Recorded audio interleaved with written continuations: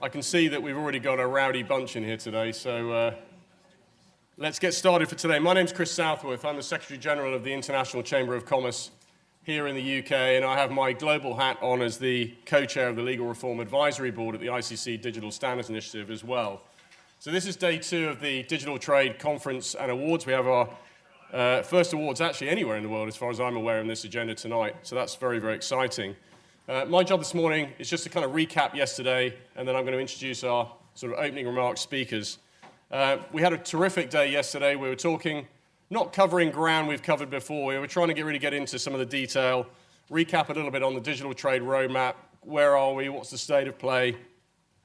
Talking about alignment, this crucial area of how do we align across government departments, how do we align across business, how do we align business and governments, and importantly, how do we align with other jurisdictions.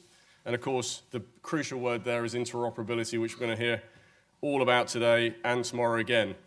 Then we spent the final session talking about digital identities, some of the foundational building blocks of a successful digital trade system. We've spent a lot of time talking about legal entity identifiers, as they're officially known, digital identities. To those who aren't necessarily as involved, why are those so important? So the key takeaways from yesterday are quite simple. Interoperability, I've mentioned, that's the key, is whatever the systems, processes, platforms, whatever the systems that we're building in whatever parts of the world, because it does vary depending on where you are in the world in terms of approaches, it's so important that we connect the systems. We connect the systems, information can flow. That's crucial. It's got to be open systems approach, connected systems interoperability, and importantly for all of those who aren't tech folks, to be technology agnostic and allow the market to solve some of those solutions.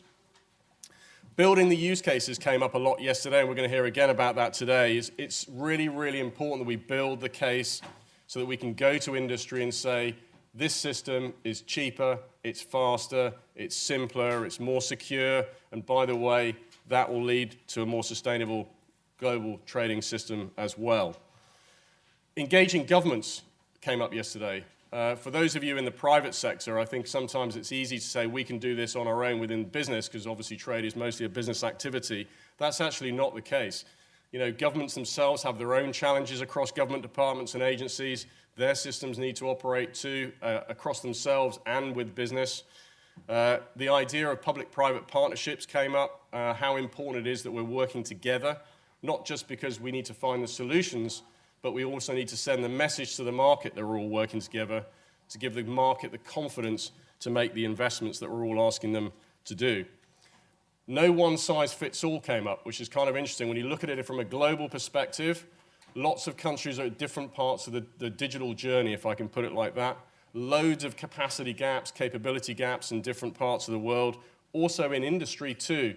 And it's sometimes, you know, it's easy to focus on low to middle income countries, emerging economies, but the bigger economies have capacity gaps too, as do some of the big companies.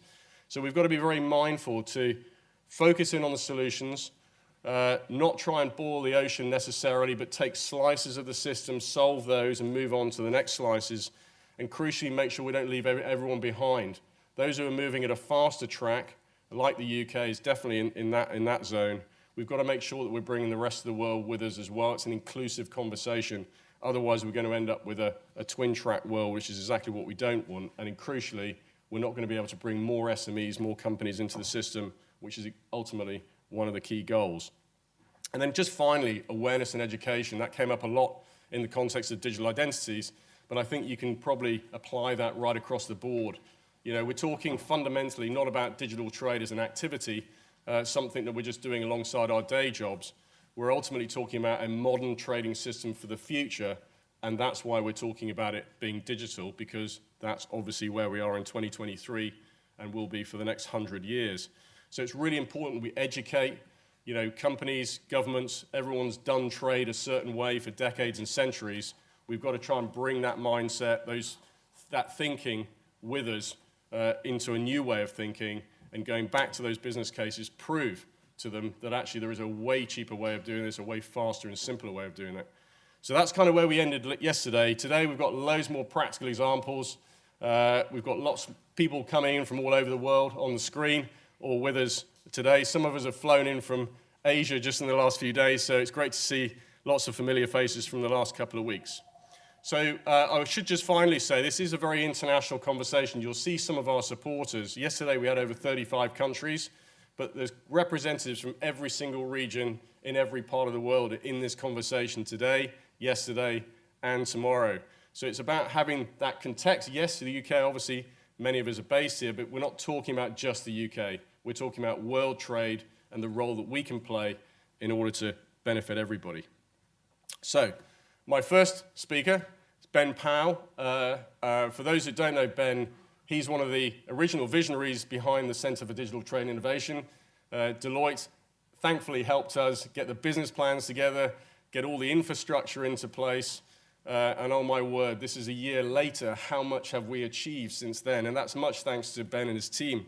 So Ben, if I can ask you to come up and say a few words. Thank you very much, Chris. Was it really a year? Wow, wow. Well, good morning, everyone. And yeah, I'm absolutely delighted and honoured to welcome you to Deloitte today. So as Chris said, my name is Ben Powell. I lead Deloitte's central government business in the UK. And really have been delighted and honoured not only for us to host this, but as you say, Chris, to be working with the ICC and the Centre for Digital Trade and Innovation and setting it up over the last 12 to 18 months.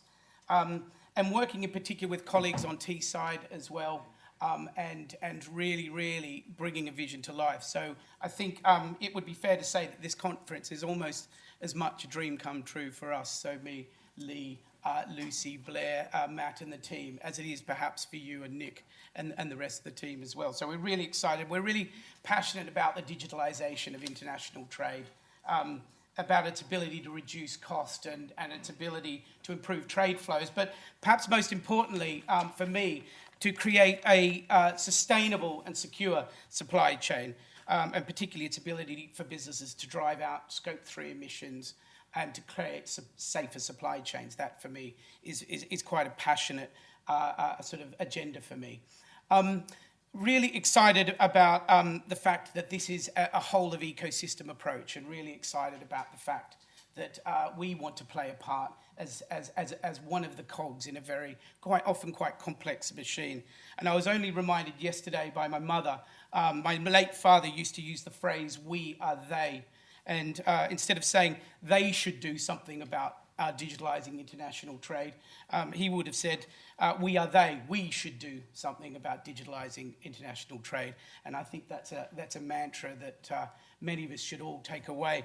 And at Deloitte, we've been doing just that. So from helping the FCDO and DIT in the UK develop the first UK-Singapore trade digitalisation pilots, working with Flanders Investment and Trade on their Gateway to Britain programme, supporting governments like HMRC, Modernise Borders and Trade, and even developing our own digital customs declaration platform, Customs Clear, which you will see out in the foyer. So please take some time to see what we've been doing there.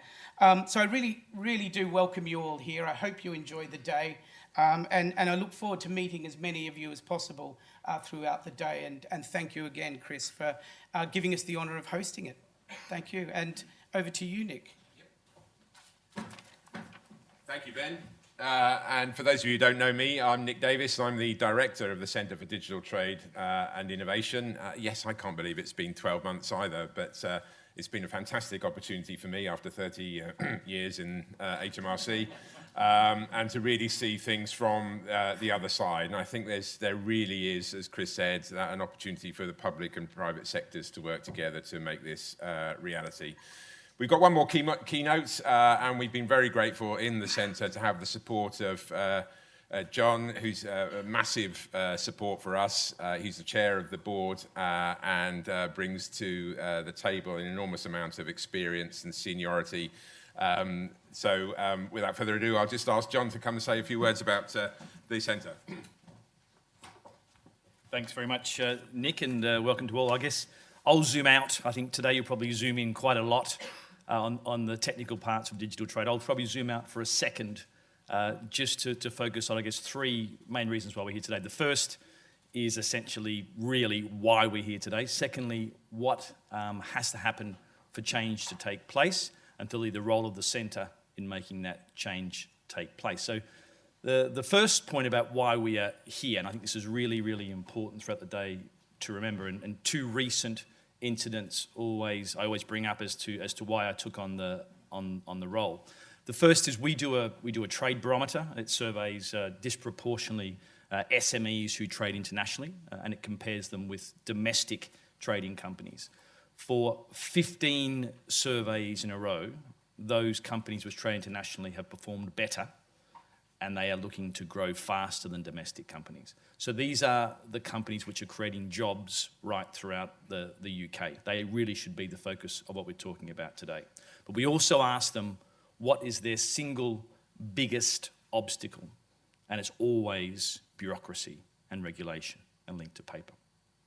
The other incident was in Thailand a couple of weeks ago with our partner bank, and we were speaking to a rice exporter, and I asked him, what is your single biggest problem? And he blurted out in nanoseconds, paper. He was very clear. Paper was his problem. He would export to a lot more markets if he could get rid of that bloody thing called paper. Now, when he left the room, I asked his banker, and she said, we support that company because we make lots of money from that company, but for the smaller ones, it's just not worth our time and effort. So it's really important, that first point. Keep remembering all the time, it's about those businesses, particularly SMEs who trade internationally. This is what today is all about. The second thing is, for change to take place, you need to change the law. And so I think, Chris, in June, and there will be a law change, and a huge thanks to Lord Holmes, who's been, I guess, our main advocate for getting this law changed. But that should be changed in June, and the ICC has been a massive impetus and a massive driver of that change. And that is important here in the UK, but remember, most of international trade is under English law, so it will help change things in many other countries as well. And that brings me to the third point to hope remember today, is what will be the role of the centre in making change successful. So a law on the statute books is wonderful if you read Hansard on a nightly basis. If you don't, then you need to make sure that this is actually going to work. Yep, it actually has made this work. So the role of the Trade Centre has essentially three main purposes. One, it's a convener of this ecosystem. The beauty about the International Chamber of Commerce is that it's the world's honest broker for international trade. Its primary and sole interest is to create more and more sustainable international trade. Absolutely crucial for that. And that's why you're all here today, and that's why Nick is leading a centre which is designed to bring this ecosystem together. The second point is education. So you need to make sure that the SMEs, all the different parts of the trading, they understand the value for this. So at the moment, there are lots of pilots taking place throughout the world, which Nick will be talking about throughout the day. They will result in companies understanding the value of digitising trade. But education and the role, particularly linking with the IOE, will be crucial for moving forward. And the third thing is, as is obvious, trade is international. So you do need to make sure that this is also working in other countries. And the centre is actively involved in initiatives, particularly with Singapore and Thailand at the moment. So the final point I would just get you to mention today, or to remember today, throughout today, is remember who this is about. This is about enabling companies to do more trade internationally, but crucially, not one part of the ecosystem can do it. It can't be just the banks or the ports or the regulators or the consultants. It must be all of us together. And have a great day.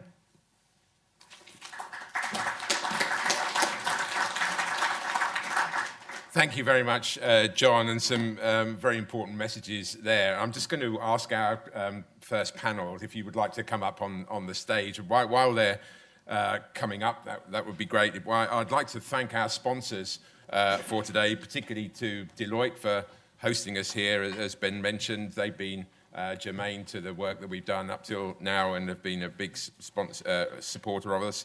Our other sponsors, Arkit, Inigio, Mercor and CargoX, PagoNext and Uber Secure. All have been very generous in their support for us today. And we'd also like to thank the Global Trade Review, the Trade Finance Global, the Smart Ports Alliance, and of course the FIT Alliance as well, DCSA, BIMCO, FIATA, and SWIFT. An indication, I think, that we are trying to be as broad a church as we possibly can and include as many of those people engaged in international trade as we possibly can. So as Chris said, yesterday we did talk about the tools in the box, the legislation, the standards, the treaties, and the technology. Today is really all about getting our hands into that toolbox, pulling those tools out and actually applying them in practice. And I'm very pleased to say that we've got a group of people here and online, I hope Benjamin is there somewhere, who are heavily engaged in doing just that. I'll introduce him in just a moment.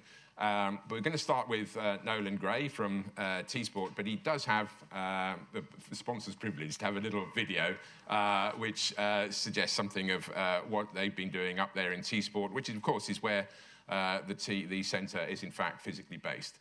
So if all works well, it should start now. Is it one more? That's it.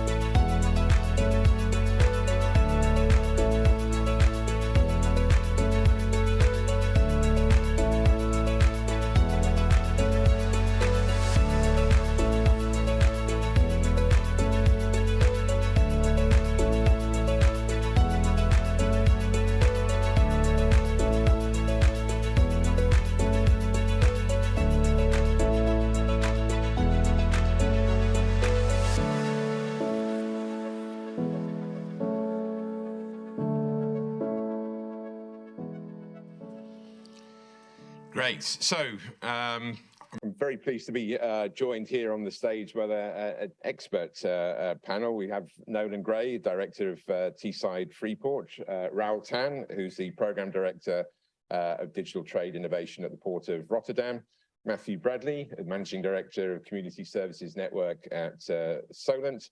Online, we have Benjamin Mwanandina-Dawiro, Senior Operations Officer at the Kenyan Port Authorities based in Mombasa. I do hope he is there. And last but certainly not least, Kevin Shakespeare, who's the Director of Strategic Projects and International Development at the Institute of Export and International Trade. So, Nolan, here we are, we've got the tools in place. It is in the ports really where the digital world and the real world of moving stuff around actually come together. Perhaps you could give us just 5 minutes on what your approach is in Teesside to the development of innovation and digital trade in general. And I think what I would say is certainly when you look at digitization, one of the first things you need to consider is people, because actually it's people that drive change, it's people that embrace change, and ultimately where we need to get to with digitization is bringing people with us on that journey. certainly to create a more inclusive and diverse environment. We've probably got to apologise for this panel because clearly it's not as diverse as we might have liked. But certainly at Teesside Freeport, you've seen in the video there, it stole a little bit of my thunder, but we've got this benefit that we have the largest and first Freeport in the UK, and it's a blank canvas. Now that makes life easier when you look at the whole approach to digitization, because you can actually try things out, you can innovate, you can invent, you can actually test and fail. That's often not the case in any of our businesses that are live, but within a Freeport we can do that. And so one of the main drivers behind the UK Freeport policy is to innovate. So we're looking to regenerate locations, we're looking to improve trade, but we're also really importantly trying to drive innovation. And you saw in the video there that artist's impression at the end there of what we hope to be a fully interactive and interoperable 5G testbed, where any business with any technology can test that technology in a safe environment before actually rolling it out to support flexible trade and frictionless borders. So we're really pushing that forward. And a great example of that is how we've delivered Freeport. One of the reasons we were able to deliver the first Freeport in the UK was because we weren't rigid in our approach. Normally, when a government policy is introduced, the process of delivery is very, very rigid. That's not to say we didn't tick all the boxes. We absolutely did, but we were a little bit more entrepreneurial in our approach. And one example of that is, in terms of delivering our first custom zone, rather than do it all ourselves, we went out to the market. We brought in a company called Casper Shipping, who has been on Teesside for 150 years. And they were already the experts. So we brought them in, and it's actually, they are our custom site operator. They had AUS accreditation already. They expanded it to us. And then indeed, going from a shipping company 150 years ago, that put them on a track to then launch Casper Digital and actually reinvent themselves going forward. But for me, that's what the Freeport's all about. It's about, we haven't got the answers for everything, but we can create an environment of encouragement. And that's what our smart pods of the future should be. They're about facilitation. They're not about all the solutions. They're just about helping other people get across the line. Hopefully, a lot of them being SMEs, as John said. Brilliant. Thank you very much, Nolan. And that's a critical point, isn't it? We're not starting from scratch here by any means, are we? This is building on what is already there. And while it's not just digitalizing what we've always done, it is about making the most of what is there and the policy and the technical capacities that we can. So Raoul, you've been on this journey for quite a while as well in the Port of Rotterdam, and I've heard it referred to as quite a world leader in terms of developing the digital platforms. I was also struck when we actually met in Rotterdam. Your office was 45 kilometers away from the sea. That's a measure of how big Rotterdam is. So you're running quite an operation there. Tell me, how you approach the digital journey, and where do you think you are on it? Yes, thanks. Well, good morning, everybody.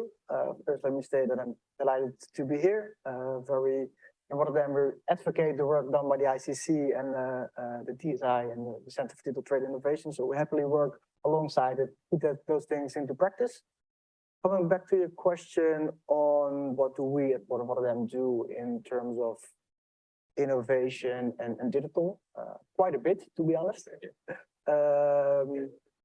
But because we have to, because there are tremendous challenges ahead of us, not only because of the, let's say, the disruptions that everybody in global supply chains have been facing, whether it's the Russian war and sanctions, COVID, what else is there? But also, if you look at the Port of Rotterdam, we will be a zero-emission port in 2050. Now, to put that into perspective, as of today, 20% of all the emissions of the Netherlands are generated in the port industrial area. So that's quite a challenge ahead. So if you look at Port of Rotterdam going forward, you basically have two teams. It's that we now refer to as the twin transition of green and digital. So on the one hand, there's the energy transition, where our strategy is to welcome new industry, while at the same time we renew existing industry, and as the Port Authority, we will heavily invest in state-of-the-art infrastructure and facilities. The other is digital. And by digital, we see digital as a means to an end. We see digital as an enabler to gain efficiency. Ultimately, for example, every port faces an issue because space is limited. So we use digital as an enabler to optimize assets. We'll also use digital as an enabler to ultimately reduce waste. Because in our vision, waste by any means is not sustainable in a business environment. Waste can be that we reduce the turnaround time of a vessel in the port. Waste can be that we'll move towards a paperless trading journey for our port users. It can also be that we'll work to reduce food waste because food is standing idle on the quayside because the container is waiting for customs to be cleared. So there are quite a number of things that we actively work on, while at the same time we're very conscious of our role. I dare to say, we're a port of some magnitude, while at the same time we're just a node in the global supply chain. So basically that requires us to look at things through a lens that on the one hand is global, and also put forward let's say a systematic approach, because we cannot deal with this on our own. If you look at some of the things that we actively working on in a more tangible way, is we put this together, the green and digital corridor approach. So last summer we announced the world's longest green and digital corridor between Singapore and Rotterdam. We're actively working with many of you out there in the UK. We have one coming up with an African port, which will be announced shortly. And we have one green and digital corridor with the port of Gothenburg. And basically, we look to market to see what are the biggest challenges out there in terms of sustainability. How can one leverage the latest technology out there and put them to the advantage of basically the whole ecosystem. But ultimately, I would say the beneficial cargo owners and the shippers. To see what will be needed to tackle those challenges, and how can we as a port basically orchestrate those efforts to assure that we'll have measurable and scalable results. So we'll run pilot programs basically to showcase the art of the possible. And on the back of that, we'll push for adoption to assure that, well, also the most efficient, seamless and sustainable trading routes flow through Rotterdam, because ultimately we're Rotterdam, so always on the hunt to make Rotterdam a better place for trading. And one of the key principles that we typically take is to start out with what we call the coalition of the willing and capable. So get together a group of people who have like-minded visions, who have some capabilities, have the willingness and the mindset to just be on the pitch while the whole stadium isn't completed yet, but you have to be out there on the very front part. There will be pitfalls. There will be lots to learn. There will be mistakes, but well, we happily take those up on to assure that eventually we'll bring the most value to the market. Excellent. Thank you very much, Raoul. And yes, I like that twin development of green and digital, and those two things go together. And you're absolutely right. You know, Rotterdam, big though it is just another node on the global supply chain. So Matthew, you too are in a free port, a newly established free port there, but obviously there's been a port there for some time, but it's newly free, as it were. What's your approach to digital, and how do you see the opportunities being developed in your area? Thanks, Nick. So I'm from CNS, we're part of the DP World Group, which is Dubai's ports and logistics business. And as a group, our approach is to use digital to make it easier and simpler and cheaper for our customers to do business, and also to enable us to optimize the use of our assets. Raoul was talking about the need to make more efficient use of assets in Rotterdam. I think that's the case globally, that port operators in the port of the future want to optimize their use of their assets. And to do that, we need data to be able to do that. So what's our approach? Core to our approach around our port business is to use port community systems, which could be established port community systems, like in the Port of Rotterdam, or community systems that we operate ourselves. So in the UK, we have a community system business, and globally, we operate community systems across multiple continents. And I think community systems are an interesting example of the big vision that we are talking about for international trade, because fundamental to the way a community system works is the trust that you have between the different stakeholders. And there was a lot of talk yesterday in the sessions about how trust is fundamental to making these massive global end-to-end supply chains work. So in terms then of how we utilize community systems and where we're building out from community systems, we see that opportunity to work with our customers to digitize the processes that we already have, to provide the digital interfaces to enable the automation and optimization of our customers' process flows, and also then to be able to utilize the data that they can share with us in order to be able to improve our own processes.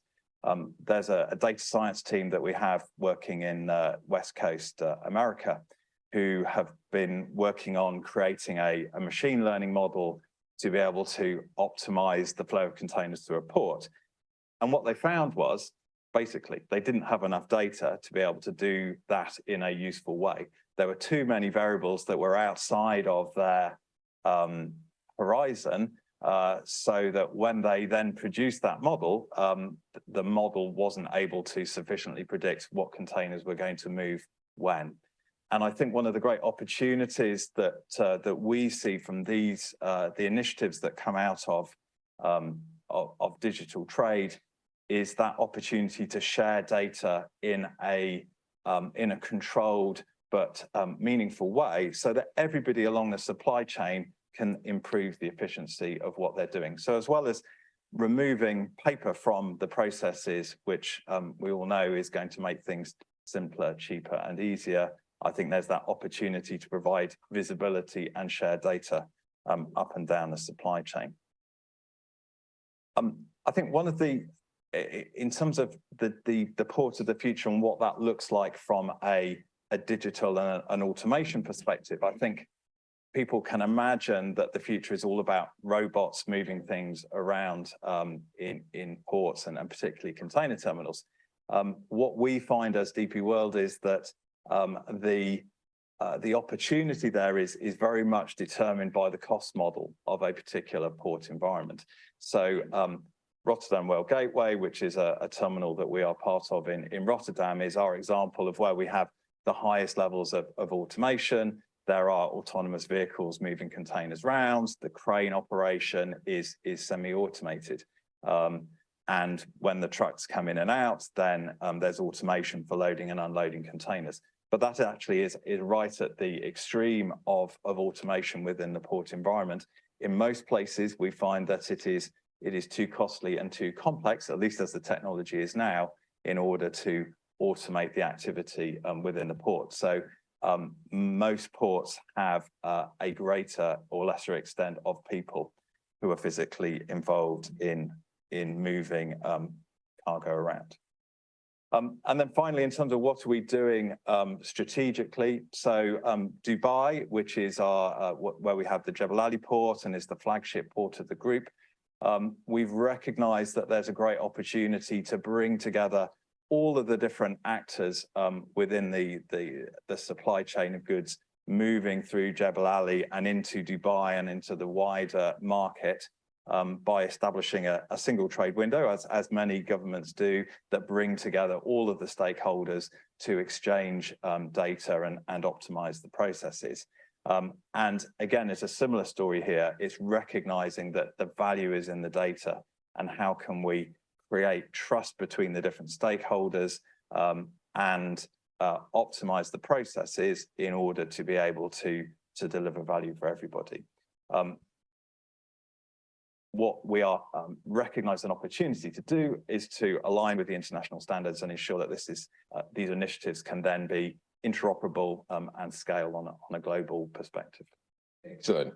Thank you very much, Matthew. So clearly a lot going on there, and you make you quoted our motto: easier, cheaper, simpler. That's very much where the centre is, and that global aspect to it is really critical too.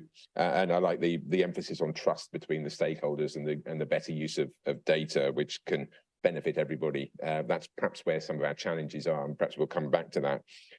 Benjamin, you're in a slightly different part of the world, in different circumstances there in Kenya, but nevertheless, you are by no means slow in picking up on digital trade and improving processes. Perhaps you could give us a perspective from the Kenyan Port Authority about how you've approached this. Right. Good morning, and thank you for this opportunity. Indeed, we have been moving in our own stride in response to the maritime industry, not only in Kenya, but in the East African region, because the Port of Mombasa, which is managed by Kenya Port Authority, sits and has a geostrategic location advantage to the land-linked countries of the East African community. These countries include Uganda, Rwanda, Burundi, the Democratic Republic of the Congo, South Sudan, and parts of northern Tanzania. Therefore, the Port of Mombasa becomes the axis around which regional maritime trade in East Africa evolves. And to that extent, then, the Port of Mombasa plays a noble, fundamental, and significant role in facilitating international maritime trade, particularly along the Indian Ocean seaboard of Kenya. Now, trade without digitalization, in essence, becomes costly, becomes expensive to facilitate. It becomes frustrating. And in essence, as well, it loses a timely interface with the offshore market. And therefore, the Port of Mombasa undertook its first digitalization process in the year 2002, where most of the administrative components of the port were automated. And then in 2008, we adopted a terminal operating system, which then not only increased levels of efficiency and effectiveness in rendering port services, but also significantly achieving the tenets of the ease of doing business, which is reduction in cost and time.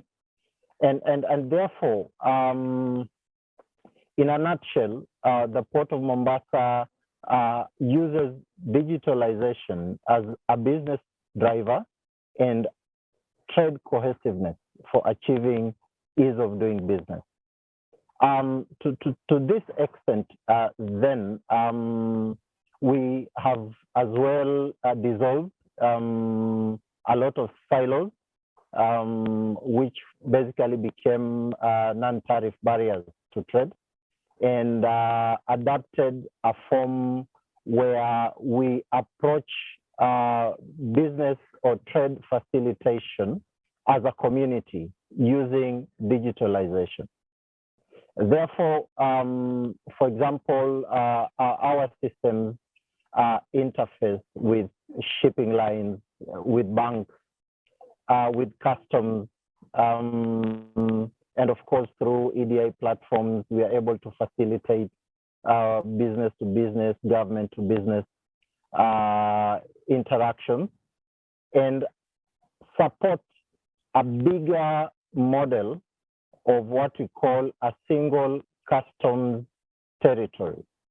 Now, single customs territory envisages and looks at the East African community as one single customs administration. Now, that has really moved in leaps and bounds and has had quite significant positive impact in terms of one, stopping cargo diversion for transit cargo, cargo moving through Kenya to other countries, increased levels of efficiency in the sense that a Ugandan sitting in Uganda is able then to undertake all mandatory customs administrative requirements, pay duty in Uganda, and then Uganda Revenue Authority would simply send a message electronically to the port of Mombasa, and therefore the cargo is released. To that extent, then we find that a lot of non-tariff barriers have been dissolved by using digitalization platforms, and to that extent, then efficiency levels have gone up. We have become, to the true sense of it, a community of trade facilitators as far as international maritime trade through the port of Mombasa is concerned. Brilliant. Thank you very much, Benjamin. And that we can't reflect on the benefits of being in the customs union, unfortunately, but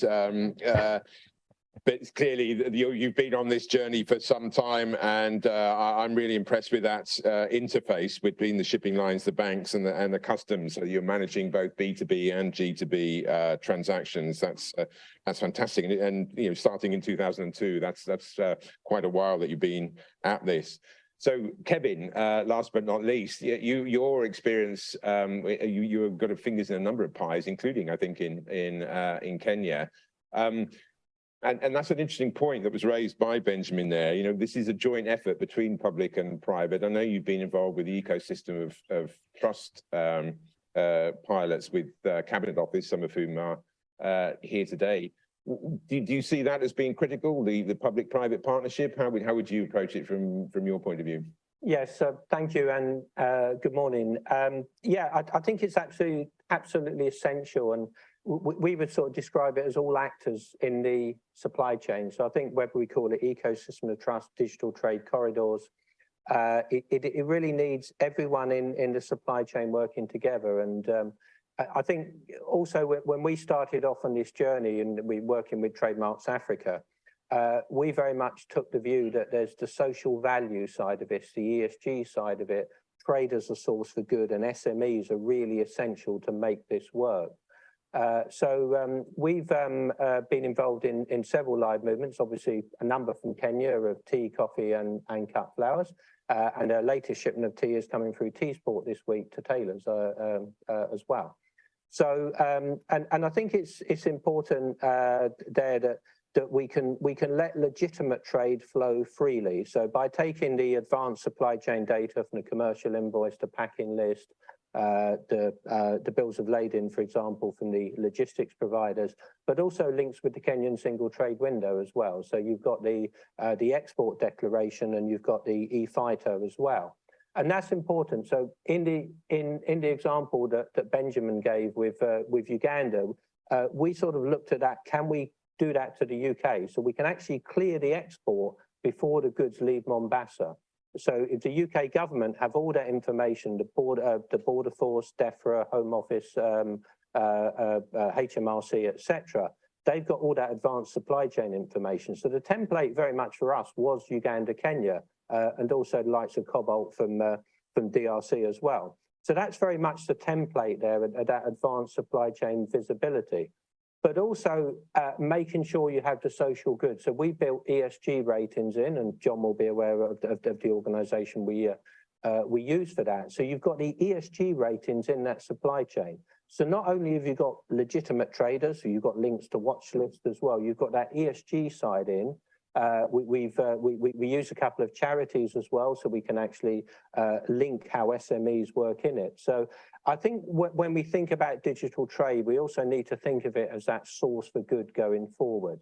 Yes, it's there to reduce costs and time to trade, but it's also to have that open market. So when we had discussions with the Coffee Trade Association, it was also to get a fair market for coffee as well. So you don't have that monopoly of the big traders. So I think that's one of the sort of points to end on, is that whole social value piece is key.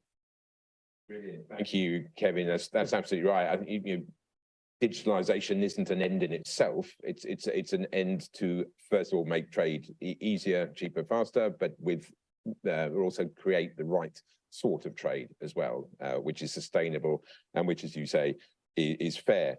So that's brilliant. So there's clearly a lot going on in each of your port areas, and the activities that you're dealing with in various parts of the world is clearly international, it's clearly digital, yet we're still struggling, and this was the theme from yesterday, to really move the dial on people's participation in this.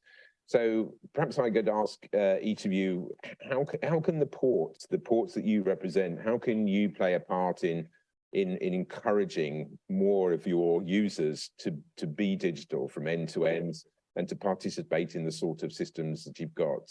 Nolan, how can we do that more in T-Sport? Well, I think in the first instance, we need to understand our stakeholders. Yeah. And we need to spend as much time as we can understanding their problems. We work with an organisation called BABA, which is the British African Business Association, and one of the questions we often have is how do we engage more? Why is it that often their members don't actually attend any of our conferences? And they simply said, well, they're all owners of SMEs, and Monday to Friday they work. There isn't enough of them to release someone to come to a conference Monday to Friday, so they actually all have their conferences on a Saturday. And it sounds simple, but we didn't understand that previously. Now we do. We also host the conferences on the Saturday, and for me, that's just one very simple example of us not understanding all of our stakeholders. So I think in the first instance, and particularly around ports, because you have such an interconnected community, yeah, you are the gateway. So you are linking to all of the businesses, all of the stakeholders. You can act as that sort of influencer, that convener, that person who understands the stakeholders. Because I think, as has been mentioned a couple of times, without enough data, we can't get to the right solution. So that the port actually, as the convener and the corraller of this information, can then disseminate that, so that so the technology companies or the other businesses who want to use that data can come up with the innovative solutions. Yeah, excellent. Thank you. Yes, and as understanding the stakeholders is critical. So, Raul, how have you understood your stakeholders, and how have you brought them onto the sort of platforms, Naviport, Portbase? How have you got them into using the technology that is there? Yeah, well, I think firstly, it's always a bit of a challenge, to be honest, especially to get the first movers in. The approach that we typically take is by showcasing the art of the possible, sort of the carrot and the stick. So as I mentioned, we tend to go for a coalition of the willing and capable, and showcase what's the added value, where's the value created, where's the value captured, and just plain and simple have an open conversation about who's getting which value, what should be the way forward to get to adoption. Because showcasing the art of the possible is nice, but eventually we're aiming for mass market adoption, and there's quite a bit in between. But I think we have some good tangible examples of how we can make this work. I think it was back in 2020 that we did one of the first pilots between the Port of Singapore and Port of Rotterdam on electronic bill of lading, yep, where Olam, a producer of nuts, they reduced the processing time from on average 5 to 7 days to a couple of hours by means of the use of electronic bill of lading. We also worked on the interoperability, because there were multiple platforms and systems involved. Well, in one case, it's kind of a showcasing the art of the possible. But I think more interestingly, on the back of that pilot, Singapore has amended their law. In the Netherlands, we're in the process of it. I think we heard yesterday we were still having some debates on what's the best way to get it done.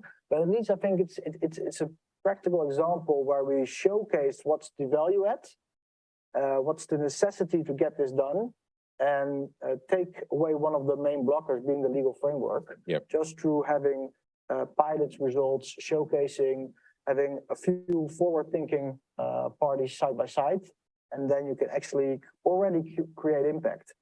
And through the work that we're setting up with the green and digital corridors, basically it's a standing invite to everybody out there who's working on smart solutions. It doesn't even necessarily have to be technology.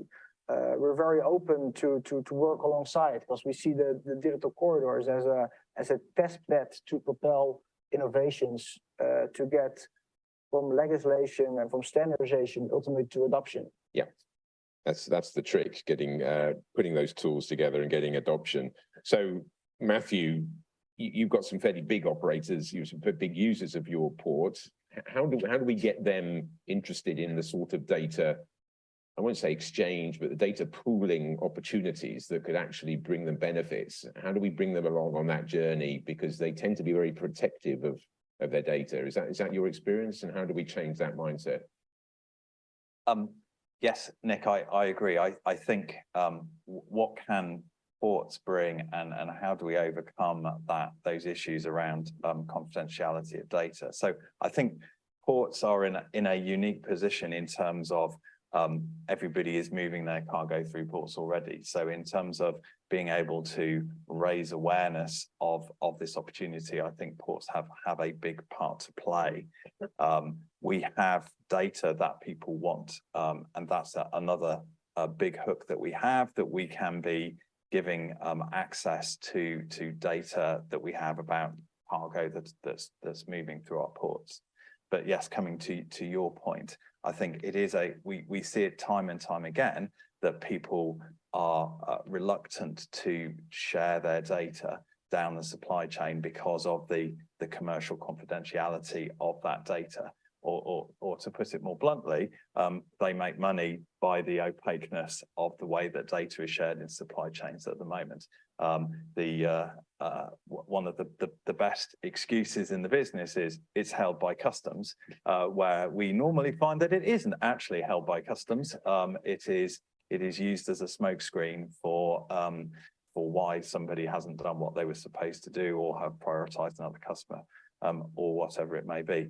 So I think a key part of creating the value and enabling the trust is how can the people who have the data share it in a way that protects their commercial interests, and how do the people who want the data get access to it, but recognizing the value that's in that data, and that there's a fair value exchange. Yeah, that's a very good point, Matthew. And I think that falls to us to show that it can be done technically and within the law, and taking full advantage of the law, of course, but using the sort of technologies that would enable that, exchanging data without exchanging data. I use that phrase, and you can ask me later what it means, but it does mean that there are mechanisms for the management of data which it doesn't involve somebody sending somebody a huge spreadsheet of all their customer confidential and price sensitive data. So Benjamin, on your journey and getting those interfaces with shipping lines and banks and customs, how have you managed to bring people along with you on that journey and get them to participate in these data exchange systems?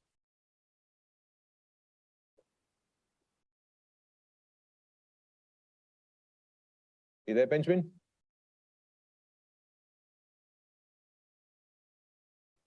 Yes, I'm here. I think I got thrown out a bit. Hear the question, Benjamin? Perhaps I can repeat it. we were talking about how do we get people to join in these systems that enable interfaces between businesses and between businesses and government.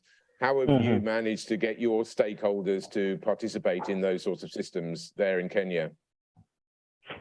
Indeed, it has been really a humbling journey to basically lay the table open and invite the different actors, the different players to sit on the table and have a common approach towards facilitating business.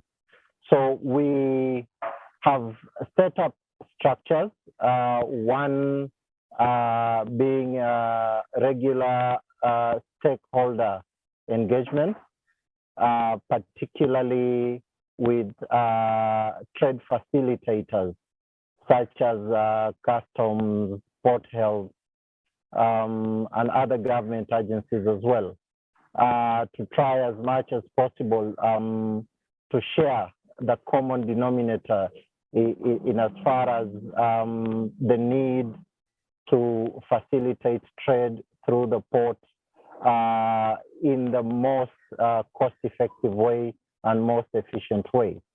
We recognize really that over time, the port has gradually shifted from the traditional stevedore or longshoreman role to now becoming a logistics center that essentially then connects and facilitates with sea mode of transport and land mode of transport.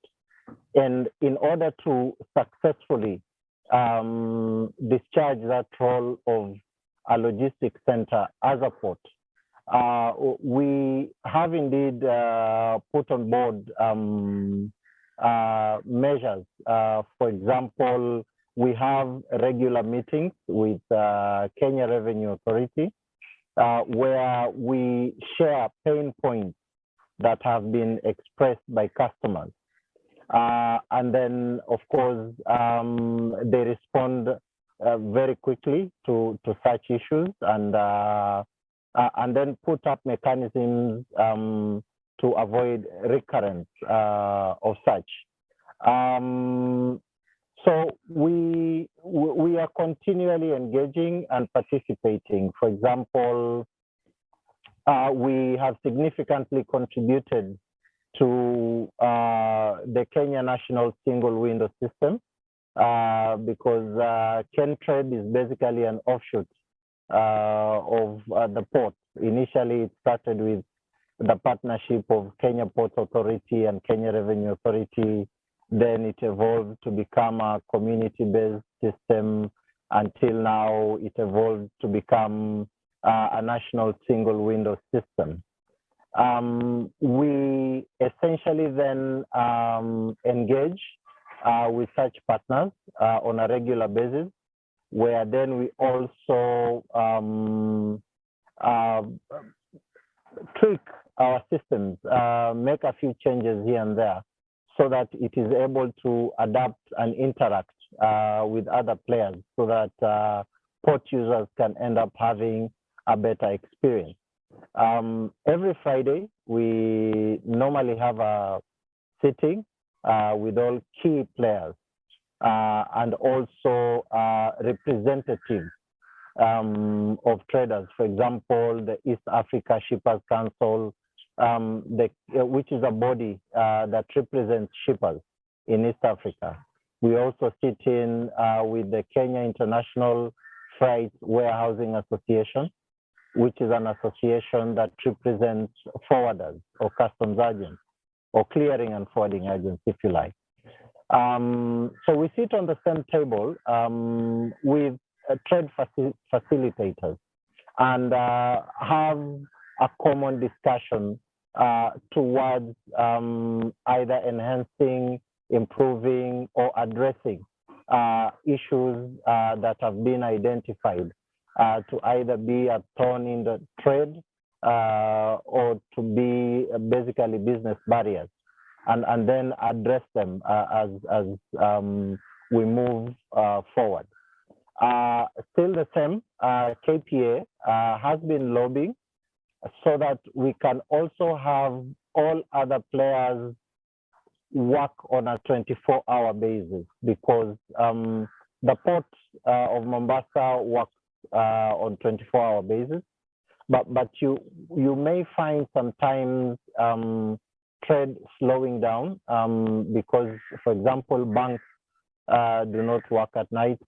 There are transactions that require over-the-counter. So now you find a trader has to wait until the next day when the banks are open, so that then they're able to make applicable payments and then now progress with processes. So these are conversations we are having with other stakeholders to basically encourage them to move into a night operating trade facilitator, so that at any time of day and night, you really have the freedom to be served and to be able to facilitate cargo passing through the port, either as export or as import. Yes. Brilliant. Thank you, Benjamin. That's really clear. And consultation with stakeholders is critical. That was mentioned by both you, Nolan, as well. So, Kevin, that's pretty much the job of the role of the Institute of Export. Is that something you recognise? And how do you see the ports being able to facilitate that? Yeah, it's a good question.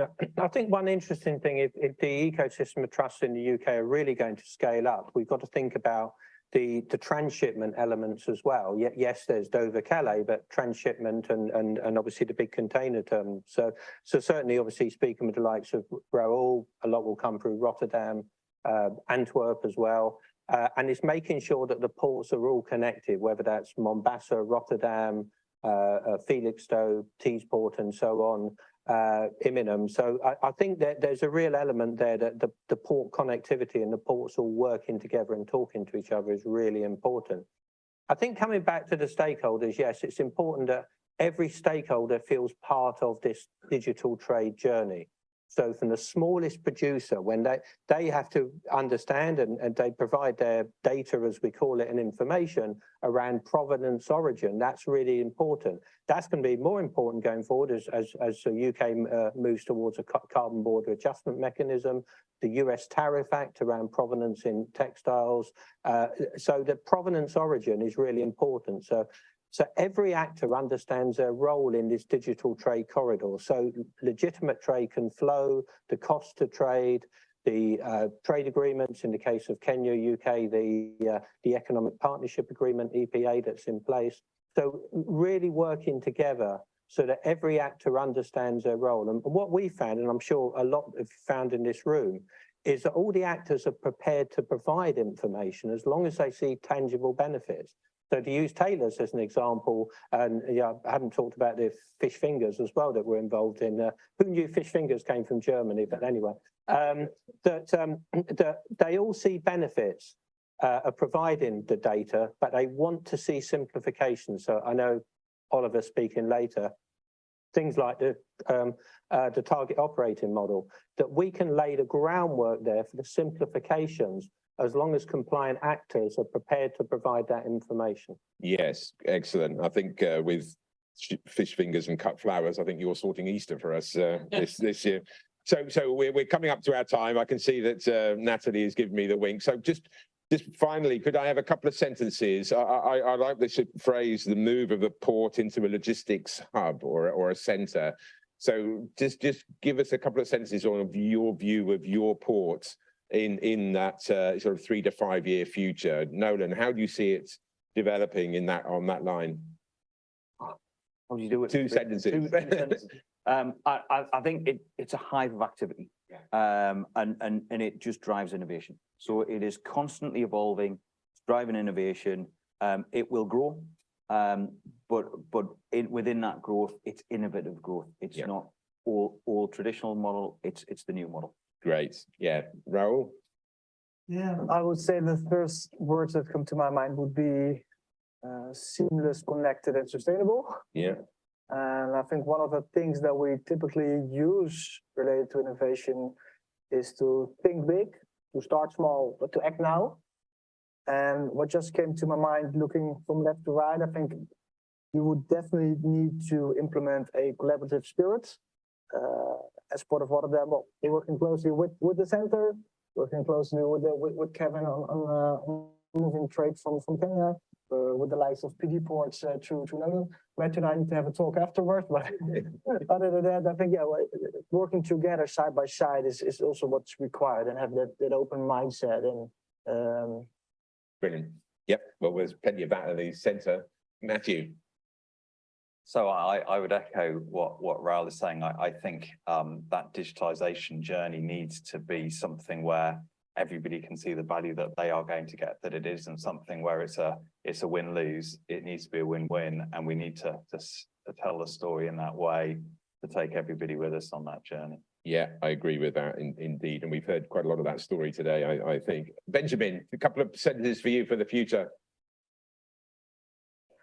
I think, in my view, that with digitalization, it is a value proposition in as far as trade facilitation is concerned. And for me, the future, as I see it, is where there is seamless interface between trade facilitating actors, to the extent that you cannot tell a difference between a port, a customs, a transporter, whenever you are dealing with a shipping cargo either in and out of the port, because then what you only see is digitalization. Thank you. Absolutely. Invisible borders, that's what we're after. Kevin, last word from you? Yeah, I think it's just about a spirit of cooperation. I guess easy to say that some of us compete, but it's all about trying to work together and sharing best practice. So currently we're helping the Caribbean ports, and a very obvious produce that's exported from the Caribbean to Great Britain, which will be included in digital trade corridors. But if we all work together, I think, and help to educate each other, we can succeed much more than just competing in our silos. Absolutely. Well, thank you very much indeed, Kevin, and indeed thank you to all our panelists. Can I ask you to give them a round of applause?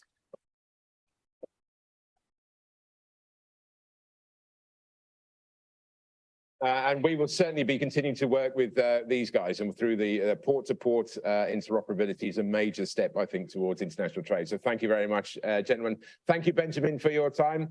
We wish you well in Mombasa there. Thank you very much. And we'll then hand over to the next panel. Thank you very much, gents. I think what you heard there was a brilliant expose of the role of ports as a logistic hub. I copy that from Nick. I think that's a brilliant way of looking at it. Most of you, or if not all of you, have been around the market long enough to see what's working, what's not working. We've specifically put two panels together, one now before the break, and then we'll have a short coffee break, and then we'll do another one. We felt it was really important that this is a key moment where we need to learn what's working in the market, what's not working in the market. Some initiatives are working, some not, but there are good reasons why they're not. You'll all be familiar with the naysayers out there who'll go, oh, the technology is a complete failure, this is not the way to go, all of that kind of rubbish. We come from a very different place. This is just innovation in action. From my perspective, those who went out front way ahead of all of us with major initiatives deserve a lot of credit for taking the risk to do that. And just because they've worked or not worked, for me, is not the point. The point is, what are we learning from that? And we shouldn't be under any illusion whatsoever that what's not worked in the private sector will almost guaranteed copy across to the public sector. We haven't seen that yet. But there will be public sector initiatives, whether it's single trade windows or others, where those same mistakes, there's potential to make the same mistakes. So what we're trying to do here is bring together the learning, share some of that with you. If you've got questions, you may have your own views, please do ask Shannon. Sorry, not Eleanor. Shannon is up there. Shannon. Sorry.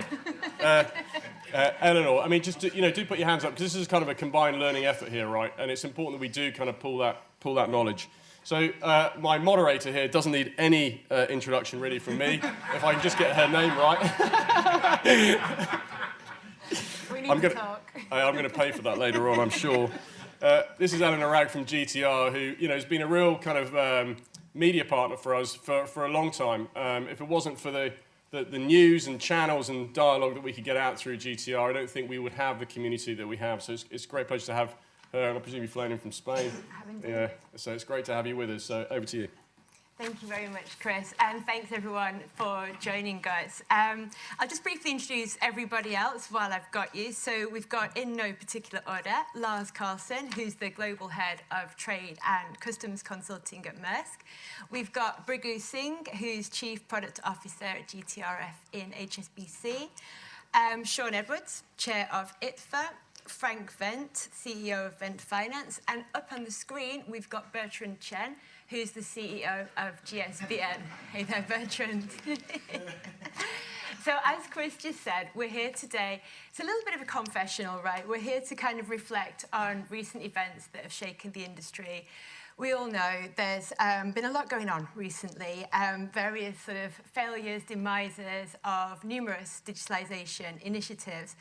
And as Chris said, these serve as a pretty stark reminder that digital transformation of trade is not without its challenges. But what we want to do today is learn from these experiences by kind of dissecting the factors behind what went wrong. And we've got here with our panelists people who are going to provide some really great insights into perhaps what could have been done differently, or what we can take from that. So in the spirit of engaging in open dialogue and collaboration, we do welcome audience participation. Do stick up your hand and I'll try and get to you if you have any questions. And really we want to kind of harness the collective wisdom of industry leaders and experts to guide the path forward, right? Because the lessons we learn today can hopefully shape the future of digital trade and pave the way for a more resilient ecosystem that benefits everyone. So, without any further ado, Brigu, I want to start with you because HSBC has been a huge proponent of digitalisation, investing massive amounts into numerous initiatives, and they've had varying degrees of success, right? I think it's safe to say. So I thought if you could kick us off with a bit of an overview about what the bank's journey so far has been, kind of what the reasons behind investing, and what the challenges and missteps have been from your perspective. Absolutely, no. As you said, you know, as the leading trade finance bank in the world, we have been an active proponent of digitizing trade. We believe digitizing trade will remove friction, making trade easier, simpler, and faster. This in turn will increase trade, lead to economic growth and job creation. Digitizing trade will also make access to trade finance easier, particularly for small and medium enterprises. Previous attempts in digitizing trade had not scaled. So when distributed ledger technology came along, we were very excited by its prospects in solving this age-old problem. We successfully proved the concept that a letter of credit could be conducted on a blockchain network back in 2016, along with Bank of America and IBM and the government of Singapore.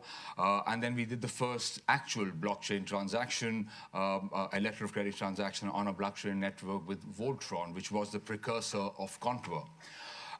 We felt that the industry initiatives to digitize trade finance using distributed ledger technology would be able to scale because they addressed issues with previous sort of attempts at digitizing trade. And there were many sort of factors leading to why we believed in this technology. So first of all, previous attempts were conceived by a single party, a single fintech, and given trade and trade finance is such a fragmented ecosystem, we didn't believe that the entire ecosystem could come behind one particular platform. We felt that the previous attempts were attempts by the finance industry in trying to digitize trade, and they didn't really deliver any value to the owners of data, the buyers and the sellers. So they were disconnected from business processes. We felt the characteristics of blockchain that it's a decentralized network. It was a sort of decentralized, immutable network with provenance would lend itself to sort of adding value into digitization initiatives.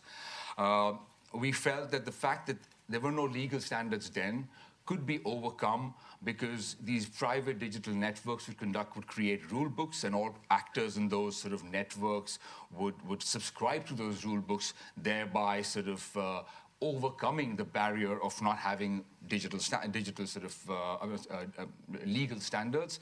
And similarly, digital standards weren't there. And again, within a confined ecosystem, if you were able to get enough scale, you'd again overcome the sort of challenge around not having standards. However, as you said, several years later, we have seen many of these initiatives fail, and the ones that are still alive haven't really yet scaled. And I guess the learnings for us from this are, I mean, 3 or 4 real reasons. One is they all struggled to come up with the proper product market fit. So they came in with value propositions that didn't really deliver the value for all the parties in that ecosystem. The business models of some of these networks weren't good enough. So the commercial models required people to pay for certain things, and that has been a challenge in scaling things up. The other sort of the issue with digitization is initially it will address friction and it's a cost play. As you get a network effect and it scales, then you get the true value of the network where you get growth and a revenue play. So initially, the cost benefit of investments in these platforms aren't that compelling because they are cost reduction initiatives, and cost reduction initiatives don't always get all the investment dollars. So we've seen some of the people who initially came in who were sort of, who saw the promise of these networks didn't have the staying power because the cost benefit did not add up over a period of time. And then I guess there's the other thing. There is no first mover advantage, unfortunately, in these networks, all right? And therefore, there is no incentive to continue. You may as well wait for a network to scale and then come in. And that's been the reason. Now, those are the reasons why they've failed. Having said that, there's lots happening in the industry, and I think, you know, despite these initiatives failing, there's a lot of impetus and momentum. A number of things are happening, including what ICC and C4DTI are doing on standards, that I think will actually make the chance of future initiatives like this actually succeed. Fantastic. There's a lot to unpick there, right? But I think what I want to do is, we were talking about scale there, so I'm going to turn to you, Lars, because Lars is here from Maersk, and obviously the decision to shut down TradeLens at the end of last year was quite surprising. You know, it marked the end of what could really have been a transformative initiative. This was a supply chain ecosystem, right, that was going to facilitate information exchange for, I think, 65% of containerized trade. But it didn't reach that full commercial viability. In hindsight, and I'm really putting you on the spot and I feel really bad about this, but what could have been done differently, you know, to kind of get the full ecosystem on board? And would it have been enough to make TradeLens a success? Thank you very much. Let me first say that Maersk is a firm believer in digitalization. So we're on a very big journey of moving from our historical place in the ecosystem of trade, which we're very proud of, into becoming an integrator of trade. And digitalization is at the center of that. So that's everything we do as we speak. Of course, the elephant in the room is TradeLens, so let's move to that. And obviously, I don't see TradeLens. We don't see TradeLens as a failure. I don't know that word, by the way. I'm not an English native speaker. But it's expensive learning in one way, right? Because it is about what was said before as well, that we were early out. It was an early initiative, it was a pioneer initiative. It was ahead of its time in many ways. And I think we learned tremendously. You know, we've learned everything from the technology around the ledger technology, how to use it, data management, onboarding of sources of data, a number of things that has now gone into our digital platforms we use today and we're going to use going forward. Other stakeholders that have been involved in the process have done the same. So there's huge amounts of learning. But if I would pick 2 things for the greater knowledge, that goes very well with what you said before. One was, of course, the aim of where you're going and the journey you're on need to be really well defined. You know, where do you want to take this initiative? And if you want to take it in a certain direction, you need to be, you know, set up from the beginning in the right way. So if you want something to become an open platform, it would have been better in this hindsight to have partners who would be willing to take over some more of the responsibilities or the governance or whatever it might be later on than, you know, done that in the beginning instead of later on. So if there would have been international institutions involved, international organizations involved, there would have been players who could gradually taking the role of managing it. So it wasn't an initiative in one part of industry. That's one very, very, I think, important learning from it. The second one would be also from the commercial point of view, then you need to be really clear what you want to do with this initiative or the platform. Because if you want it to be fully commercial, then you need to leave it to the market and to the customers to decide where it's going. If you're not willing to do that because you want it to be an independent platform, only doing blockchain technology or whatever it is, then you put up borders for what it can do commercially. If you're doing that, you need to think about alternative sourcing and funding as well for those parts that is for greater good or open platform or for something else. So again, it could have been planned differently, and certainly we're going to do that going forward. But three more practical things of going forward I would like to mention now, because there are some other perspective we found that I think is extremely important. One is that when we do legislation, I fully agree, we need more collaborative moves forward. We need legislation, we need agreements. Let's make them open, let's make them framework agreements so industry systems can be connected, as Chris said before, rather than standardizing it in a way where it actually has to be certain technology or certain platform. We don't know what tomorrow's technology is. So let's make it open around data instead. So there's incentivizing everybody to be involved. Secondly, we need to look at those incentives more clearly, right? What is the benefit of it? So we're always adding new data. What do we need the data for? What are we going to use it for? How it's going to be used? Where are the benefits, as the panel before said as well? Meaning again that we need to make sure that it's not only about capturing and managing data, it's also about changing the processes, not adding data on top of each other. And my third point would be around trust. Many have mentioned it before. There is an ecosystem of trust emerging now where we need to look also at the stakeholders' behavior and data around that. Trusted traders, as an example. Companies that are moving goods and selling things have 20, 25, 30 years of compliance records. Let's use that.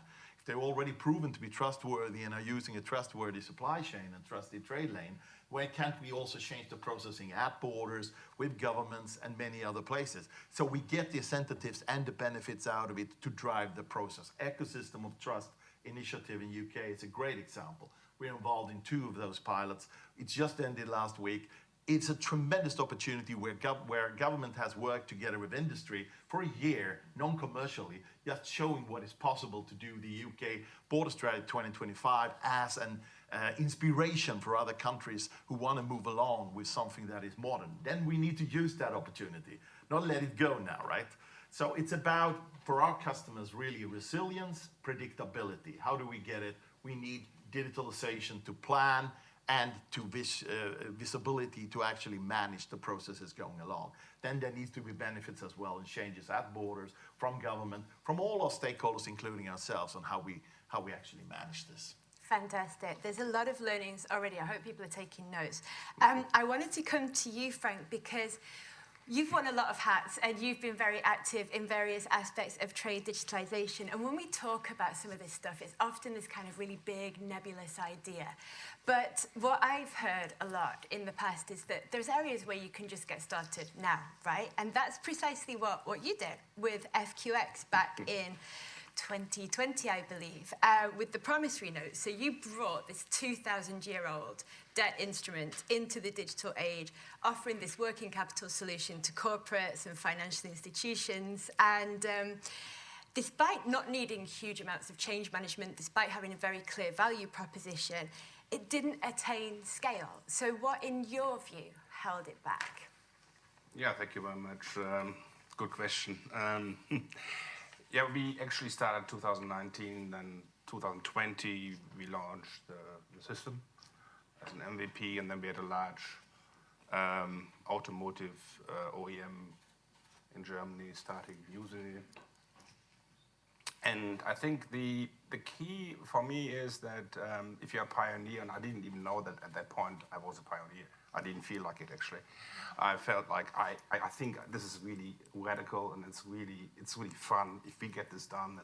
There's a value to be reaped, and obviously as a securitized IOU, you are not so dependent on all the ports and so forth. You need somebody who funds, and then you need somebody who needs funding. So it's relatively straightforward, and we thought this is better than going into the complexity of physical trade, and logistics, and transport, right? But I think what is really important, I think it was alluded to implicitly, and I would coin this as a timing issue, right? I mean, you can have the greatest idea and you have the wrong timing, it doesn't matter. We had a functional system where it worked, we did multi-million-dollar transactions, right? But it didn't scale, right? And the point is you could transfer the e-note, right? Legally sound, safe, regulatory safe, fun, legal memos, everything. We put money into it, investors put money into it. And it's still existing in the company, by the way. But I think the key is timing, and if you look at the momentum we have now and in 2019, 2020, and I think Sean can probably also relate to this because you wrote one of those first articles about the potential of the POM note, I don't know when it was, 2019, 18, which I read with interest. If I take this, let's say, the biggest transition that trade has done is probably in the past couple of centuries was probably the intermodal container, right? I mean, if you think about how long did it take, it's a huge amount of time, right? And there was always a momentum accelerator. So 1999, the Great Depression, 1933, International Container Bureau from the ICC, trying to set some standards, seeing the potential and trying to get trade going. But it took until 1968 and 1970 to get ISO standards for containers. Right? And you know what that meant. System changed, cranes changed, railway changed, everything changed. And now we're sitting here and we're thinking about how can we now make it even more efficient by digitizing data. And that's what I missed. I think what other people miss. This is an ecosystem approach. Everything is interdependent. Yep. And if you move one legal block here, then it has ramification on the other one. And everybody is also risk averse and doesn't want to do the first step, except if you come from the outside sometimes, and then you think you can do it with DLT technology. So I think number one for me, the learning is timing is important. Look at where is the industry standing in its life cycle with regards to this initiative. And it's actually interesting to see where do we stand today. We have C4DTI, the ICC, we have the legislative change, but this is not the end of it. We are just in the midst of it. I mean, this is not going to be something in the next 2-3 years. We're going to need to work, and I think we need to work towards ISO standards, where we really say what is a bill of lading, how is it defined, what are the data formats, etc. pp. And then with that, obviously, the need is to change. The banks have to change, the ports have to change, because if they don't, they're left out. And that was never the case when I came with FQX through the door. Who are you? I mean, so the pioneer, the cost of the pioneer, and that's going, I want to just simply echo that. Yeah. You do need pioneers in the life cycle of innovation. It's just, if you don't have those pioneers, you never get started. There must be always the first one, and he's probably takes it on then. But as you see, I'm still standing, and I'm still going, and I'm still enthusiastic about this. And the key is definitely the greater orchestration of supranational and NGOs, bringing the industries together. I don't even think Marco Polo, for example, was also a consortium, right? Mm-hmm. A great consortium, by the way. But IBM and Maersk, obviously, and then I think even if those mega companies, right, cannot do it, then it means that you need to bring it to a supranational INGO level. Yeah. This is a proof, in my view, of the pudding. Yeah. Yeah, I'm going to come to Sean in a minute to talk about the whole standards piece. But before I do, I'd like to bring in Bertrand, who I hope can hear us.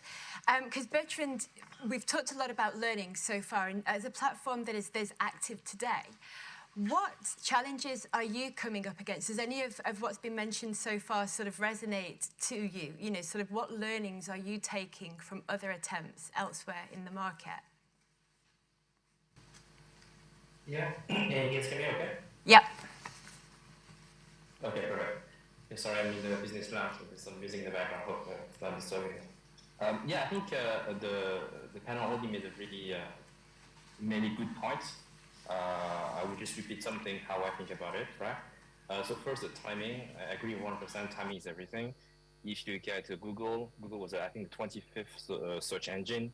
Facebook was the 7th social network. So for something to be successful, create a lot of value, it doesn't have to be first. Actually, first usually you don't reap that much benefits, right? So there's no first mover advantage, and that point that Berger made at the beginning, I think is very, very true. And not only that, I think with the benefit of time and the mistake we see other platform or other initiative has made, you have also a chance to potentially think about what to avoid, and also sometimes just by luck. Things are changing, and you have a key initiative in the app, in the system, in the industry, that makes what you want to do much easier today. So I think timing is quite important, right? The second one I would add on is the business model. So I think he hinted at that some of the business model you want for consortium is actually very important to define correctly, because you would impact the incentive adoption at the beginning. So the way we look at GSBN, I think we are probably the only blockchain consortium who designed this way, which is we set up as not-for-profit, because we believe that in order for this digitalization to happen in the industry, in the shipping industry, you need to build digital infrastructure to exchange data, right? And if you do not have a not-for-profit business model, it's very hard to convince people to share data, to trust the platform. It's not just about technology, blockchain, or legal contract you have in place. It's also fundamentally, what is your goal as an organization, what you're trying to do? And if you want to help digitize the entire industry, you need to be actually, in my opinion, very clear about what's your model of operating, which to us is not for profit. And that has nothing to do with technology. Right? It has nothing to do with blockchain or using some other type of technology to store information. It's really what is the goal you have. But because from our perspective, if you want to digitize the industry, you do need a lot of what we call application builder built on top of a network, who can then create value for the entire ecosystem. And they can be specialized for banks, specialized for shipping line, specialized for certain subset of customers. So that's what I believe the business model side we have to do also to answer the question some people are very skeptical about consortium. Lastly, I hinted earlier about timing. For us, at least one thing we see is for the last 2 years of GSB in existence, we're trying to figure out what is the killer app, what are the things we're trying to enable in the market, right? So we've launched Cargo Bliss, which is a product to help import process in many geographies, but predominantly now in China. The next product we want to work on, and we spend a lot of time on, is electronic bill of lading. And that's actually very obvious, right? There's a tremendous tailwinds pushing the entire industry towards adoption of EBL. So first, from the organization of the shipping line itself, right? Who announced that they want to drive adoption 100% by 2030. There's also, I think in the past, a lot of solution that was put forward, but were not as successful because of a lack of, it's difficult to build this network. Over the last 2 years, during the pandemic, has seen an increase in adoption, but I think nothing like what we're about to see over the next few months, in my opinion. So I think that's also a very big a trend. You can also see something that's further reinforcing that is the legal transformation that's happening, legal reform with the latest electronic record acts for the UK government. So all this is pushing towards the same direction. I think that does make a difference. Yeah, 2 years ago, if you want to do EVL, I think you do not have all those factors helping you. And I think that's really the thing that's different. So for us, we really think that those are helping. Obviously, all the pain points I've mentioned by the panel are still true, right? You need people to adopt a solution. You need people to start to invest in something that probably is more for cost saving than creating value before you reach scale. The question really is, can you convince your members to be patient enough until you reach scale before they run out of patience? And I think the right problem you're choosing to focus on will determine that. So that's why it's very important for you to be, to some degree, lucky to have the right tailwinds pushing you when choosing product. Yep. Yeah, that's really good. I think there's a kind of common theme coming through around the timing, around the need for the supporting framework and so on. So I'll definitely bring in Sean now, because I think, you know, we may have kind of tried to boil the ocean, right? And we've proven that digitalization technically can be done. but it hasn't necessarily been able to achieve scale because it didn't have the framework in place. People weren't convinced. People didn't want to be the first mover and therefore take the first loss. Now, IF has been instrumental in developing standards as well as advocating for legal reform to create this supporting framework. What have you learned so far, and what have been the difficulties? And more importantly, I mean, is the legal and the standards actually the main issue here, or is this just an excuse? Well, it's important, but let's not mix up cause and effect. I mean, it's really interesting to hear everybody's views here. And Frank, I do take my hat off and take a knee to you for having been the pioneer, because you saw this at a time when actually we were even talking about the sort of rules that we have now. But timing, as you say, is really important. There's this sort of, it's one of those human biases to look at hindsight and think, what can we have done differently? And Lars, I think, you were saying, for example, if only somebody had taken that up, what was behind trade lens at a broader industry level. I think it's quite difficult to apply hindsight, not least because people will probably carry on making some of the same mistakes. I think that's the problem. I sit on the board of a Swiss fintech, which is the sort of the last man standing in terms of large boil the ocean fintechs, and it's a platform, right? And so it could potentially. And when I raised this whole question of Marco Polo at a recent board meeting, the answer was actually we are big, we are successful, we could do this as a platform, as a cross-cutting, multi-geographical platform. So now, and that may well be right, and I hope it is right for them. They certainly have a great product, but the learning that seems to have come out of what's happened is that we shouldn't be taking the boil the ocean, the big platform approach. It should be individual applications, smaller applications, and some of those people who have provided that are doing very well.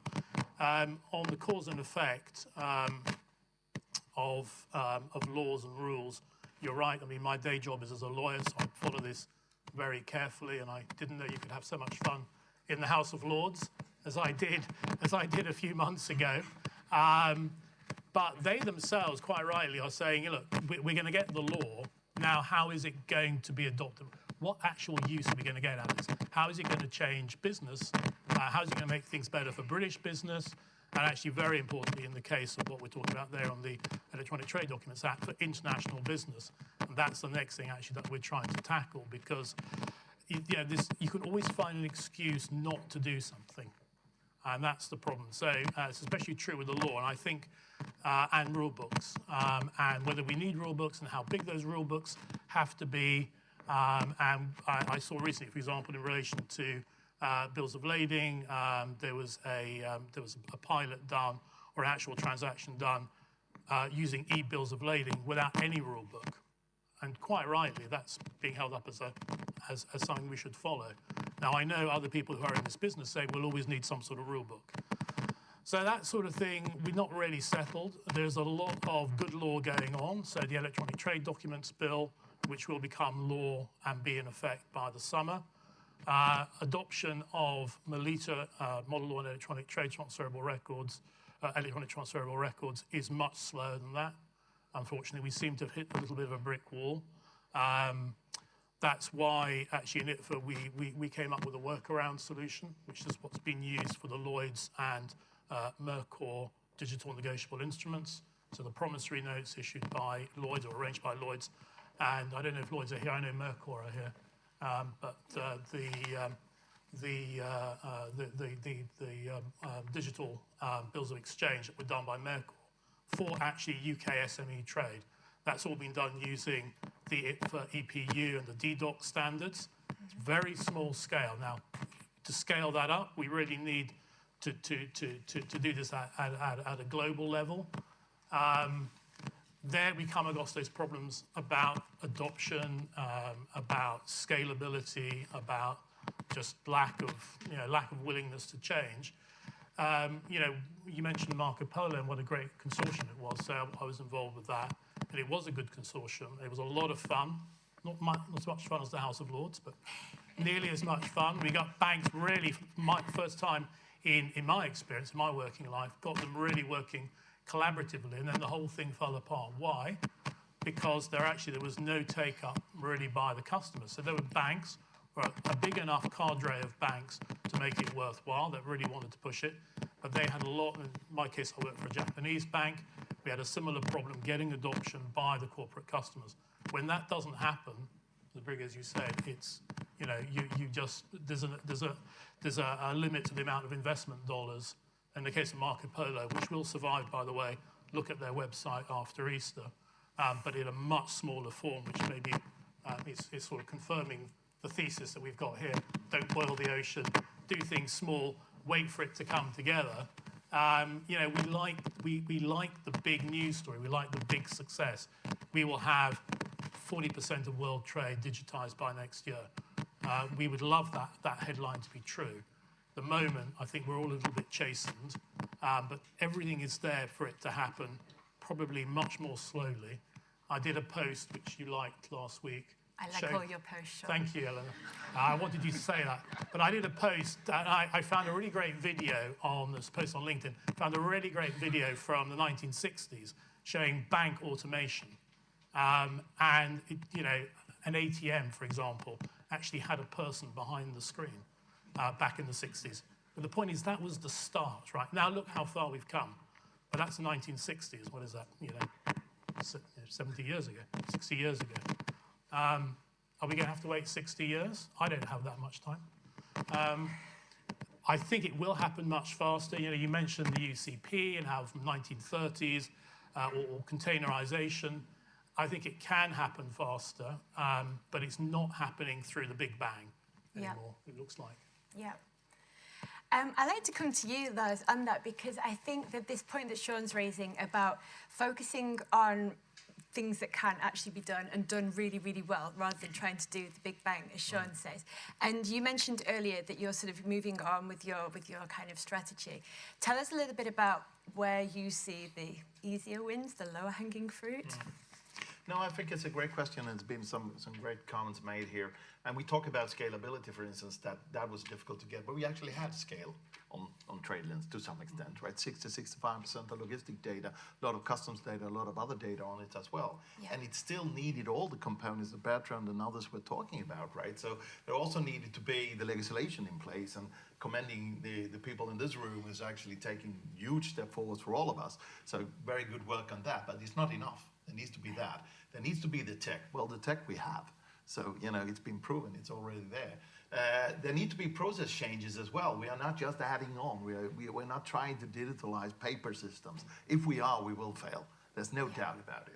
So it's also about that business model. At the end of the day, it's called about value. It doesn't have to be commercially in the normal terms. In that sense, there needs to be value for the users in one way or another. And I think that that's what we are concentrating on right now, to find the possibilities for visibility for our customers so they can plan better. Again, that's caused by the pandemic and many other things, right? So it's about sustainability, it's about resilience, it's about predictability. Yeah. And you can do that with small steps. And I'll come back to the ecosystem of Trustpilot. Again, learning from the past, right, and not making the same mistakes. I fully agree on that. Here's an opportunity for 12 months industry. I've worked non-commercially with the UK government to actually test systems together for taking the next step. Now the next steps needs to be taken. So what do you do with all of that? They're small things. One of these ecosystem of pilots we've been involved in, order to two, is exactly using digital data. So using supply chain data, data around stakeholders, AEOs, trusted traders, and also container data, track and trace data that's already been there for a long period of time. Making that available from both multinationals and small and medium-sized companies. Does that mean that UK government agencies add that on top for risk management of all the other data we have? No, that's not the ambition from Cabinet Office and HMRC and other border force and so forth. There has to be removal of the other processes that were there, the other paper documents, SMEs hates, as we heard before, and so forth. So I think these small steps saying, okay, we had this process, these were the documentation, these were the information data we needed. Now there's a different way to get it. Let's test that. And test it in small scale to be able and scale it bigger. And that is already done. But again, if we fail with that one as well, how do we learn from that and go forward and invest again? So I think there are practical things we can do with what we have, and it's more important that we do that. And again, let's do that. Yeah, yeah.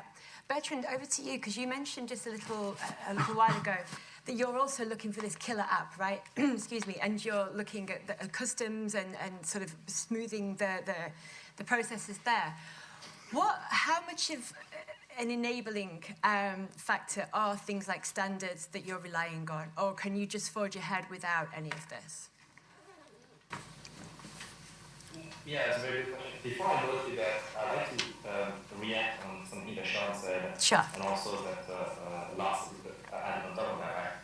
I actually don't agree. I don't believe that the future is to have smaller apps to solve a small problem, a really good and nifty app that solves a problem, and then hopefully extend that to a much bigger application, right? It can be global and covers much more user and grow that. Actually, I don't think it works this way. Because, for one example, right, with the biggest risk you may have is have a very fragmented ecosystem application solving many different problems very well in different countries. And they didn't talk to each other, right? Trade is a fundamentally connected system with many parties in different locations, different jurisdictions, different ways of operating. And you do need sort of common infrastructure to exchange information. I think that's critically important. And I think it's not the right framework to think about. Because the big approach didn't work, then we shouldn't do big approach. The only thing is small application instead of location. I think that would be a mistake, in my opinion. So to go back to what the question just asked me about standards, yes, I think standards is actually critical. So right now, if you look at the industry, you have standards coming up by ICC, digital standard, digital container shipping association standards for electronic data rating, for track and trace, for just-in-time for fault, that many of them working on, right? And I think that's absolutely critical. From GSD perspective, we don't actually work on standards. I don't plan to work on standards. It's super hard problem to work on, and people who are spending 24 hours their time on that. However, those standards, if you don't have the digital infrastructure to adopt it, is useless, right? You do need to build those APIs that company can use, the shipping line can use. So if you go back to the electronic rating, what's super counterintuitive is this announcement that BCSA managed to get all the 9 top 10 shipping lines to agree to say by 2030 we'll have 100% adoption. Counterintuitively, that could be the worst thing to happen for adoption. Because now suddenly you have more and more new EPR solutions popping up, right? So everyone's trying to do a new EPR solution. I think Sean mentioned this press release of an EPR solution that was without rule. So a lot of people try, I'm going to address the problem differently. And what's happening is a lot of people are being confused right now, is that which EPR solution should I use? And you may actually see at the end of next year more than 15 to 20 solutions that have been approved by AGPM and Club. And then shipping line will be confused which one to choose, customers should be confused which one to choose, and not even talk about the banks, right? So from my perspective, what's important is you have digital standards is one thing, but if you can offer a single infrastructure or few infrastructure through which you can connect to those solutions, that's critically important for the adoption. So that you remove this paralysis of choice, right? Choice actually is really bad for the ecosystem because you don't really know what to do anymore. And I think that's what I think hopefully the next few years we can try to resolve towards. And also maybe one thing, maybe my perspective slightly different to the people on the stage and in the room, is the shipping industry is much more concentrated than banks.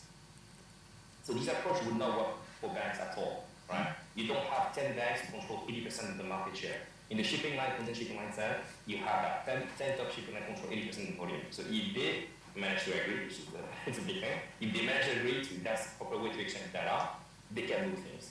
And that could potentially have a knock-on effect on other ecosystems such as banks, right? Because they say, we just take this solution that's provided by the industry, that the shipping industry is saying this is the way they want to exchange information, we can adopt it. And I think that's one thing not to miss. Yep. Sean, I want to bring you back in on this, please, because I think there's one important point that Bertrand's raised there, which is a perennial issue that we've had, and it could serve as a future barrier, which is that kind of digital islands, right? And you can't go against market forces. You can't go against kind of the proliferation, I can't say that word, thank you, of solution providers. That's always going to happen, and it's a sign of a healthy market. But how do you I assume, standards, right? Prevent this from becoming a barrier. What's it for doing around that? Well, can I just answer first of all, what Benjamin was going to say? It was very interesting, and I was going to disagree with him until he made his last statement, which is about the shipping industry, right? That it is concentrated. It's one of those natural factors when we look in hindsight, or we try to look forward, of course, what hasn't worked. So big platforms don't seem to have worked. I mean, what Bertrand said will gladden the hearts of Comgo, which is the Swiss fintech that I'm on the board of, which is, as I said, the last major platform standing, and it tries to do a lot of different things, including bills of lading. But there are certain factors, maybe, that mean that certain industries are going to be more apt to digitization, and maybe shipping is one of them. There's a lot of focus, I know, on bills of lading, mainly because you always have to have a bill of lading for a shipment. You don't always have to have a prom note or a bill of exchange. For financing, I think personally that there's a lot of benefit to it, but it's a market that has to be created or recreated, whereas we're trying to, we're moving it for bills of lading, you're moving into what's already a concentrated market. And we've seen there's already have been problems of scalability, but the omens are a lot better. Now, let's assume that, whichever platform, Bertrand's or another one, is successful. What does that mean for the whole trade ecosystem? Is that the big bang moment, right? Is that when the amoeba becomes the Homo sapiens, right? Is it that sort of moment in evolution? And honestly, I'll ask the audience: do you think it is? Because I'm not convinced. But any hands up to think that is the moment? If we can have a platform that has digitized 80% of world bills of lading, do we think that that's going to change global trade, not just shipping, but global trade? Any hands up? Ali, I knew you were going to have your first one up. You think so, yeah? Okay. So can I ask why you think, Ali, why do you think that just digitizing bills of lading is going to change trade finance? Let's get a mic over to Alex, please. There's a mic on its way. Mr. Galandris' words are worth liquid gold, so let's hear them.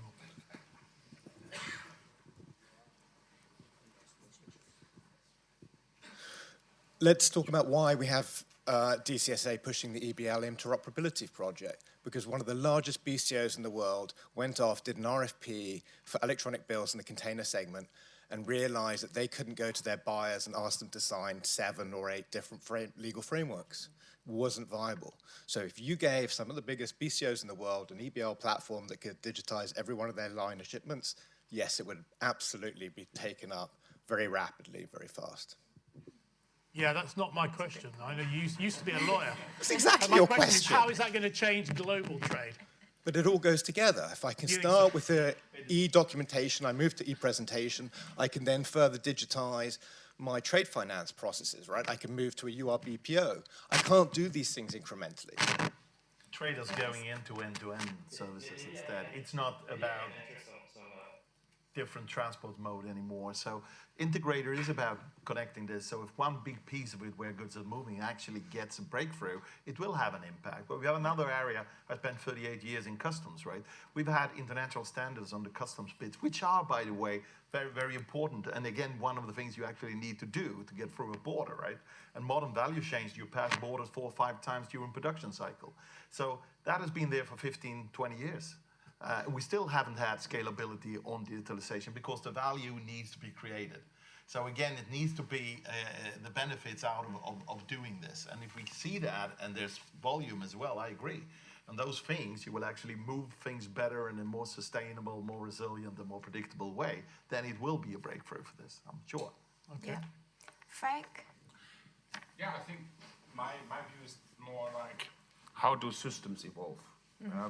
Abstracted from trade, right? And I think you have the pioneers, and the next one is you have smaller islands of solutions. This could be shipping, it could be a geographical like Singapore. Not small shipping. Right? Pretty big. Yeah, of course. I get your point. You get my point. Thanks. Help me here. And then basically you go to the next phase, and then you have. I mean, look at this. You have the American standards of containers in today, and then you have the European international ones. So I think this is going to be a journey where we will have a lot of experimentation. a lot of energy going on certain pilots, even might be multinational, maybe supranational. And then after a while, we will learn and negotiate and compromise. And then hopefully one day we have something like a convention and not a model law. And then we agree on something, and I think that we benefit. And we still will have probably some dysfunctionality, as we have today in EDI. Or we have multifunctionality, because I mean, you know, trade is complicated. So, but my question really is, what is the trigger point? Because, you know, a bill of exchange has some characteristics of a bill of lading, but there are a lot of different things. You said customs has been mentioned quite a few times. And that's got nothing to do really. You could digitize probably all of customs now without much legislative change, I think. The standards are there. So what is stopping that? I mean, there is all sorts of reasons. An example that I gave last year actually at a conference was when I was at the EBRD conference in Marrakesh last year. Flew back with Ryanair, keeping it cheap. So I printed off my boarding pass, you know, which is the usual thing in the UK. You scan that. In Marrakesh, probably because of job creation, that had to be signed or stamped 6 or 7 times. Each person who signed it had a job. Changed the process. That was, and so there's politics behind that, most likely. Because, you know, why can't you do it? They have computer readers in Morocco, no problem. There are other factors. There's a lot of different things. Multifunctionality, my question really is, what is the thing that's going to want to make everybody go digital? You know, if you look at retail banking, we've all gone digital. Why is it? Because it's convenient. Why is it not convenient for global trade? I think there are a lot of other factors there, and I just see a lot of. So I'm not sure. I like to think Alex is right, and you're right, Lars. That, you know, once we've digitised, because it's a very good candidate for digitisation. We've got the tech, we've got the scale. Apparently, we have the right industry. The moment you can do that, everybody else is going to fall into place. We're going to have digital prom notes, digital bills, digital phytosanitary certificates, which you can already do, of course, but which aren't, and so on and so on. No, I agree with you, Sean, and you know, I agree with Alex as well. So I think when electronic bills of lading sort of get that level of scale, you'll certainly digitize the shipping and the movement of goods. But that's just one part of trade, right? Trade is so much more fragmented. Sorry, I stopped talking. It's so much more fragmented, right? So the bills of lading don't solve the problem between buyer and supplier, buyer and seller. That communication continues to be on email and WhatsApp.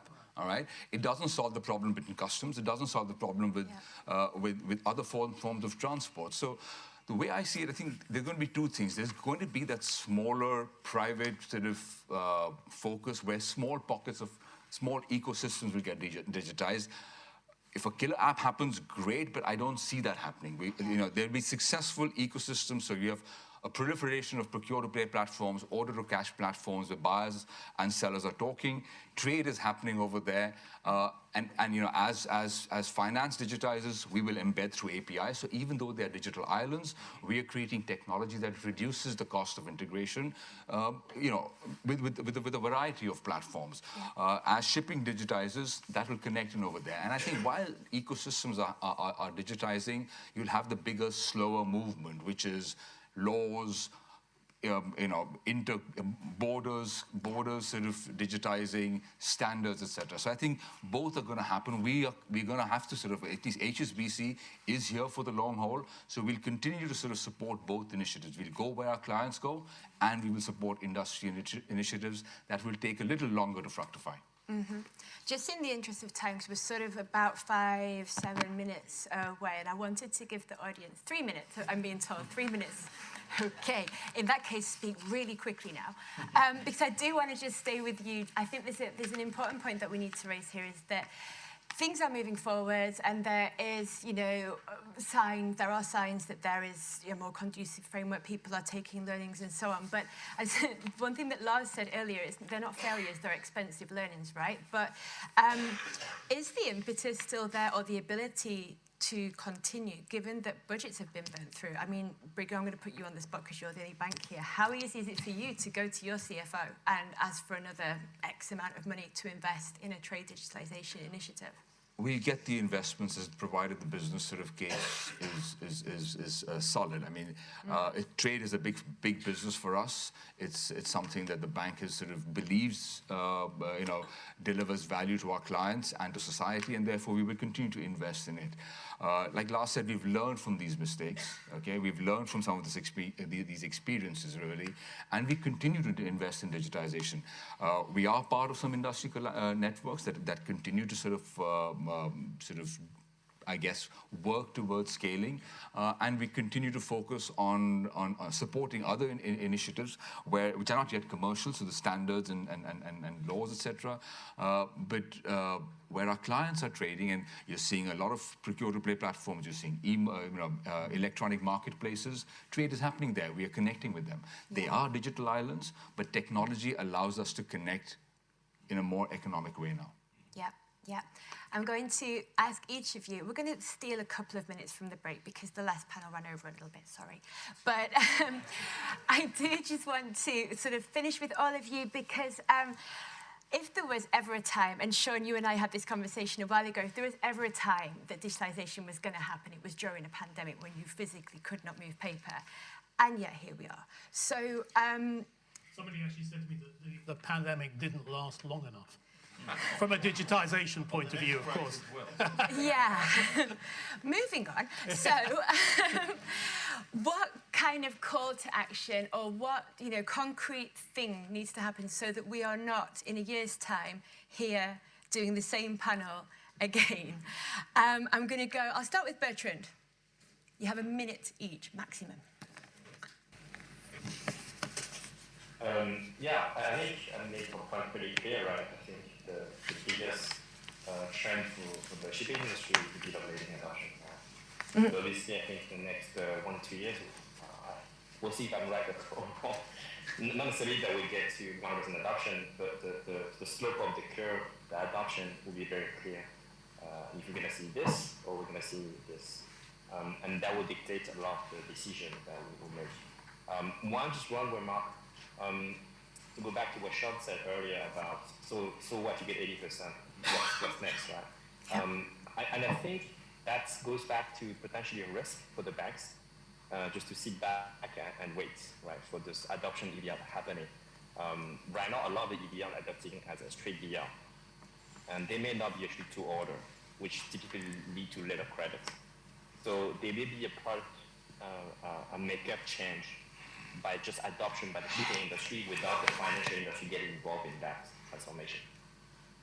Obviously, personally, I don't believe that because I think there's reason for the trade to exist, not just because of whatever the other customer wants, I want to order, but that's a risk. Because right now, all the adoption I see is with no help from the banks, right? The shipping line is going ahead, say, I'm going to push everything towards electronic delivery.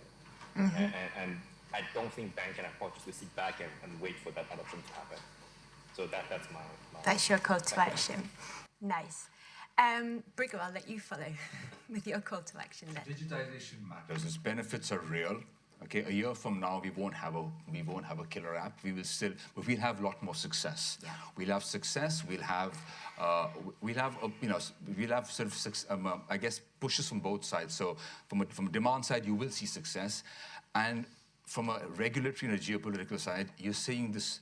The requirements for data around trade are getting more complex, whether it's supply chain resilience or it's ESG. Data is getting more complex, and if you have more complex data, if you continue to have it on paper, it's going to be that much more problematic. So I see a year from now, you will have success, you'll have more complication and a greater need to digitize, and you will continue to see success. It's a long haul, it's not going to happen in a year. Yep. Lars? I'm really optimistic, and I'm going to start by saying there is no new normal, only new crisis. And how can you be optimistic then? Well, the reason is that this is a ripple effect. So our customers today are already looking for trade compliance because they need to be trade compliant, because the world is getting more complicated and complex. It's meaning they will seek more knowledge and use data as the only way you can do that. Digitalization of data is the only way you can handle it.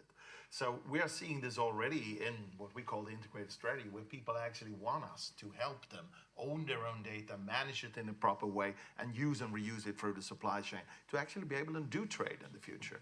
It's basically a trade passport we are looking at. And by doing that, we will lead the digitalization that we are onto right now. And I think it will go quicker than we have talked about here today. I hope I'm right. If not, 1 year ago, 1 year from now, we will talk about what we did 1 year ago and today. We'll be here But again. we are going to be moving quick. Fantastic. Frank? I hope next year we have C4DTI, which is running pilots and brings parties together, and maybe next time we even might be able to say where did we really have a case, a pilot, a use case, initiative, project, program, whatever it might be, and look, this is the value, and it's here, and it counts in your P&L. Yeah. And that would be fantastic. If it's just 1 or 2 or 3 cases, that would be already helpful to move to the next phase. Absolutely. Sean, over to you. What can you on stage and audience members do today to advance progress in 1 minute? So I think in terms of prediction, I think I would agree with what's been said, that we're not going to see a killer app. We're not going to see a big breakthrough.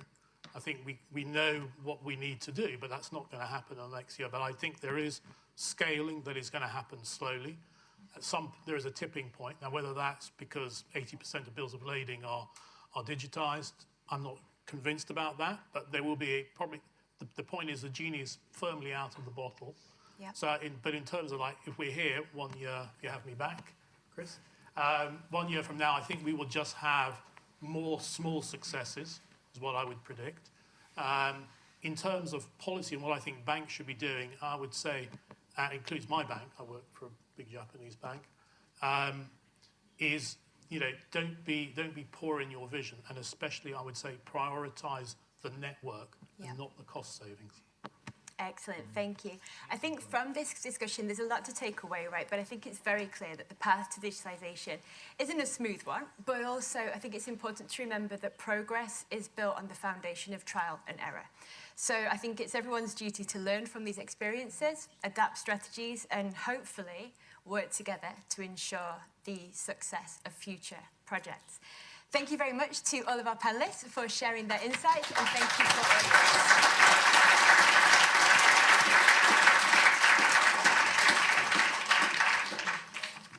Right, thank you very much, ladies and gentlemen, and I hope you had a good coffee and a chat. And I think it was a really interesting discussion this morning.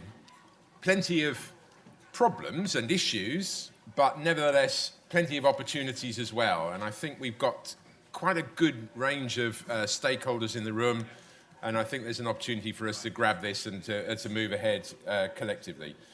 So having looked at some of the issues and how we learn from past failures, we're now going to turn to how do we really get this the dial moving on this 1% of digital trade in global terms. I shall hand over very shortly to Deepesh, who will be chairing this panel, and I'm very pleased to see that we've got a good representation of people from across industry and indeed government. Welcome, Oliver. So without further ado, I'll hand over to your moderator for this session, Deepesh. Thank you very much, Nick.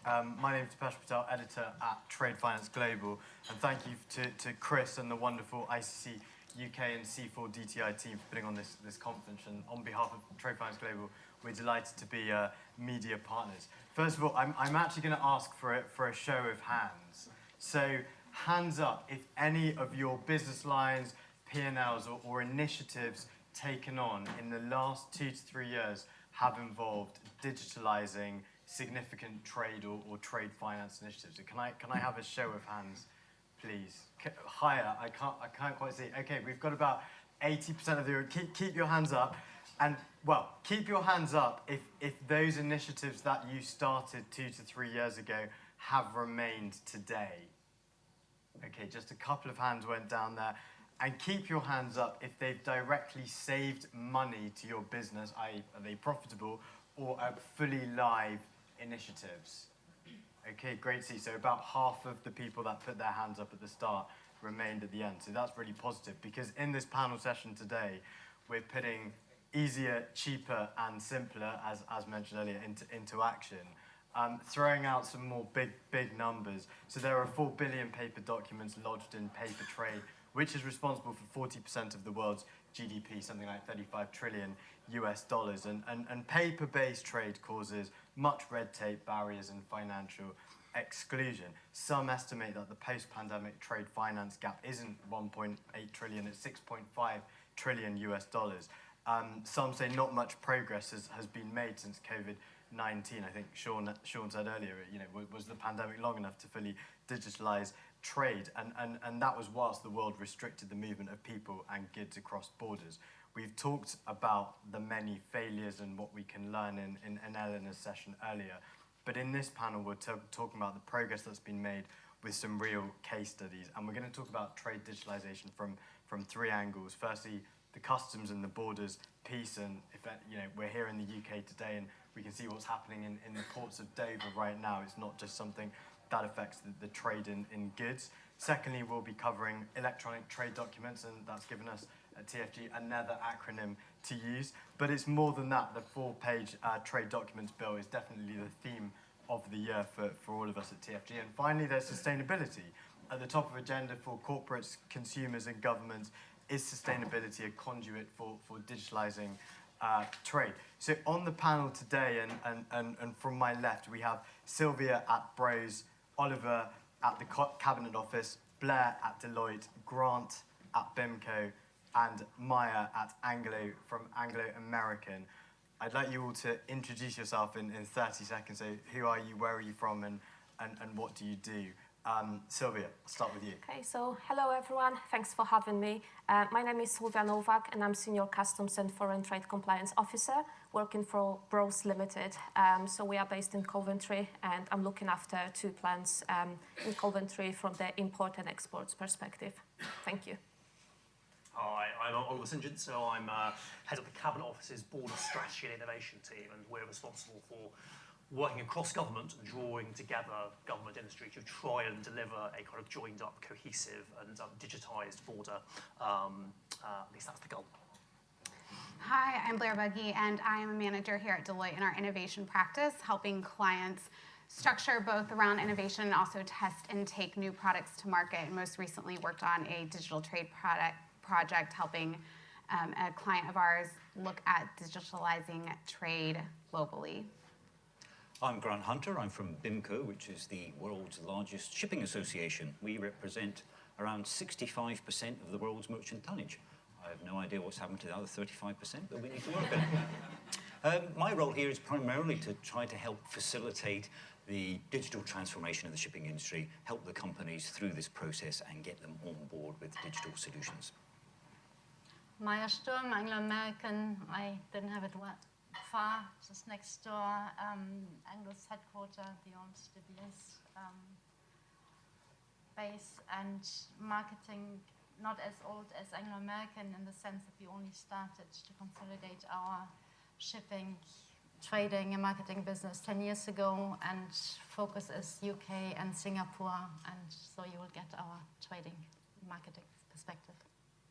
Thank you very much, Maya, and thank you all. What a wonderful panel and such a diverse representation from across the trade industry. So I think it's going to be a really good debate. Let's start with just some general trends. Grant, I mentioned those 4 billion paper documents lodged in global trade. What's the perspective from a shipping association point of view? That's a lot of documents. What I can say is I think there's kind of something I want to say here. When it comes to shipping, they say 90% of everything is transported by sea. The fact is, 90% of everything doesn't come in a little steel rectangular box. There are other ways of transporting goods around the world. And the bulk sector is often quite underrepresented when we talk about digitalization. There is quite naturally a big focus on the liner sector. They issue something like 45 million bills of lading and weigh bills every year. There's a very obvious focus there in digitalization in terms of saving costs and processing time, etc. But for the bulk sector, it's a slightly different story. We issue far less bills of lading, but the big difference is it's a much more fragmented industry. There are many more players, most of them quite small operators. And the bills of lading, it might be $1 million a year, I don't really know. So in terms of the saving in cost, it's a different value proposition. What are we going to offer to them?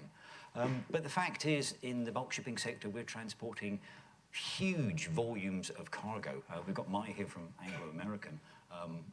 between, I think, the top 4 mining companies in the world, they ship around 1 billion tons of iron ore. That's just one commodity a year. It's a huge amount of material, very, very high value. We need to address that in the digitalization process as well. So it is important. It's not just simply about the number of documents, but we have to think about in the bulk shipping sector, what's the value proposition there as well as in the liner sector. So there are different arguments for why we can encourage people to use electronic bills of lading. Probably doesn't answer your question, but it answered mine. Thank you very much, Grant. And I guess connecting the dots is critical here, so I'm going to pass on to Blair. What are the common challenges and roadblocks in this digital transformation journey, given the fragmentation we're seeing in the market? And as mentioned this morning, just 1% of trade documents are using digital-only formats. I think what we see, and from my lens looking at this as an innovation as a whole, what we see is this systemic innovation that we're looking to change. It's not just a technology replacement that you're looking to plug in a new technology. Ultimately, the system isn't even set up. And that is incrementally harder to change behavior. You need government change. There's different systems. There's different value propositions across the different players along the whole value chain. And I think that the hardest point here that we saw is really the first step, because you ultimately hear this point of how do you get to the tipping point of mass adoption, which they generally say is around 5%. And when we were working on our pilot with our client, we ultimately were testing this hypothesis that if we could create interoperability within technology systems to allow for different providers to pass along e-bills of lading, whether or not you are a P&I Club approved EBL provider or not, that by creating that interoperability, we could reach the tipping point that would lead to mass adoption. This in of itself was a very controversial opinion, which we found that many people didn't necessarily believe. So I think what I would say are the challenges and roadblocks, just to summarize, is really just this is a whole systematic change, which is very difficult. And just for kind of an analogous industry, or an industry comparison, as we see Elon Musk, he's actually building all the charging stations for his electronic vehicles. But if you look at the trade industry, there's not necessarily one organization that's says like, oh, I'm gonna put in this huge amount of investment and then I'm gonna commercially benefit from that. And we saw this in our pilot, is that many of their value propositions were all linked together. And I think we ultimately saw that we need the regulation to kind of drive that push across the market and to drive towards the tipping point of adoption. Thank you very much, Blair. And Maya, what is driving the push towards, age-old Anglo-American, I'm sure, very much responsible for a good proportion of those 45 million bills of lading. What's the corporate perspective? I guess the last years have been challenging from a physical supply chain perspective and challenging from a physical trade document perspective as well. So electronic bills of lading to some extent addressed a lot of the pain points. So speed of delivery, cost reduction, mostly for us actually mitigating risks. So losing bills of lading is very painful. Fraud is very painful. So is kind of all the interim solutions so you then have to adapt with letters of indemnity and everything involved. So here we are. It actually is an opportunity for us, and we will definitely continue on that journey. Thank you. And Oliver, why aren't actors already using trade documents or electronic versions of those trade documents in the UK and beyond right now? So I mean, I think from the government perspective, we tend to think about not just the kind of large corporates, but the long tail of kind of small and medium businesses as well. And I think there's a big thing there about risk or the perception of risk. And I think, we've seen how vulnerable supply chains can be. And I think certainly when we speak to a lot of those companies, there is a nervousness about radically transforming how they do trade. And I think convincing them, and I was chatting about this earlier, that actually there are huge benefits and ways to mitigate risks by doing so is really key. I'd say the second thing that's probably lacking at the moment that everyone wants to work on, including the kind of the UK government, is actually offering benefits to people who make that kind of transition. And I think there is a big role for government there as well. I think about trade digitization beyond just the document, but this kind of wider concept, providing more data to government to kind of ease movement across the border. But if people are going to invest to hand over their data to government, they need to have something in return for doing so.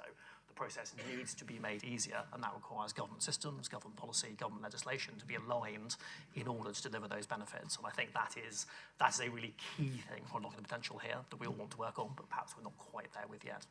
Thanks, Oliver. And I guess stepping outside of Westminster to Coventry, which is where Bros are based, what are the true challenges in trade digitalization that you're seeing? And are we really overhyping all of this conversation?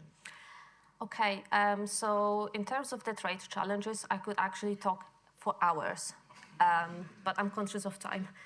So for the purpose of this panel, I have picked up on some of the bullet points, if I may. Alluding to the session from yesterday, Pamela was talking about the supplier alignment. I think it's very important to be aligned with the suppliers. However, there are a lot of challenges from the import of record perspective. For example, on the imports to the UK, you might have discrepancies on the paperwork, so different HTS codes and different Incoterms being put on the paperwork versus what the company or importer has on their systems. And having to deal with hundreds of suppliers, dealing with thousands of parts, out of curiosity, I was researching how many parts is needed to build a car. So it's around 20 and 30,000. So you can imagine how many suppliers it's needed to engage with. Obviously, not all of them will provide that 20 and 30,000. You want resources from one single supplier, but the point I'm trying to make is there are a lot of suppliers and a lot of engagements you have to do. And also Boeing 747, over 6 million parts, single parts. So there's a lot of conversations you have to have with the suppliers so they all aligned and they provide the correct data and the data matches your internal systems. As well as reliance on customs and IT systems. There were challenges around the GVMS, the Goods Vehicle Movement Service, or CDS, for instance. So there were a lot of challenges around that, where the system was just simply not working. So the importers or exporters could not launch the declarations. Delays at the ports, which caused obviously the stoppages at the production. So for the automotive companies, it's very crucial that the goods go through the border as fast as possible so we can keep the production running, and as well as can basically manufacture the parts and provide them to the OEMs. So they have to have their production running too. So. Thank you very much, Sylvia. Well, I guess that really is per the title, a practical and an honest conversation. It's a large part of the panel. We're going to be discussing what's working now and talk about some real case studies. Grant, I know you've just come back from Singapore, a country that has adopted UNCITRAL's MLETR. Do you have a comparison of what's going on in some of those other markets like Singapore, Bahrain, etc., versus what's going on here in the UK right now? Okay, I would just say it was another ICC conference I was at. Yeah. I practically work for you these days, so... Yeah, so I was in Singapore. I mean, Singapore, fascinating place, a real driver behind certainly maritime digitalisation, and I'm sure digitalisation in general. So it's really good to see them. They'd very much taken the lead in adopting MLETR legislation, and of course the UK is now following suit, I think, fairly closely in July, whatever. And we see a few other countries looking at this as well. It is very, very early days for MLETR. I'm sure it will arrive, in sufficient number of countries in the years to come. But we're not there yet. I think just last week, Singapore and Thailand did a sort of cross-border trade with it very successfully. We've seen a few other experiments. We've seen some of the platform providers also looking at MLETR solutions now as well. What I would say, because we're at such an early stage, MLETR is a great thing, but I would hate it and interoperability, which is another positive thing, to somehow become obstacles to the uptake of electronic bills of lading. These things will happen. They're inevitable. I think they're great, but we need to get the industry on board and behind electronic bills of lading now. We have solutions. We have the technology. It works. And I think we hear a lot about this figure of less than 1.5% of goods are transported on electronic bills of lading. That's a figure taken from the liner industry. In the bulk shipping sector, it's a very different story, and it's a very positive story in the bulk shipping sector, where we see figures much, much higher than that. BIMCO's recently launched a campaign which we've signed up with 4 of the world's largest mining companies, and we've got them to pledge that within the next 2 years they'll shift 25% of their annual trade volume on electronic bills of lading, 25% in the next 2 years. And I can tell you for most of these companies, they're already pretty close to that.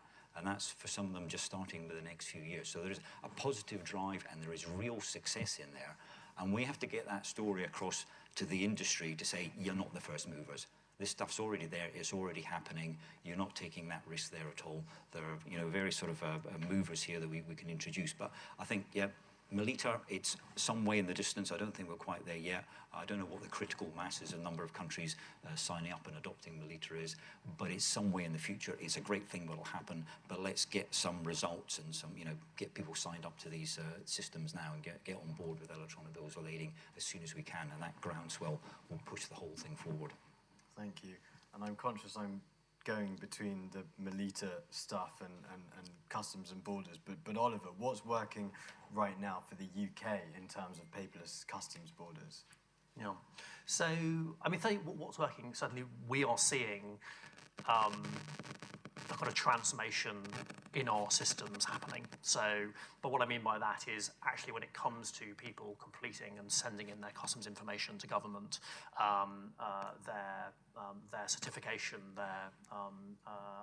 for things like kind of the complex sanitary and phytosanitary requirements, we're increasingly seeing that uptake in the private sector being reflected actually in the data that we're getting in from government. We are trying to support that by building our systems kind of to allow that to happen. And so we have not only passed legislation to allow us to work with legally digitized documents, but we're trying to build next generation systems around our borders to actually work with them.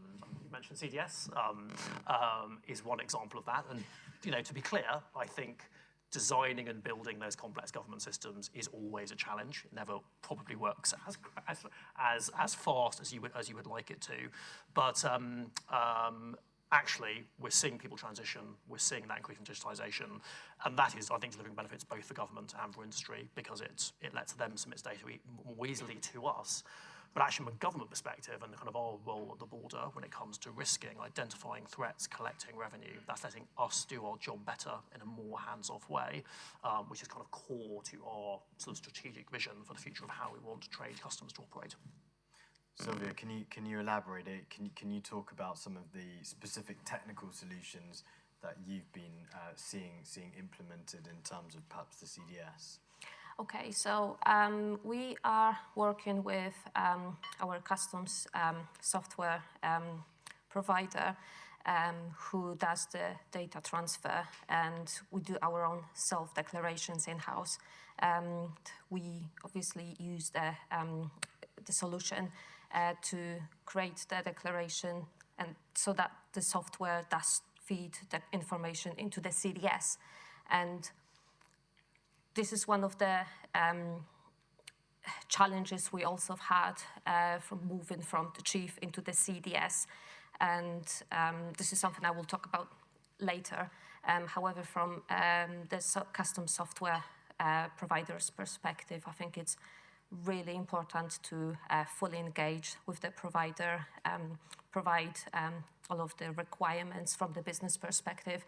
If there are any special customs procedures that the company does import or export under, and that all feeds into the CDS. And and I think from the CDS perspective, that fits nicely into the single trade window, which is the part of Border Strategy 2025. Again, I will touch base on that later. Thank you very much. I mean, Oliver, is there anything you wanted to add with regards to the 2025 border strategy and So I think I'll reflect on that. I mean, core to the strategy is a fundamental theme about joining up across government departments and across control regimes. So the border is basically, from a government perspective and a trade perspective, a whole sort of a range of hoops we put in front of traders that are very important because they keep the UK safe and they let the kind of government operate effectively, but that need to be jumped through. And what we are trying to do is to align those into a single user journey that is joined up, holistic. It makes it as easy as possible for someone to move goods across the border in as frictionless way as possible.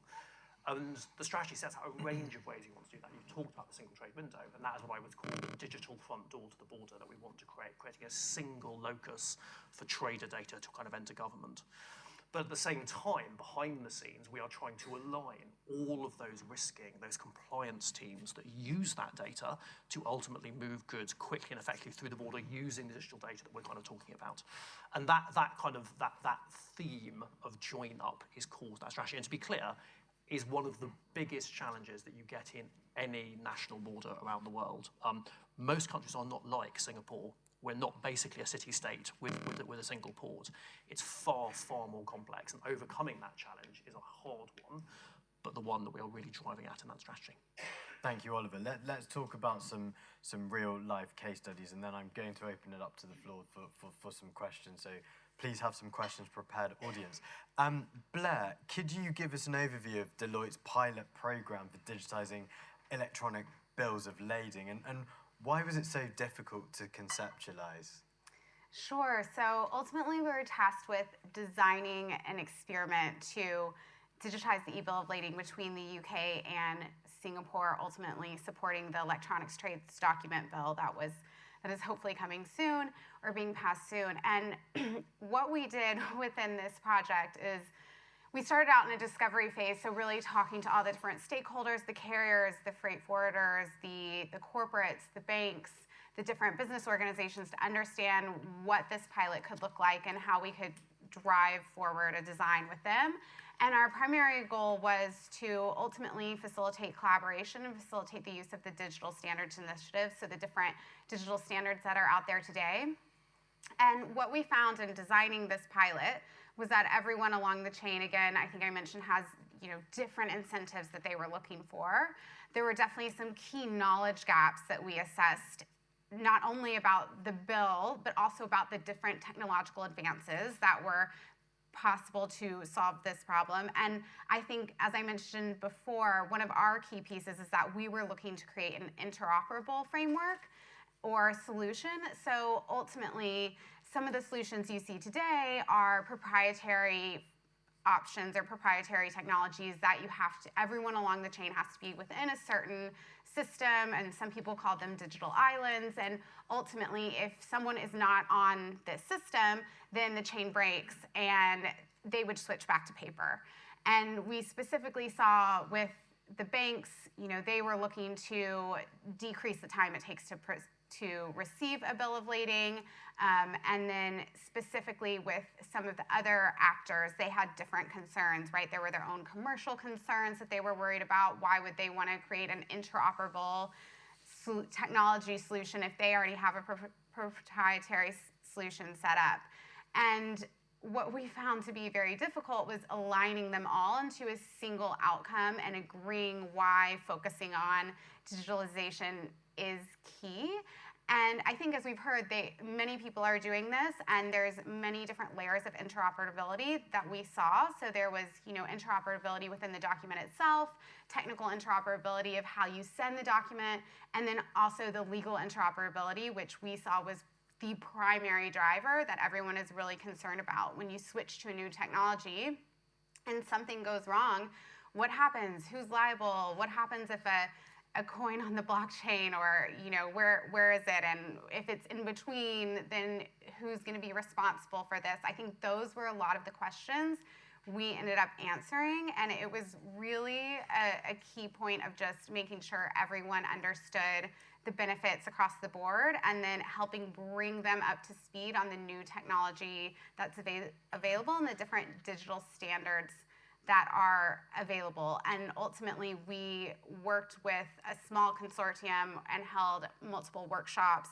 to explain one of the frameworks that we ended up going with, which was a Singaporean open framework for interoperable digital standards. And it was a really interesting conversation to see some of the banks come on board, and we would answer some of their questions. And ultimately, they were like, oh, well, you know, if this is possible that you can send, it's okay. They want to call and, you know, be a part of the panel, but not today. But it was really nice to see some of the breakthroughs we had with some of the different participants, because we had some of the banks coming on, you know, they're asking for this. They're saying we want to make sure that we can get e-bills and get them sooner and not necessarily have to sign up to 6 different platforms.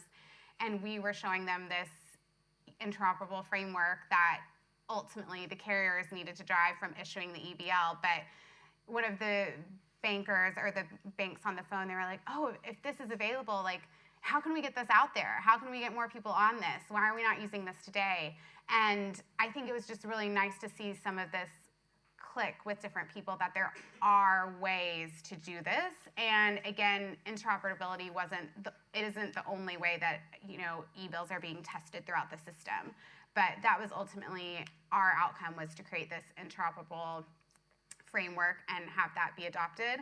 And in terms of our progress, we ultimately built a consortium of different players across the industry that are now going to be part of the actual pilot, and then they'll look to shadow a transaction of an e-bill of lading, including a letter of credit, so the banks can be involved to showcase the decrease in time and the benefits of using an e-bill of lading, and then also showcase the technical interoperability. And that's still pushing forward, and we're only hoping to continue to expand.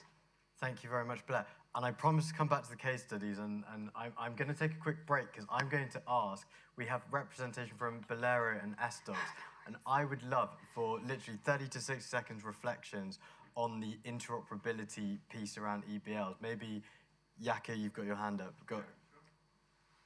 Oh, I think we have a mic. Do we have a mic?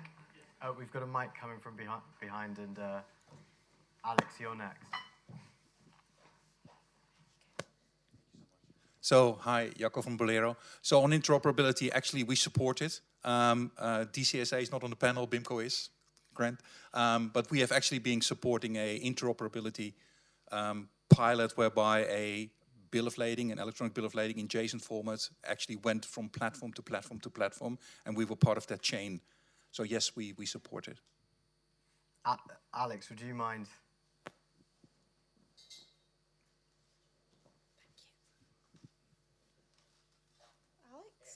There you are. Hi, afternoon. SDocs, now ICE Digital Trade. We also support interoperability. I think probably almost everyone does. But I think we need to get real. We're 2 to 3 years away from it. Legal interoperability is nowhere close. Cross-platform liability is nowhere close. And the Singapore project involved another proprietary software. Yes, it's open, but it's owned by the Singapore government. So I can see a few problems with that one. So, you know, we're moving in the right direction, but it's not there tomorrow. Thank you very much. Practical and honest. Back to this case studies. Maya, could you talk about the Anglo-American, the case study there, particularly with regards to the commitment for 25% of e-bills of lading by 2025? Going back to what you mentioned, Grant, on bulks, so we had to choose our commodity where we would pilot electronic bills of lading, and it was the iron ore kind of commodity and supply chain. And if I look back, it's probably less than 2 years ago that we did our first kind of POC on one of the platforms. And it will take us then less than 3 to 4 years to meet the 25% pledge we just signed last week.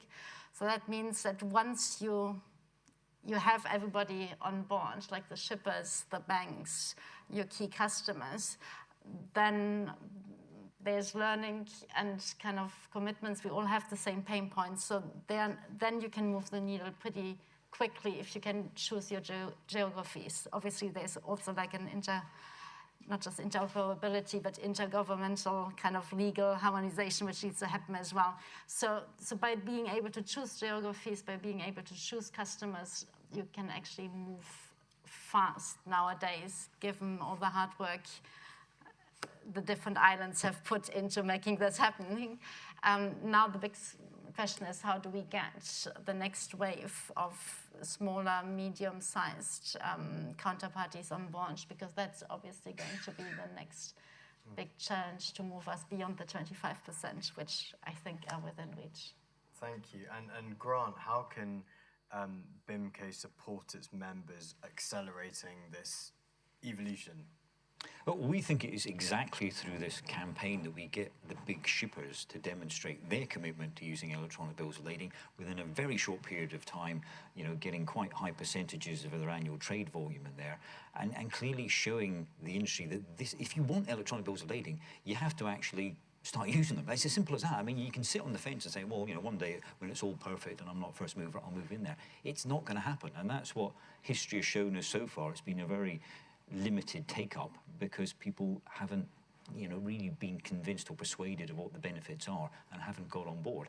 It's not a perfect system. It's not going to work for absolutely everybody in every little trade sector, but the more people that get on board, the clearer the message is to the banks as well. They need to put resources into supporting e-bills as well, and then hopefully it will take off. But I think targeting short-term ambition levels is what we're doing with 25%, and the reaction even within the past 2 weeks has been really, really positive.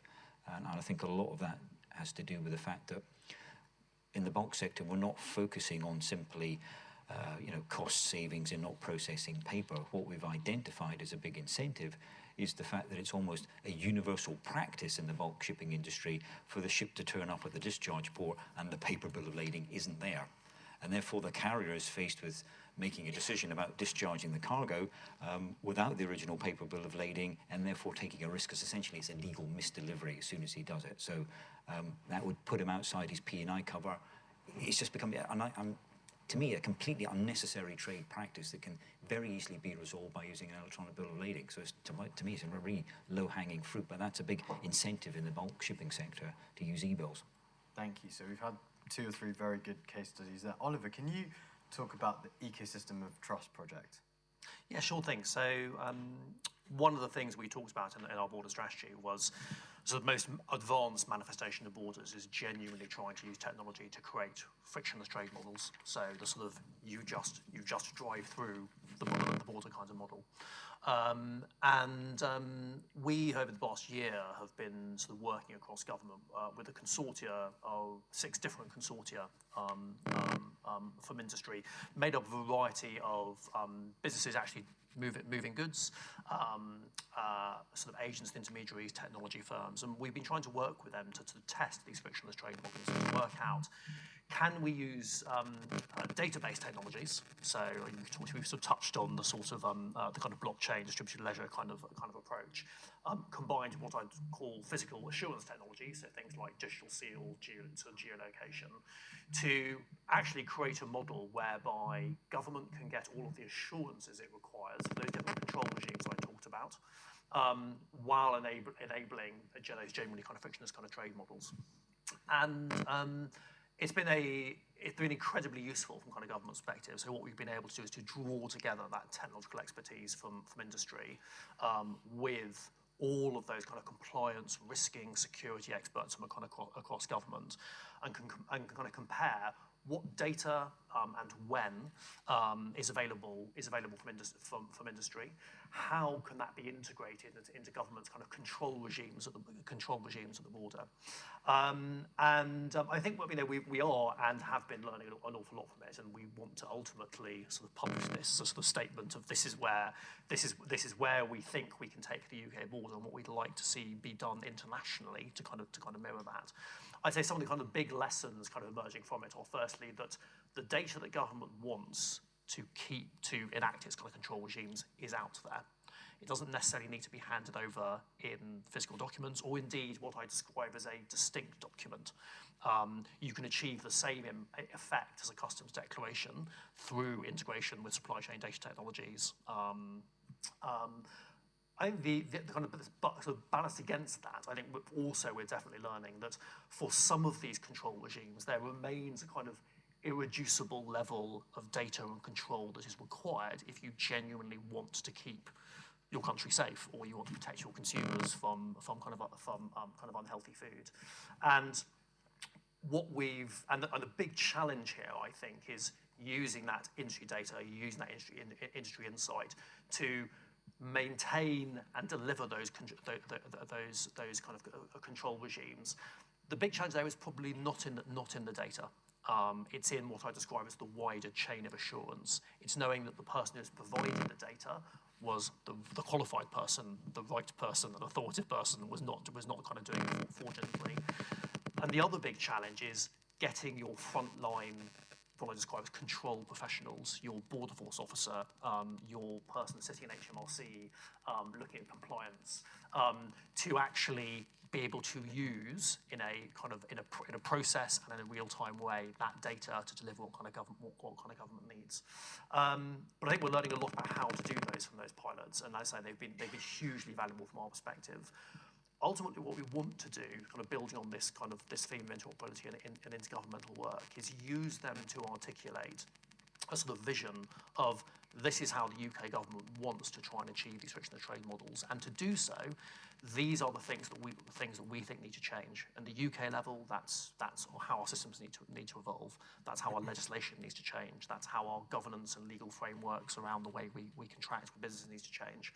But it's also about, at the intergovernmental level, how we want to work with other governments to enable these models, and what are the standards or sort of extensible frameworks that we want to coalesce around to ultimately allow these things to work, to produce end-to-end frictionless trade corridors. Thank you very much. And taking that into practical action, Sylvia, can you talk about Braze's transition from chief to CDS? Yeah, so it was quite challenging because there are mountains of considerations when it comes to the transition from chief into the CDS. Obviously, the CDS was operational for the Northern Ireland movement. However, we have collaborated with our software customs provider called MIC, and we basically went through the transition where majority of our internal departments were involved, so that's logistics department, finance department, the IT department, and so on. So just to give you an idea about not just the challenges, but the considerations that we had to take into consideration as a business. So basically speaking, the months of preparations from reviewing the Incoterms with our suppliers, looking into the valuation of the goods, and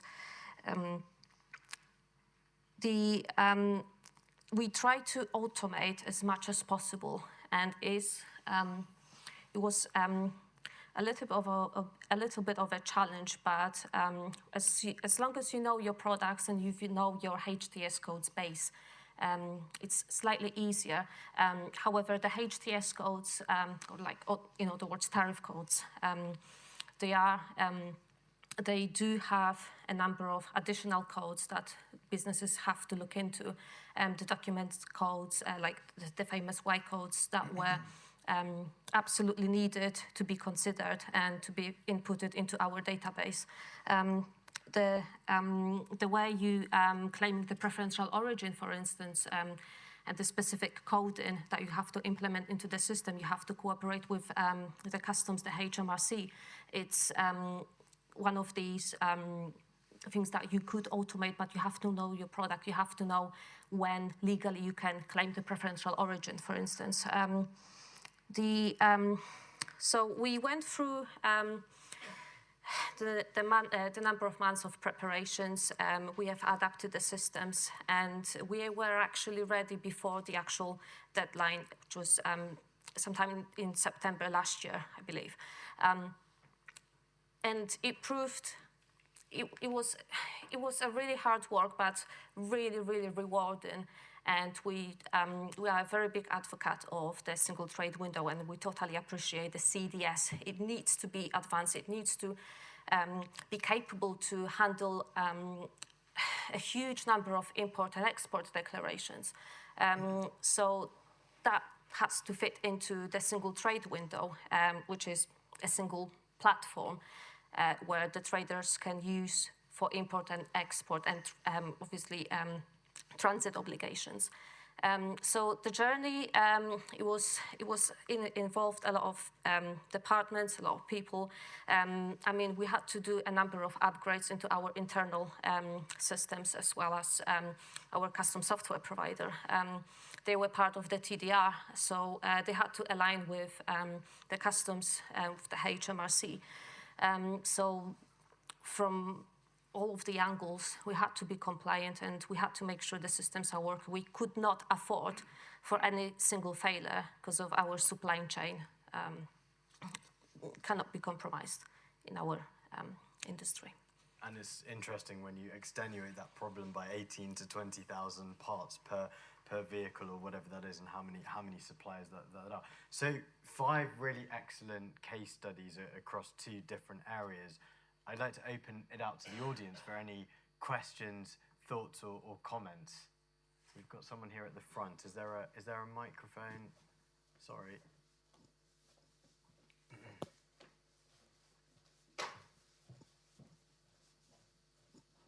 If you can also just say who you are and where you're from as well. Oh. Sorry. Hi, Edward Cole, Catalyst Technology. We provide blockchain secured distributed ledger with privacy wallets. Thank you very much for hearing the progress you're making in the single trade window and how businesses coming together to sort of see how you can improve the borders. My comment is that this looks very much like a business-to-business solution in many respects. It's very much dominated by the big players. At the end of the day, the single trade window is a wonderful improvement on what we have today. And yes, it's offering a digital solution, which everyone can sign up to if you will, or has to. But actually, is it the best solution out there? And is it the solution that's going to enable the small players to participate in the world internet, if you will, trade more autonomously, and not need to work through very big players in the market that dominate? And sorry if I just finished for the minister. My concern is that assurance is always going to be a sacrifice to distribution and autonomy. If assurance basically means command control, and that's a very dangerous place and probably slows the digitization for smaller players in the marketplace. Sorry, I didn't have a question, I had an observation. Oliver, do you have any comments? So what I'd say firstly on the kind of single trade window, so generally, is like, I would say the entire philosophical underpinning of that is to make it easier for businesses of all sizes to trade and to remove non-tariff barriers associated with doing that. So a core priority for that program is to help them do that and to use technology in the most effective way to do that. And that includes looking ahead to the future and precise on things we've been testing in our existing trust pilots, how you do use those much more advanced supply chain-based supply chain data technologies to actually integrate with supply chains of all sizes. And those kind of business-to-business models, making them business-to-government models. And it's not designed to be exclusionary. I don't think it will end up being exclusionary, and it will hopefully only be beneficial to everyone kind of throughout the kind of out the kind of supply chain. And all I'd say finally, I mean, it's I think it is very fair to say that requiring sort of assurances around the border inevitably does raise kind of barriers to businesses wanting to move things across it. But we should remember that those things are important to businesses. By having rigorous controls over the food that comes into our country, we give people surety when they go to a supermarket, they're buying something that's not going to give them food poisoning. And ultimately that does help the business environment. But the art of it is digitizing, automating those assurances so that actually government doesn't replicate in its data collection or its accreditation processes what industry has already done. And I think getting that right is the way that you make those processes as burdenless as possible to ultimately get to a world where things are as frictionless as they can be. Thank you very much. Now, on to the next part of the panel. We'll talk about sustainability, because it's been touted as potentially a conduit to digitalizing trade and trade transactions. And I guess, Grant, given the previous conversations around some of those, the mining company bill of lading commitments, can you talk about the Scope 3 emissions reporting and whether, looking at the e-bill of lading as a kind of tool to help with that? Yeah, that's a lesson for me to remember to turn over the pages when you ask me questions. Yeah, Scope 3 emissions. When we've been looking at this campaign, we were thinking, what are the, how do we identify what the benefits are going to be for people? I mean, we talk about costs and things, mitigating risk, but of course, ESG is high on the agenda. But the fact is, if we're sending, I think you said 4 billion bits of paper. I don't know how many it is in bills of lading, but it's lots of bits of paper around the world, and they're being sent by courier. They're on vans, they're on planes. There is an ESG aspect to this. There is a green aspect, and I think certainly for the big corporates like Anglo-American, that is something they need to focus on. It's something they need to put in their annual reports, and everything. They do need to identify it. So it is a mover in that respect. It is something that needs to be considered. That we need to look at this sort of the green aspect, and certainly that that's a sort of something that electronic bills of lading instantly address, by taking out all of these pieces of paper from the system, all of these sort of, it's not good news for courier companies, of course, but it's generally a good thing for the environment. Thank you. Maya, do you have any comments? Yeah, over and above the immediate kind of carbon footprint of the paper, it's also like a lot of effort to be put into making supply chains more transparent, providing kind of due diligence, kind of being compliant with due diligence acts coming up, and responsible sourcing. All of this means that we need a more transparent supply chain, and having paper bits in the middle doesn't help this transparency. So therefore, moving to a more digital supply chain and making these documents primarily these shipping documents, connect customers to suppliers. Digital helps enormously to prove provenance, to trace carbon emission, and to connect with regard to Scope 3, like upstream Scope 3 and downstream Scope 3 emissions. So definitely helps on this journey as well. Thank you very much. So just to conclude, and because obviously we've talked about some of the practical and honest conversations, we've gone through some case studies, but let's take a bit more of a forward-looking view now. So Sylvia, how can other corporates with global supply chains use technology to really better connect that financial and physical supply chain? Well, first of all, the businesses should adjust to all the changes and be dynamic with that. As much as it involves a lot of hard work, but it is worth it in the end. And by the end of the day, you also have to be, you have to be compliant. But yeah, we, depending on the type of the business, I think the single trade window, this is something that Browser is hoping for, that will be implemented sooner rather than later. I know there are a lot of pilotings going on right now on the single trade window. As I said, we are a very big advocate. If that works for other businesses, that's great. I know there are some concerns around the data security within the single trade window, but I think it's a little bit too early to comment on that, to be fair. But yeah, from our perspective, we'll be definitely looking into single trade window and yeah. Thank you, Sylvia. And now 30 seconds from everyone. So Oliver, what is next for really driving down some of those non-tariff barriers, the UK border strategy, and also growing public-private cooperation? What are the priorities and what's next on the radar? So I think in terms of the priorities, firstly, there is, I think, we are committed to trying to deliver the best, the most effective border in the world.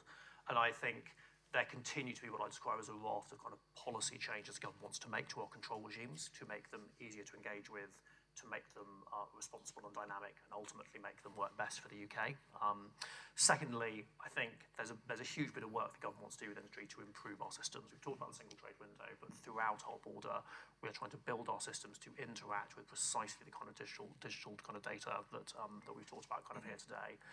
And then thirdly, I think there's just a general thing about building collaborations between industry and government, particularly and that's not just in the technology space. I think that is in the people who operationalise the border at its front line, in our intelligence, in the way we gather intelligence and use intelligence. Because by collaboratively building those processes to integrate the digital data and turn them into a process that operates at the border itself, you ultimately deliver those much more free-flowing borders that everybody wants. Thank you very much. And Blair, for those realising that truly interoperable, and thanks for defining interoperability in three areas, digital trade might be an unrealistic challenge. Where can these companies start? So I think, as we heard from some of the people who spoke up in the audience as well, that there's different use cases of interoperability out there today, right? So there's multiple areas for these companies to get involved in. I think it's becoming familiar with the digital standards initiatives and the different digital frameworks out there and that are available to them. And then secondly, I would build on the collaboration point and really piloting and working across industry and government, as there are a lot of pilots out there, so they can kind of learn by doing in a safe environment. And I know DCSA isn't necessarily here right now, but they're running a similar pilot. I think we heard interoperability is happening at Bolero as well. So I think there's just this act to get involved, and that is what I would push for, because I think that's where you're learning, and that's where you can kind of de-risk some of your greatest fears, is by kind of piloting within industry and also from the government as well. Thanks very much. And Grant, how do we push that 1% of companies using electronic trade documents up, and also become a beacon for digital trade for other governments around the world? Well, I think we're already beginning to be a beacon for other industries around the world. The fact is, I think collaboration is very important. Within the shipping industry, we are collaborating with BIMCO, the DCSA, the ICC, FIAT, and we've all come together. We need to talk in a unified way across the shipping industry, establish common standards for bills of lading, which we've done now. But pushing this message out there, I think we've got to celebrate where we are now and not have it entirely focused on how much further we've got to go. Because we've got a good news story, we can share it, there is success in this area, we've got great platforms, great technology, it's all going to get much better, we're going to have interoperability, we haven't released it, that's all somewhere in the distance. But we need to get people on board now, and we're going to do it by sharing our success stories. Thank you, very upbeat. And Maya, how can we encourage the industry to come together and collaborate rather than compete, especially in your line of work, and encourage those interoperable initiatives like this so that they are really a win-win for all? Hardly anything to add after Gwen made the point. I would say one of the beauty of this initiative is that it is not as competitive as other parts of our industry, and it is actually really a win-win, and has been one of the rare occasions where we could, as an industry, get everyone around the table and agree on a pledge, and agree on pilots, agree on a commitment for 2025. So. Well, I'm afraid that's all we've got time for. It's time for lunch, but just 3 words to summarize this excellent panel session. Collaborate, interoperate, celebrate. Thank you very much, panel.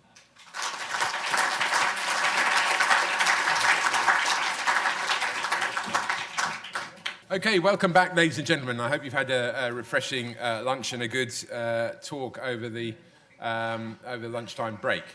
So here we are then in a digital world, and there will still be a need for lawyers. I'm probably pleased to, Guy will be pleased to hear. So, but we've been working very closely with the legal profession in the course of our work, because the last thing we want to do is to do pilots and then find that the lawyers all say, no, you can't do that, which is helpful, but as long as we get the information, the sort of advice that we need as we go along, I think that will make for a much healthier discussion and bring the legal side of things, and I think we heard the phrase legal interoperability a number of times this morning, as a critical element of what we do, alongside the technical, legislative and standard stuff that also is a prerequisite.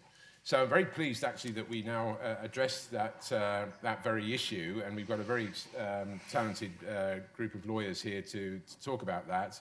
And I'll introduce you now to the moderator, who is Guy Pendle, who's head of arbitration and as chair of the ICC arbitration committee, which is quite a significant role of the ICC internationally. So over to Guy. Thank you very much. Thank you very much, Nick. Good afternoon, and thank you for joining us. You're the brave ones who decided to face lawyers talking at you for the next hour. But actually, the good news is we won't be talking at you, because we'd quite like to make this as interactive as possible. So just a little brief word about me. First of all, I'm a partner at CMS, as Nick said. Commercial disputes is my background, but with a very strong technology angle. We're talking in particular about smart contracts and managing disputes in a digital trade environment at the moment. Some of the lawyers on this panel are actually lawyers who are now dealing with smart contracts and digital issues and crypto issues and blockchain issues. It's still very new and quite novel as developing areas of law. But we will share our thoughts on that, and we'll make sure that as we go through, there are opportunities for you to ask questions as well. I've said already to the panel, we don't know whether we've got a room full of lawyers or more of a mix, so we'll try and keep the discussion at the right level. And if it looks like we're losing you, someone please put up your hand and say, what on earth are you talking about? And we will do our best to bring it back to something that's helpful. So let me introduce our speakers first of all. To my immediate left is Patrick Vlacic. He's a legal advisor to Cargo X, and he's had that role since 2018, when Cargo X facilitated its first blockchain bill of lading on Cargo X's platform for blockchain document transfer.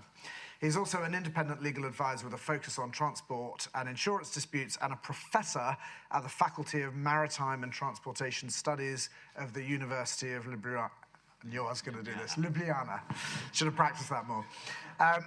Between 2008 and 2012, he also served as the Minister for Transportation for the Republic of Slovenia.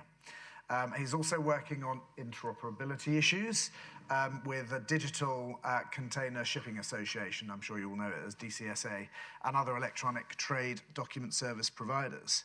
To Patrick's left is Charlie Morgan. Charlie is a senior dispute resolution solicitor at Herbert Smith Freehills, specialising in international arbitration. He acts as counsel and advocate in disputes across a range of areas, including energy, digital transformation, and emerging technologies. He's acted on disputes covering software development, crypto and digital asset transactions, data migration, and cloud computing. And finally, Karishma Vora, right at the end. Karishma, it's embarrassing when it's me first, isn't it? Right, let me just deal with that. Sorry about that. Karishma is a barrister at 39 Essex Chambers. She's a specialist on disputes arising out of crypto assets, email compromise, fraud, and disputes involving technology and software companies. Karishma was actually one of the first barristers in England to successfully freeze crypto assets, securing a range of orders related to the freezing, which includes permission to serve the proceedings out of the jurisdiction, and by alternate means, and also something called a Norwich Pharmacal Order, which we might talk about a bit later on, as well as a gagging order and some interim confidentiality orders. So we've got a real range of expertise for you to hear from. But let me start with some basics. What is a smart contract? So I suspect that probably half of you or more have actually contracted today, yesterday, over the weekend on a smart contract, probably without realizing it, because if you use your phone when it's not ringing to tap in and out at the station, to pay for your ticket, if you order something on Deliveroo or you order an Uber, these are smart contracts. So they are already in very wide use, but often actually at that B2C level. The reason none of us pay any attention to it is because it's low value, it's easy, it's simple, we just don't even think about it. But obviously, the legal concepts need to be thought through. And in December 2021, the Law Commission published a paper called Smart Legal Contracts, Advice to Government. Now, the good news is English law doesn't actually need any enabling legislation to allow smart contracts to operate. Contrast electronic trade documents where you do need this enabling legislation. But the Law Commission did work through some of the concepts and issues that parties need to take into account, but ultimately concluded that there was no need to make any, introduce any legislation to enable it. So the first thing the Law Commission did is they used the term smart legal contracts rather than smart contracts. And that's because they're focusing on the fact that actually there's probably a lot of computer programs that are sort of quasi-contractual already, but they just don't necessarily meet that criteria of being legally enforceable. So that was the first thing they did.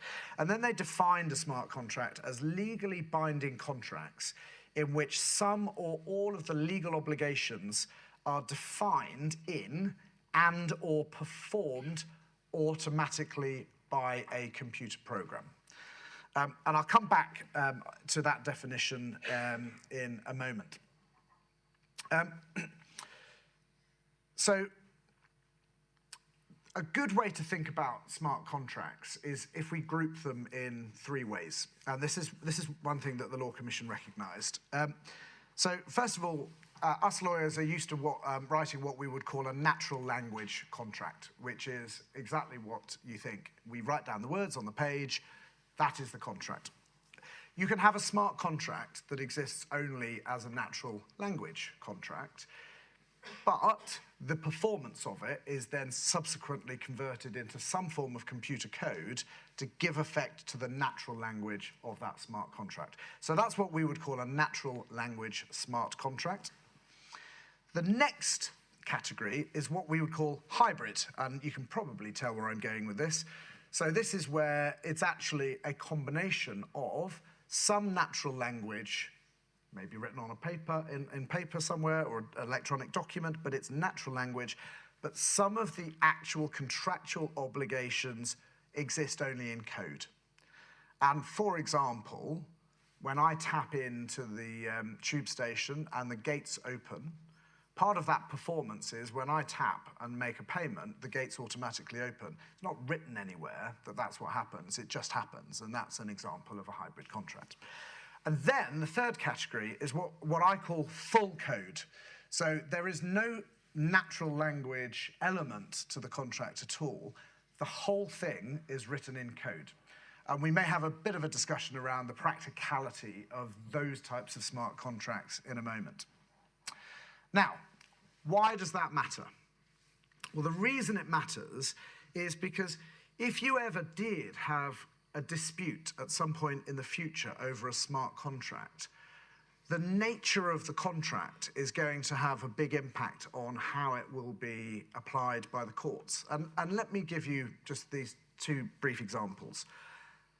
If it's a natural language contract, no problem at all. Courts are used to dealing with that. They take the document, they read it, they interpret the words on the page in accordance with principles that have been developed over hundreds of years, and they tell the parties what it means. Happy days. Well, for one of the parties, probably. In a full code contract, what's the court going to be looking at? Because actually all there is code.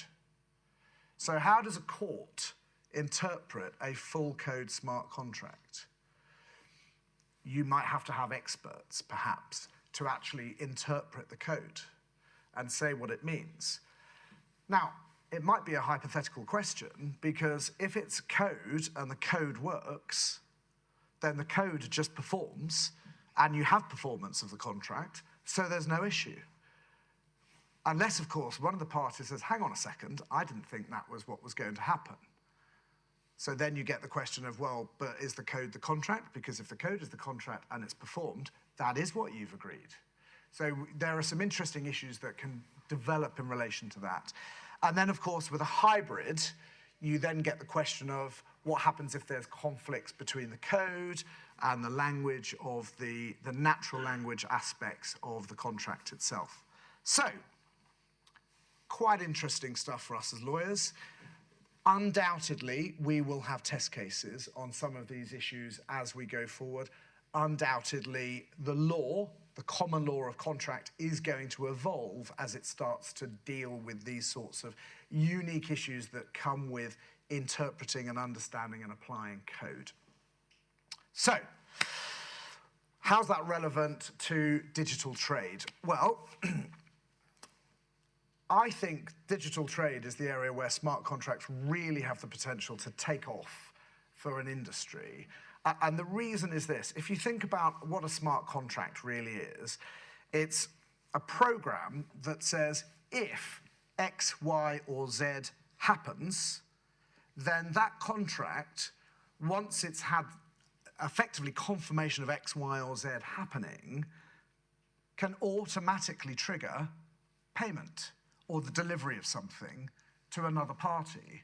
So in an instant, you are significantly streamlining a legal and a contractual process. You are also avoiding lots of paper documents, manual intervention in processes that are otherwise being digitized because you're going down the electronic trade route. And therefore, you actually can move to an entire digital operating environment, which is also good for your tracking your financials, tracking your audit rights, data, tracking your data. So that's where this really starts to take off. And if you think about it, I don't know how far the industry will develop, but because you can effectively write a smart contract in actually what can be immutable code, because you could have a smart contract that actually exists in a blockchain, that you actually have this very, very secure mechanism for contracting. And that creates, you could look at it two ways. It either creates trust in the process because everybody knows what they're getting, or it actually becomes trustless because you don't need to worry about trust because everything is written in, it can't be changed, and therefore you have the security you need. Now, query what happens in the future. Do we need bank guarantees, for example? You know, what will it do for letters of credit in the future? So there are some really interesting areas where this might develop. Then, when we come to digital trade as well, it's not just about tracking money, but a container can have all sorts of digital tracking devices. So it could track with GPS where it is, temperature, vibration, shock, impact, you name it. You could get real-time data coming through on all sorts of goods, feeding straight into a blockchain environment, which automatically then triggers performance under smart contracts. So this really has the potential to revolutionize the industry, perhaps even more than just the facilitation of electronic trade documents on its own. Right, so that's the introduction. Let me move on now to our panel. So first of all, Patrick is going to deal with what I call Inception. It's not because I like the film, but I do. Actually, he's going to talk about really the approaches to contracting in a digital trade environment and specific experiences from Cargo X. We'll then move on to Charlie, who will look at questions around performance of smart contracts and what that will look like when you've got cross-border digital transacting, or sorry, cross-border digital contracting, but also disputes and where things like distributed ledger technology, blockchain will come into this. And then finally, Karishma is going to tackle enforcement, so legal solutions for smart contracts. She'll talk about self-execution, intervention, and what happens when things go wrong. We want lots of audience participation as well. So after each session, we'll pause, have some questions as well. So first, let me hand over to Patrick. Thank you. Thank you very much. Thank you for the invitation to this beautiful event. I will use some paper. Don't judge me too hard. I have a very cozy business card though, which is digital. But still, this is how it goes. We still use the paper, and I would be speaking about the blockchain and smart contracts on blockchain and our use case. And I'm a lawyer. I'll try to explain the things from the legal perspective and our experience. But if there will be some technical question, I will ask my colleague, COO of CargoX, Bojan is there, and I'm sure that he will also be happy to answer to any questions. Our experience started in 2018 when our founder, he was working in a logistic company, and he saw the paper workflow of bill of lading, and he said, this is really unbelievable in 21st century, what we are doing, how we are doing, and how slow it is, how expensive it is, and it should be me, like professor of law, of transport law, but it was him who invented this idea of bill of lading on blockchain. So the technical team and me as a lawyer and some rather small team at the beginning, we made a product, proudly presented to the world, and nothing happened. So it was a little bit painful because we explained to everybody, to the shipping industry, it's cheaper. It is very cheap. It's faster. It's much faster. It's more secure, resilient. Everything is true, but it doesn't work. And it doesn't work even today. Even today, we would have only, I suppose it was in 2021, 1% of EBLs. In 2022, I don't have the data yet, but not a lot of EBLs were sent. So, maybe just a few words how it works. We are on a public blockchain, which is the advantages of the public blockchain are many. Definitely is very resilient because of big number of nodes on the blockchain. Sometimes we got a question, what about the BLs that are on public blockchain? Could somebody see the content of the EBL? Absolutely not. So the records of the hashes are on the public blockchain. This is one thing. Then these smart contracts that are, as we spoke before, actually software that makes something happen. And this is the record of the hash of the BL in a shape of NFT on the blockchain. Resolve the problem of uniqueness and originality, because that was the main problem of the electronic documents. You could replicate it as many times you wanted to. So this is not possible with NFT. It's immutable. You cannot change anything in it. And what is the biggest advantage of the public blockchain, which is not of the private blockchain, is I think that even if CargoX, God forbids, but goes to default and it's not there anymore, all the BLs or the EBLs are still there, are still accessible, maybe not through CargoX interface, but another interface or directly on the blockchain. So it will remain there. All the BLs they will remain there as long as the blockchain will be there. So this is actually one very important information for the industry, I think. So Patrick, I'm going to ask a slightly nerdy question about that, if I may.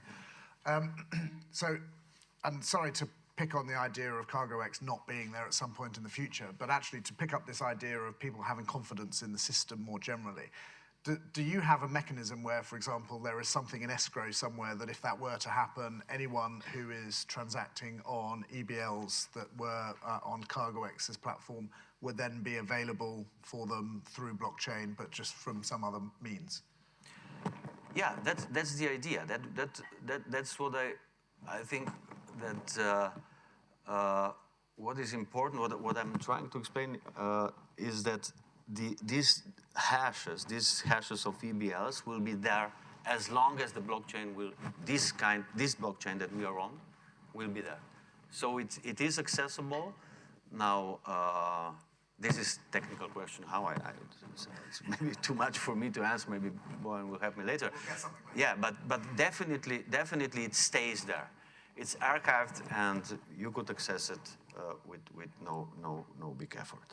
So this is I think very important thing. What is also important for the industry is that they are not paying in crypto. They are paying for the service with US dollars, euros, pounds, whatever they use. It's actually very user-friendly. This was always our most important, let's say, way how to do it to be user-friendly, and we are user-friendly. When you would be using our platform, it's like sending email with this big engine behind the email. So you can also add documents like certificate of origin, packing list, commercial invoice, whatever, or even more if it is more sophisticated commodity. So, but what were the challenges? The technical challenges within one ecosystem are not that very demanding. They are demanding where we are talking about sending the document from one solution provider, one platform to another one. But when we are talking legal, we are talking about the big challenges. Definitely,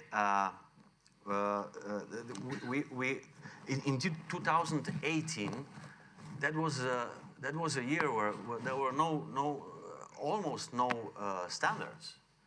One of the most important standards at the time was definitely what IGP&I was doing, with the approval of different platforms, and I think we were sixth or seventh platform that was approved.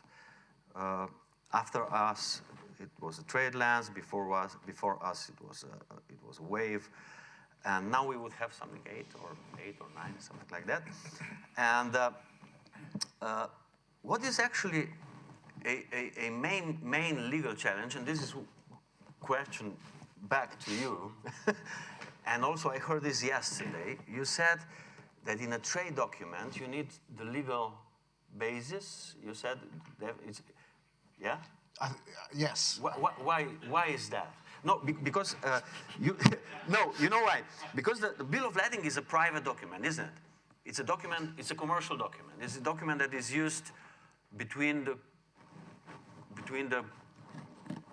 stakeholders.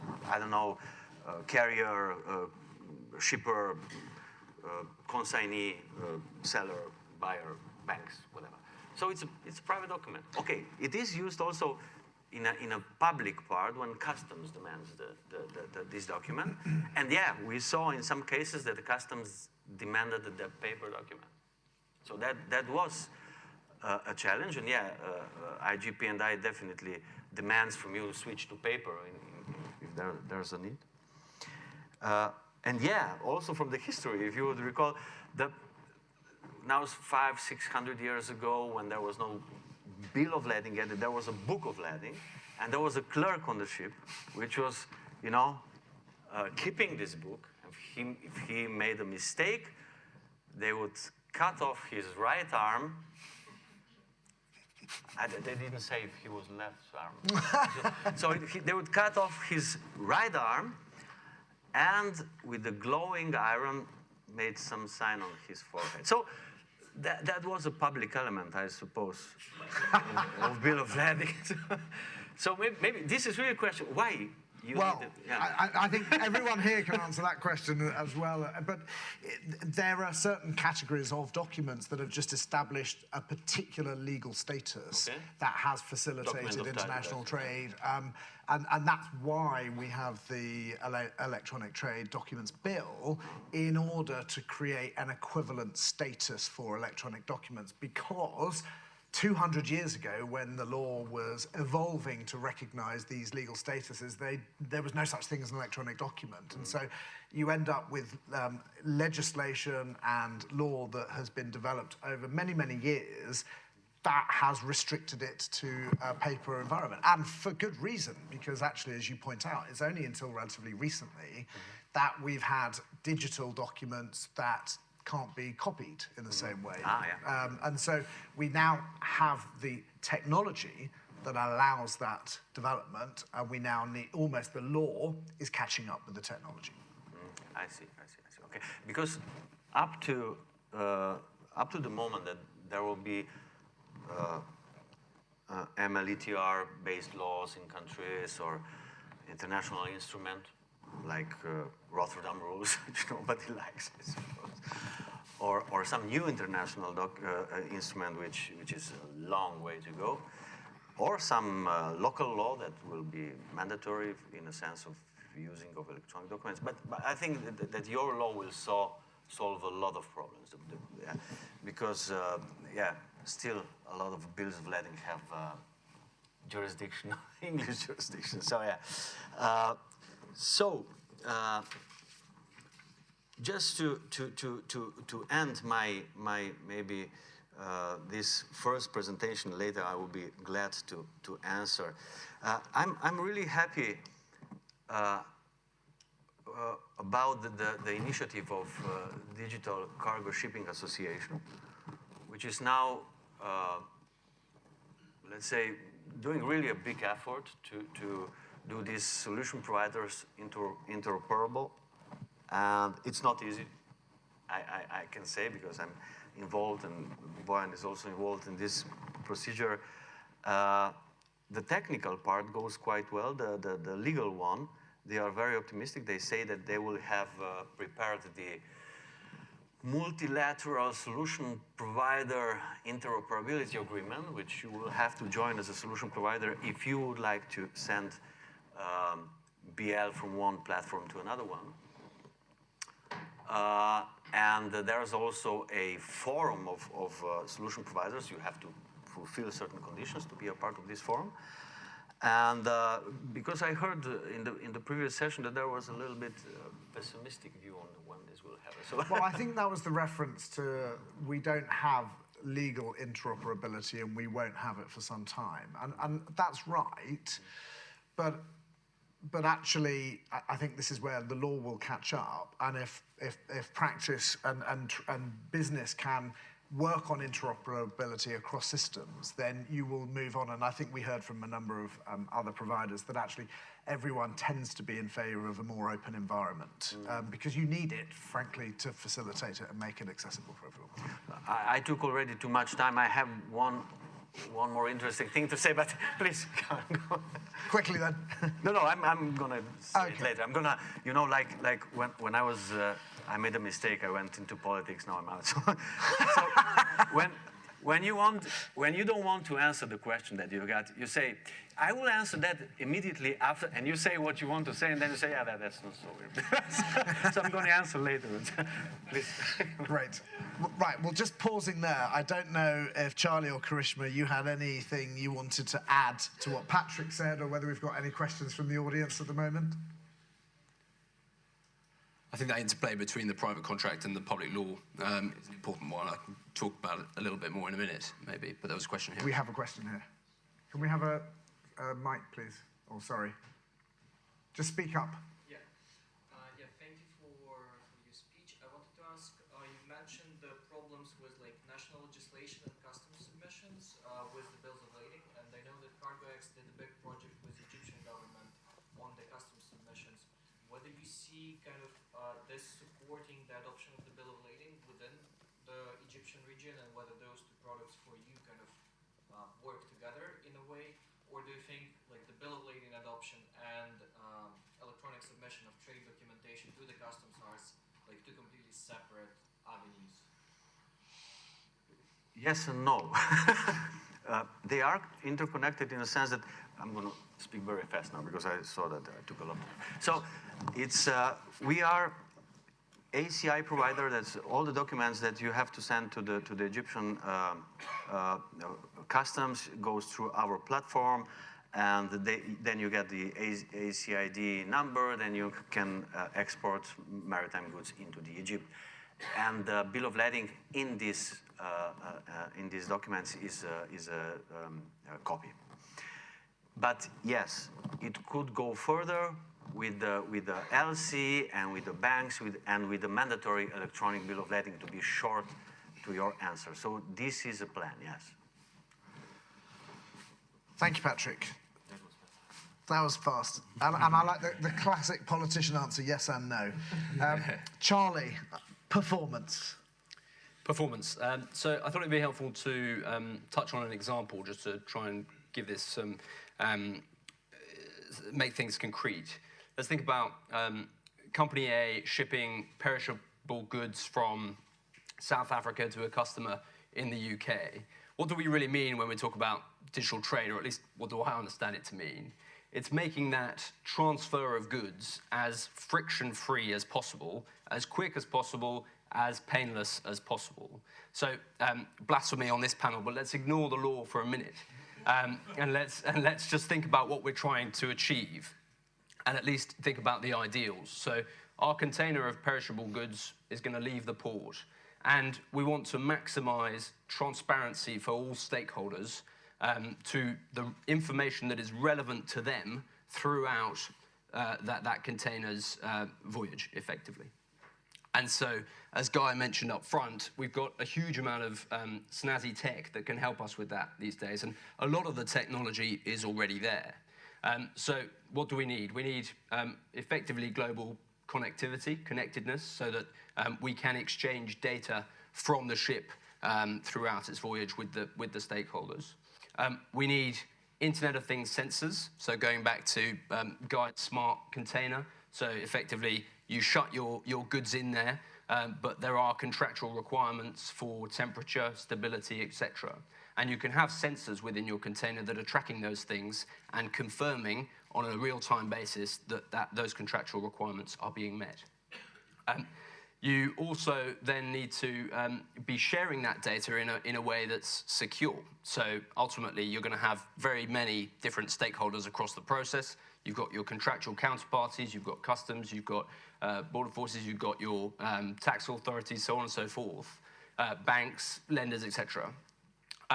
And you don't want all of the data in relation to your contractual arrangement to be shared with everyone, and nor do you want all of your data to be controlled by any party in that stakeholder environment unilaterally. So then you bring in technologies like distributed ledger technology, because there you have encryption.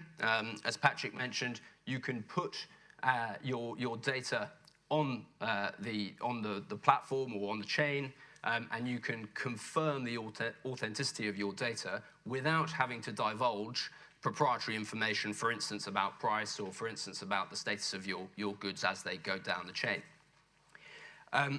Electronic platforms and onboarding of the stakeholders onto those electronic platforms is important. Ultimately, you want everyone within the supply chain to be having access to the same information. A single source of truth is a term you'll hear a lot.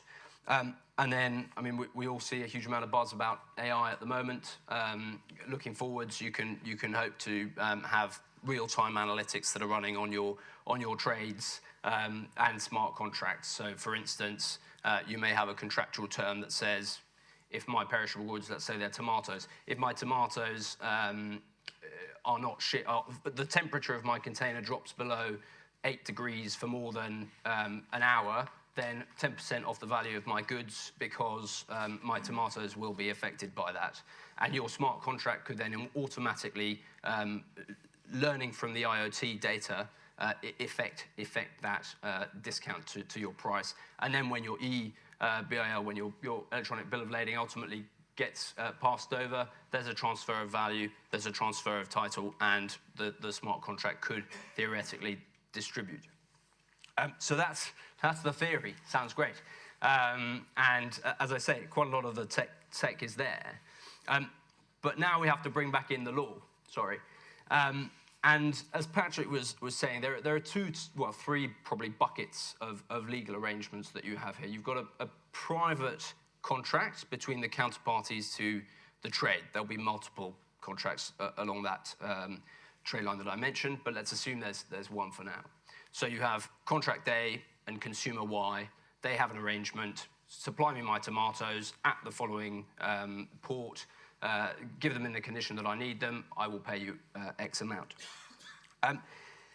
That's all well and good, and that's the way we currently work with largely paper in this environment to date. But when we're moving into fully digital trade, it's not sufficient to have that bi-party contractual arrangement, because it might not be good enough for Patrick and me to say, well, I'm going to give you an EBL and that'll be valid transfer of title, if the law, mandatory law, either in the place of performance or under the governing law of our contract, says that's no good. You need a paper document in order to effect that transfer of title. And that's where parties can only go so far in sort of driving digital trade themselves, and there needs to be that concerted effort from all stakeholders within the environment to actually make sure that the public law catches up. The third bucket I mentioned is domestic laws. So whilst you may have international treaties, Melita's been mentioned a lot as a sort of standard, those then need to be enacted in domestic law as well. And that has been done in a fairly haphazard way. Only a small number of jurisdictions have actually implemented Melita in its full terms, and then you have a bit of a pick and choose approach across different jurisdictions, which leads to those sort of legal interoperability questions that Guy was mentioning earlier. So I'm mindful of time, so I'm going to jump ahead a little bit and then focus back on smart contracts and how the law works with those. So as Guy said, I mean, the theory of having software doing something requires no legal backing. I mean, that's been happening for forever. Well, not forever, for a good while now. But when you talk about tokenizing assets or digitalizing a physical process, the law is yet to catch up. And most of the law in this area has really focused on crypto assets as virtual currencies, as a store of value. And there's been various consultations and pronouncements by the English courts and other courts around the world around the status of crypto assets as property. But I think it's really important when we think about the supply chain to understand what we're talking about when we talk about digitalization. Are we talking about digital data merely mirroring a physical process and actually relying on the physical process, or are we really moving all of our transfer of rights into the digital realm and relying purely on what the smart contract is doing for us? Guy mentioned some of the risks around that. In order for that to be possible, or I should probably say legally realistic, there needs to be standardization across jurisdictions around a number of different areas. So digital signatures, we all know them, we use them a lot.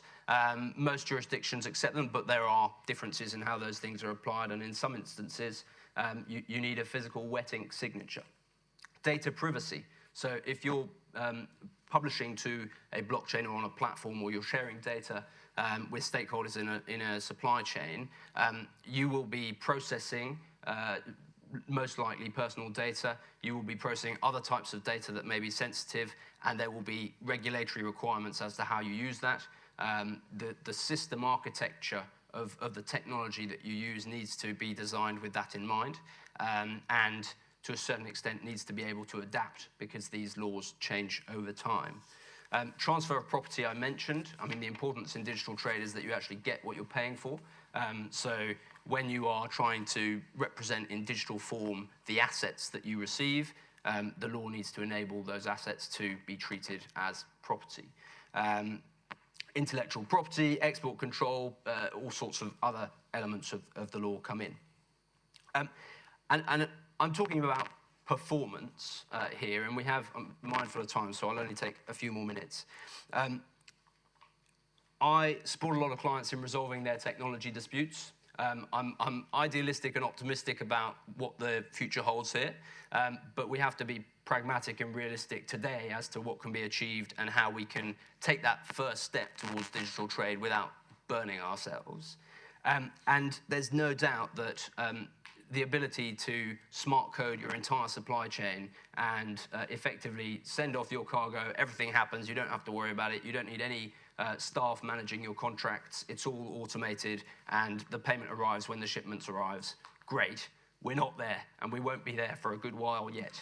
And so taking the first steps is about understanding how you can digitalize key elements of your process.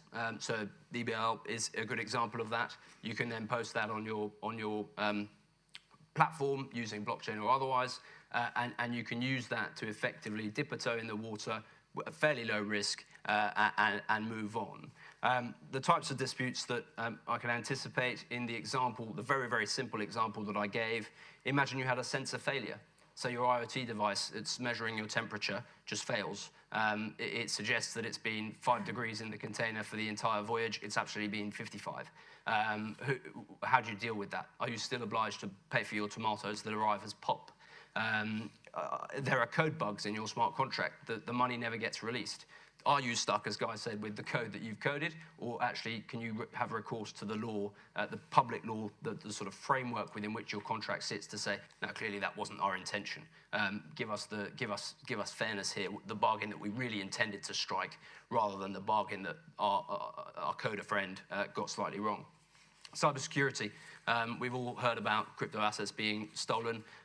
What if your cargo is digitally represented and your cargo, the digital representation is what you transfer to give title to it? What if someone steals that digital representation, or you lose your keys to access your platform? How does the law deal with that? I think Krishna will come on to that. And then we've spoken about interoperability issues there. What if you've only got 5 people on a platform when actually your stakeholders are 55 in a particular trade environment?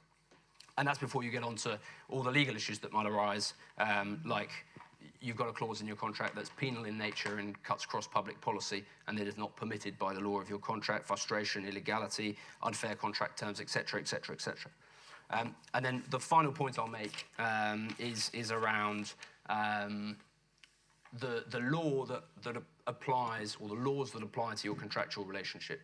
So if you have a smart contract that's pure law, some will say code is law, that's it. We don't have to worry about what laws apply to it, because ultimately it will self-execute and it will achieve what it's been coded to do. Now, I'm not of that school of thought. I don't think code is law, because ultimately, if I'm dissatisfied with what the code is doing, I can still go to the courts with relevant jurisdiction and say, no, that contract was procured by fraud, seize the assets, whatever, or there's an error, you need to rectify our contract. But if you are in a distributed network where you have stakeholders in very many different jurisdictions, and you haven't thought carefully about who you want to go to when things go wrong, then you find yourself in a very sticky position, because where is the transaction taking place? So my tomatoes going from South Africa to the UK, the events that are taking place along that chain may be recorded on a blockchain, which actually is confirmed through a consensus mechanism between people all over the world. So how do I find actually where the transaction's taking place? So you have to think up front in your contract about where you're referring your disputes. I'm an arbitration lawyer. Arbitration is great for this. Think about it. But ultimately, you need to be providing, probably in natural language for a good while yet, where you will be referring your disputes when they, unfortunately, may arise for you. Thanks. Thank you very much, Charlie. I wondered how long it's going to take for arbitration to come up, so good to see you've raised that. I'm sure we'll hear a bit more about it. If we've got any questions, we can take them now. Or we'll... Yes, one at the back there, right in front of the, behind the mic. George Dowchey, an expert that spends most of his life in front of arbitration tribunals. So that's twice arbitration has been mentioned in less than 2 minutes. I think 2 observations I want to make. One is, Guy said that it's going to take some time for the law to catch up. I'd agree with that comment. the law doesn't move particularly quickly. We've only got to look at the deliberations that are going on with regards to the Arbitration Act at the moment to see that in practice. Yeah, don't hold your breath for the law catching up. The second thing I noticed is that the three lawyers all use paper as part of their presentations. I think that also answers the question of lawyers catching up. And then thirdly, and I will claim to be the ultimate Luddite in the room, I'm afraid I'm somebody who only reads a document when it's in paper. I can't cope with reading 57-page or 157-page contracts on a screen, because I always want to look at the definitions in the first 15 pages, and it's quite difficult to do that at the same time as you're looking at page 123. And my experience over the years is that people tend to read things when they're on paper, and they're not very good at reading things when they're on a screen, and I think they're even less likely to read things when they're in code. Do you want us to comment on that? I think we might pick up some of those later. I just want to check, because I know we started slightly late. How long can we go to? You're okay for still 10 past 3. Great, perfect. In that case, let's quickly move on to Karishma, who will answer all of those questions and pick up on some of the points that Charlie raised as well. Yes, clearly we have at least 3 unsmart lawyers with our papers in front of us. I'm going to speaking about enforcement and enforceability necessarily involves going back in terms of the progress in technology and moving forwards as far as the law is concerned. Only because by the time anything reaches our desk as a disputes lawyer, the technology has moved on pretty significantly. I think it would be useful to sort of just chat through the aspects of enforcement by way of examples. So starting with the example that Guy suggested, which is the smart contract one enters into as soon as one enters the tube. But, well, what happens when the tube breaks down and you're going from Clapham to Bank, but they ask you to get off at London Bridge and your journey is not complete. The payment has still been made. So there's a problem there. Then there is the problems in terms of just commercial contracts are that the real world has far more complications than an automatic enforcement. Another example of that is Airbnb, for example. The host receives money when the guest arrives, but what if the guest is not satisfied? What if there has been damage? And this takes us back, again, ties in very nicely with the 3 types of smart contracts that Guy mentioned. The first being a natural language contract, and the second being a hybrid, which is quite useful, because in the Airbnb context, for example, you can go back and say, well, yes, I reached the property, but the heating is not working, so can you just take can you give me the discount or get me another property, etc. So that hybrid element still continues to exist before the automatic enforcement. There are other aspects in terms of enforcement. For example, the collection of evidence, and we've heard quite a lot from Patrick and Charlie on how containers, for example, can have sensors. They can have, the Internet of Things can have reports back to those who have contracted. And the reports can say, for example, that the temperature in the container was 5 degrees or 55 degrees and so on. Another very important aspect of inter-country or cross-border trade is that the evidence, when it's abroad, can be very easily collected and can be accessible in a court where the evidence doesn't necessarily exist. So, for example, if one goes to court or even in an arbitration, in fact, the London Metal Exchange nickel trades immediately come to mind. So there are nickel warehouses all around the world that the LME has. And there are questions around whether or not there is that underlying nickel for a trade that has been contracted at the LME. I accept LME trades are not smart contracts, but just assuming for the moment that they are smart contracts. If one needs to, in an arbitration, get that evidence from abroad, one needs to go down to court if the arbitrator and the other side doesn't agree. So you need to go down to court and say, dear court, can I please get a letter of request that I can serve in Singapore and get this evidence about whether or not the nickel really existed, what was the quality of the nickel in the cases that we've discussed. It could be anything else, such as perishable goods. What really was the quality of the perishable good at the time? And if the court decides that that is not something that, that it's not a letter of request that they would like to grant, then really there is no evidence that one can bring back to the arbitration tribunal. So if, however, it was a smart contract or at least hybrid enough for the evidence to be housed in London because the trade was executed in London, the evidence can be easily presented to an arbitration panel or to the court.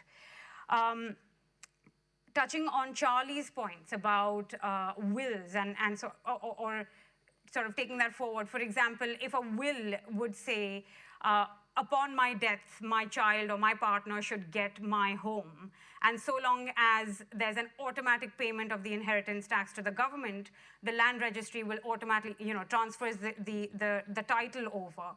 That is a futuristic smart contract, but would make life easier for almost everybody in the room. But the problem is the one that Charlie raised, which is what happens when wills, which require wet signatures, are converted into smart contracts. How do we ensure that the electronic signature is as authentic as the wet signature?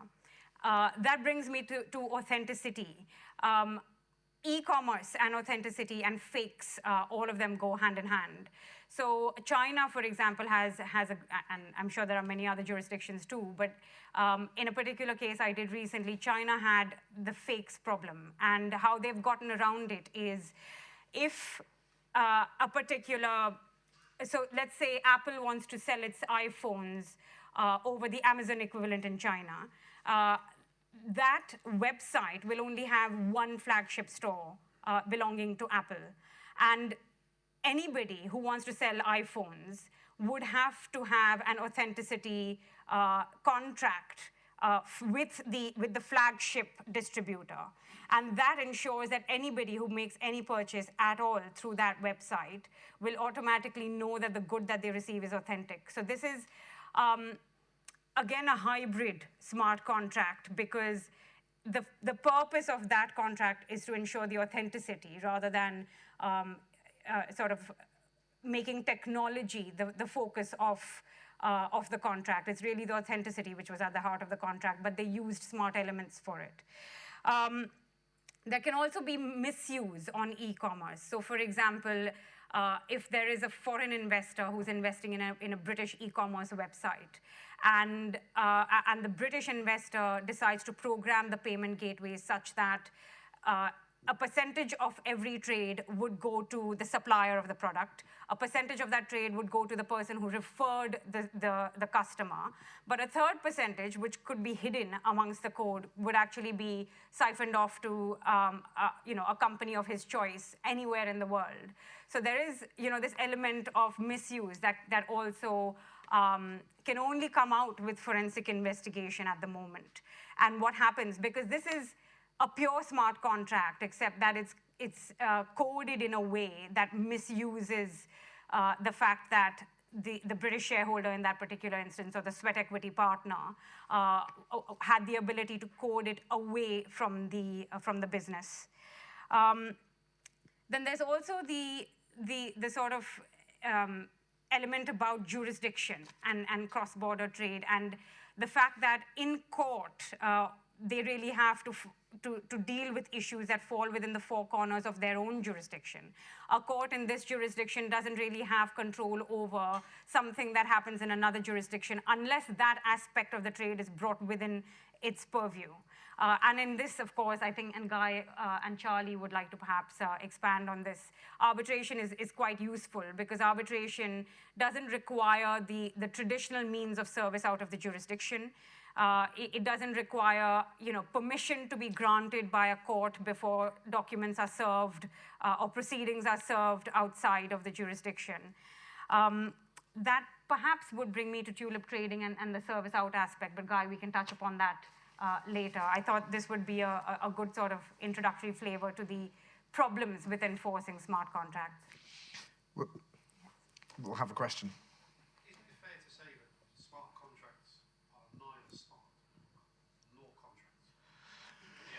Yes and no.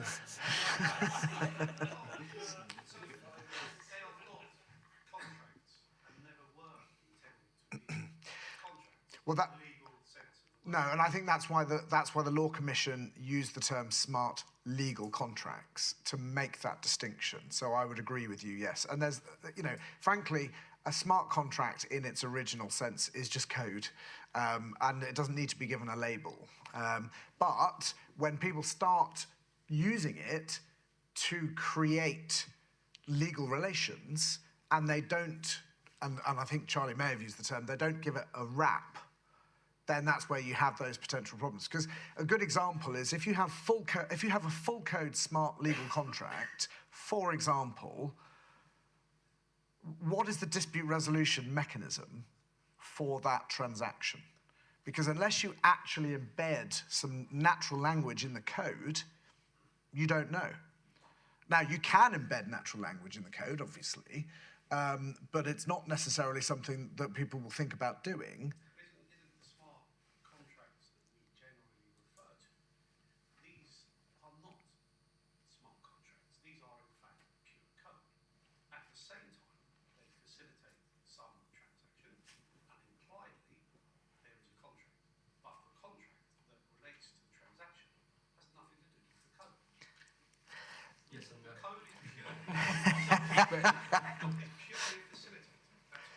It can be, but you have to be very specific that that is the case. So if you have a standalone legal contract that sets out your contractual terms, you have to be quite clear that when you go and have some alternative arrangement that is coded, that is not amending your contract as it stands. Because you can have oral amendments, code might be deemed writing if you've got a no oral modifications clause, but then subsequently you go and write a piece of code that does something that is intended to operate the contract. If I'm happy with how that's coded, but you're not, I'll just say, well, we renegotiated what was in the written contract and we coded what we meant, and it was a formal amendment to your existing contract. So you're absolutely right. Smart contract, as intended by Nick Szabo, was neither smart, it's just code, and nor was it intended to be legal in any way.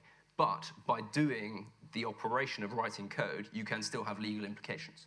Part of the problem we all face is this misnomer.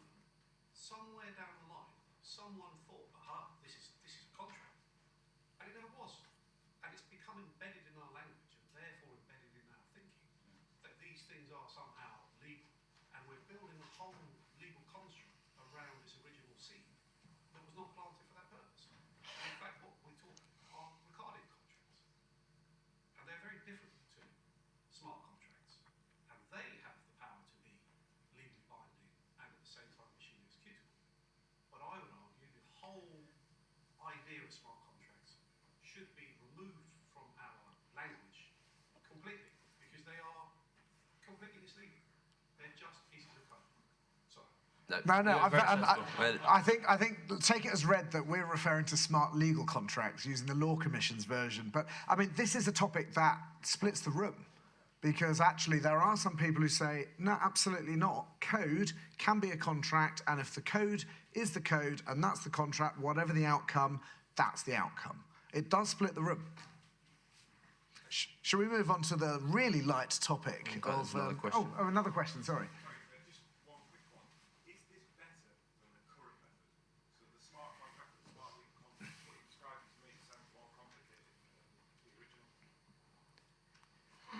Because at the moment we have to talk about all the technology involved, but if you push yourself years ahead, the whole discussion about whether it's distributed, whether it's DLT, whether it's AI, all that disappears and it just becomes frictionless trade.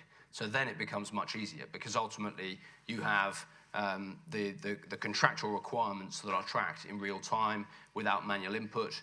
You have lower costs, you have lower overheads, you have lower friction at the borders. And so in theory, yes, it's much better. But there is a very complicated technological and legal process to get that going. And so it's not going to be a big bang, suddenly today we don't have it, tomorrow we do. It'll be a progress. We start with the types of legislation that we're seeing coming through the UK and other jurisdictions, and you move towards that. And I'd add one thing, actually, which is, don't think for a minute that non-smart traditional contracts don't come with complications. It's just we're not talking about those today. So, you know, there are pluses and minuses for all of these things. I'm taking it that I'm we were very being sorry. wrapped up. I'm very sorry. You saw my subtle move there. Sorry. We could talk about this for some time, but I'd like to thank our very distinguished panel. Thank you very much for a very interesting discussion. We have slightly overrun, but we do want you back in your seats for 3:30 for Sir Geoffrey Voss. Now, as the senior judge in the civil justice system in the UK, he does have summary powers of imprisonment. So if you're not back in your seat, he will be taking action. But please do be back by half. There is a cup of tea out there, I think, for everybody. But please be back at 3:30, and we can continue the legal discussion, which will be good for everybody. And you'll get the real opinion from the man who knows. Thank you very much. Right, thank you, ladies and gentlemen. Welcome back, and I hope you enjoyed the previous discussion about smart legal contracts.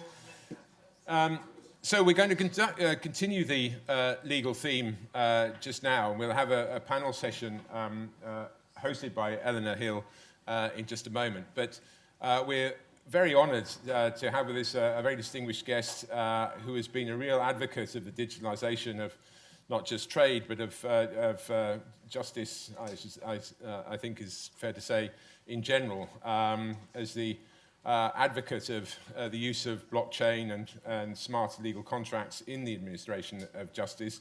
So we're very pleased to have Sir Geoffrey Voss, the Master of the Rolls and the head of the Civil Division of the Justice in England and Wales. And without further ado, I'll hand over to Sir Geoffrey. Thank you very much.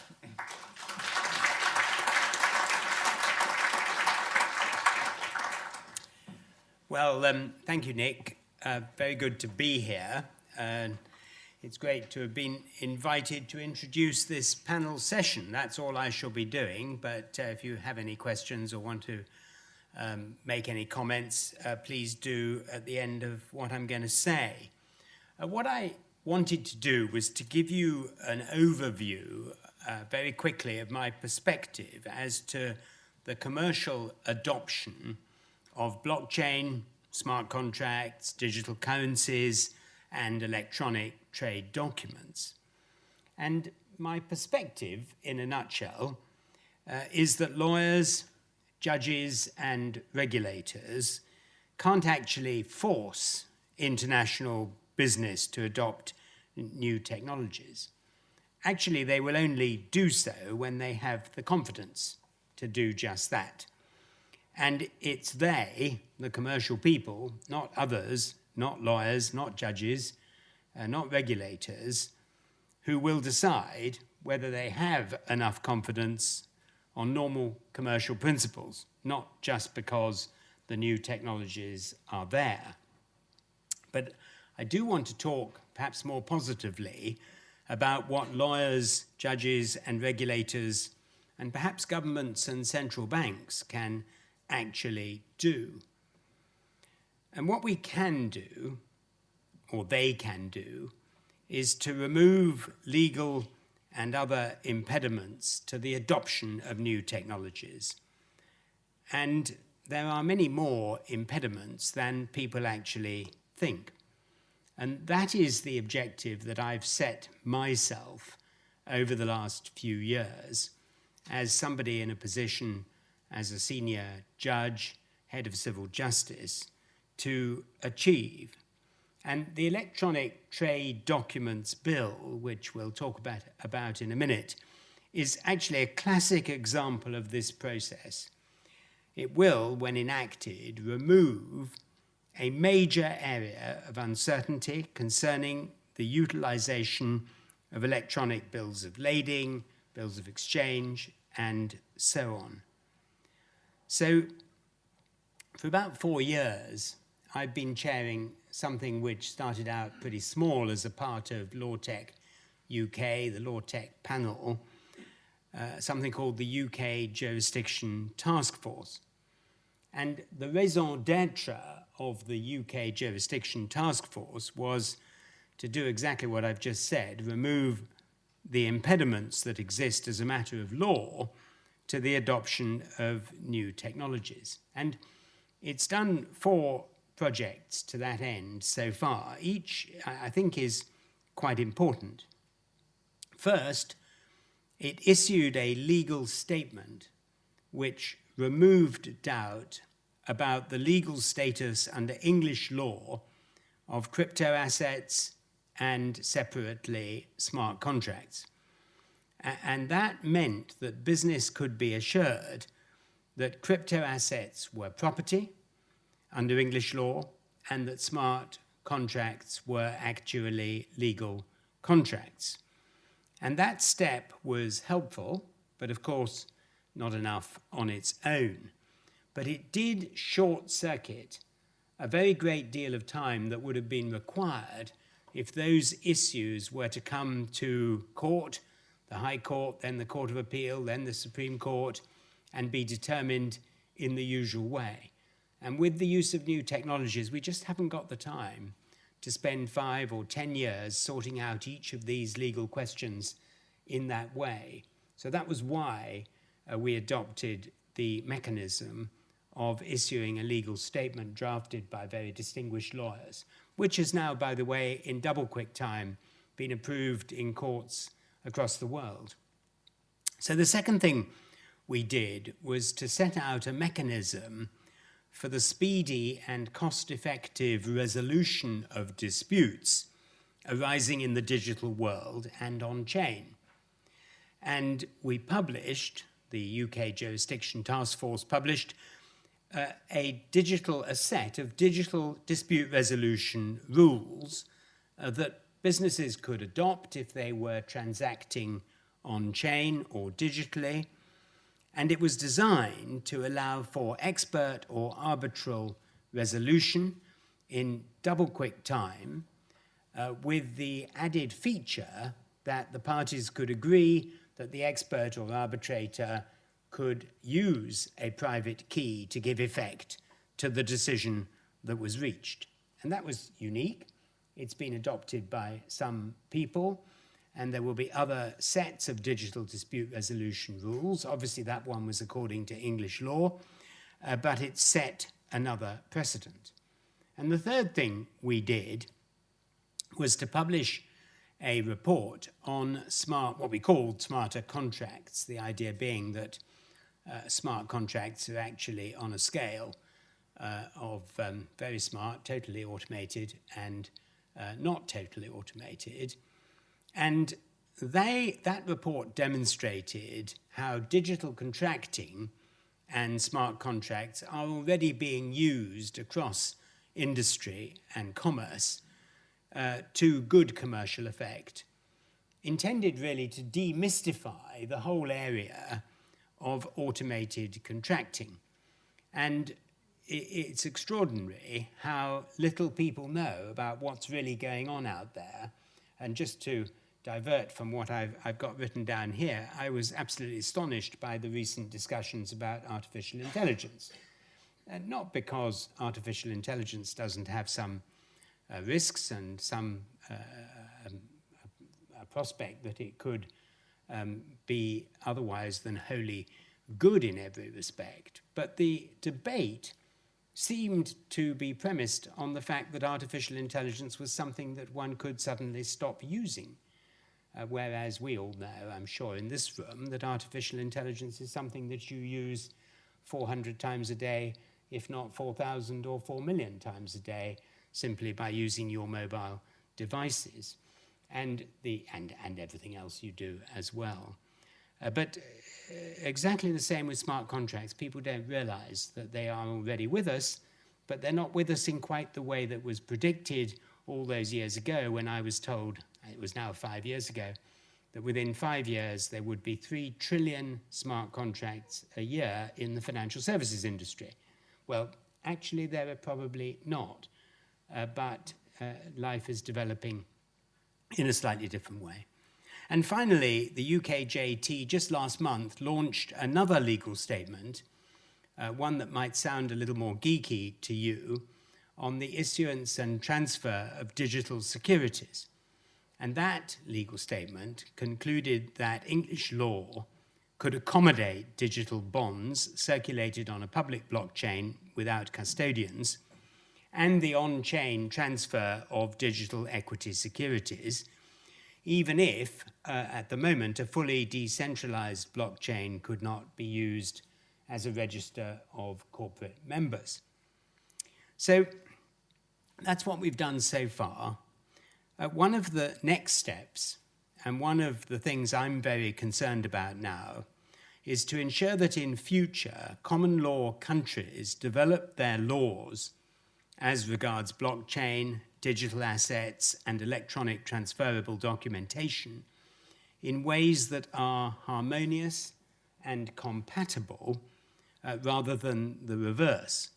And this is actually quite a big ask, because up to now, I'm not sure that law reform organizations and legislative bodies in different jurisdictions have really been talking to one another enough.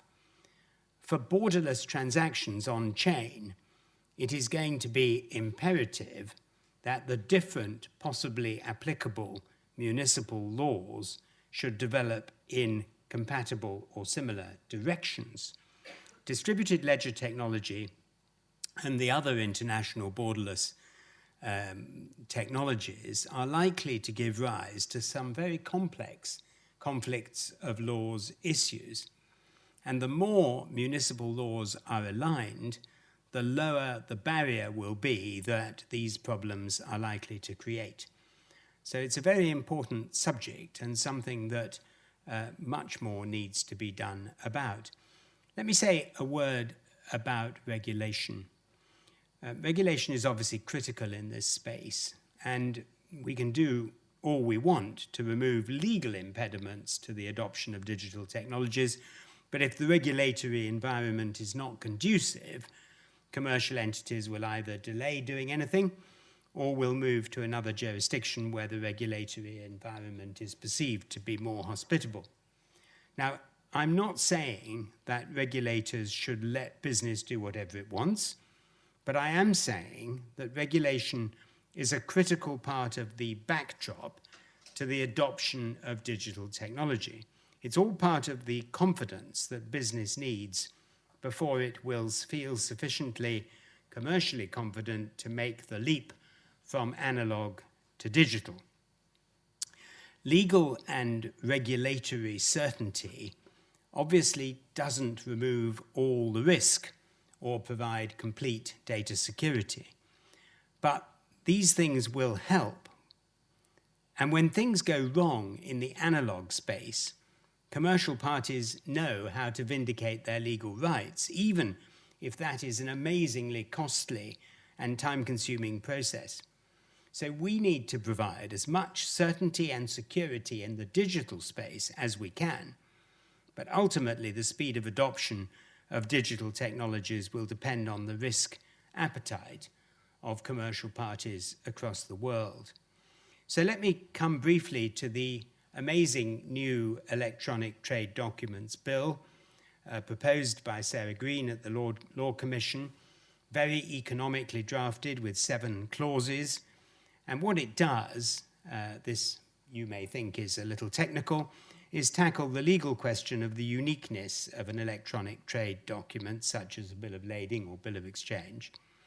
It provides that electronic trade documents are to have exactly the same effect as paper ones, provided several things. 1, a reliable electronic system is used to identify the document so that it can be distinguished from copies, to protect the document against unauthorized alteration, to secure that it's not possible for more than one person to exercise control of the document at any one time, to allow the person in control to demonstrate they're able to do so, and to secure that a transfer deprives the previous person in control of control of the document.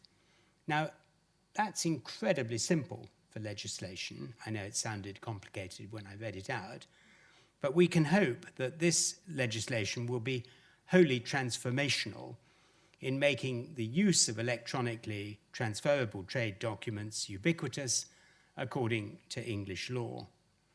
So to finish, let me reiterate this. The bill will only achieve its purpose if commercial people have the confidence to use it. You can lead the proverbial horse to water, but making it drink can sometimes be problematic. And I want to just say this in closing. On a recent trip to Australia, I had it explained to me that commercial organizations will only abandon tried and tested analog mechanisms if there is a clear commercial advantage for them to do so. And they won't want to change everything at once or to take great leaps into the unknown. Instead, they're going to prefer to take small steps to change one thing at a time. They may, for example, be prepared to use a digital currency, but will not necessarily want to use a public blockchain. It'll be important to build international commercial confidence in the ability of the legal and regulatory environment to safely accommodate the use of new technologies. Now, I could go on for much longer. You have a panel session waiting for you. As I say, if anybody has any questions, maybe we can come to those later. Thank you for listening.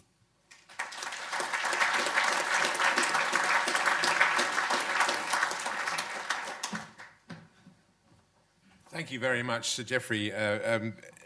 Very clear and encouraging, I'd say, exposition of the issues. And with the UK Jurisdiction Task Force and the efforts of Sir Geoffrey behind us, I think that is a real opportunity for us to make the most of the Electronic Trade Documents Bill as and when it becomes law. And thank you very much indeed, Sir Geoffrey, for staying on. I'm sure if you've got some questions, we can accommodate those. But as Sir Geoffrey suggested, let's move next to the panel session, which will be chaired by Eleanor. Please join us on stage, and I'll let you to introduce your panel. Thank you. Thank you. And Sir Geoffrey, thank you so much for those introductory words. So I'll just get my panelists seated, and then we shall begin. So thank you so much, all of you, for sticking with us to the end of the day. We know we're standing between you and either going home or getting ready for the awards. So we'll keep this very focused, very targeted. I'm absolutely looking at Barry when I'm saying that. We'll give you plenty of opportunities for questions. So happy for some interaction, some heckling as we go. But yeah, I'll just very briefly introduce myself. So I'm Eleanor Hill. I'm editor of Treasury Management International magazine. I've been writing about supply chain finance and trade finance for 15 years for my sins, and very much focused on digital developments. And we have three wonderful panelists with us here today to look at bringing the technological side and the legal side of things together, and how that will improve the future of trade finance and trade data. So I will ask them to briefly introduce themselves, because I possibly could not do them justice. So Marcus, over to you. My name is Marcus Wohlgeschaffen. I'm managing director of a trade tech company called TraxPay from Frankfurt. I'm in the trade tech, fintech space since 2015 now, and before that I was for more than 30 years a banker. Brilliant, thank you. Barry? Barry Child. I founded as co-founder of Arkit 3.5 years ago. Prior to that was 43 years in the banks. My last tenure being with HSBC. A number of people here, I think, know me from my days as inventing the R3 Corda platform with Mike Hearn and Richard Kendall Brown. And we obviously went on a journey building a number of the well-known trade finance platforms out there, from Voltron, Voltron X, WeTrade, Marco Polo, etc.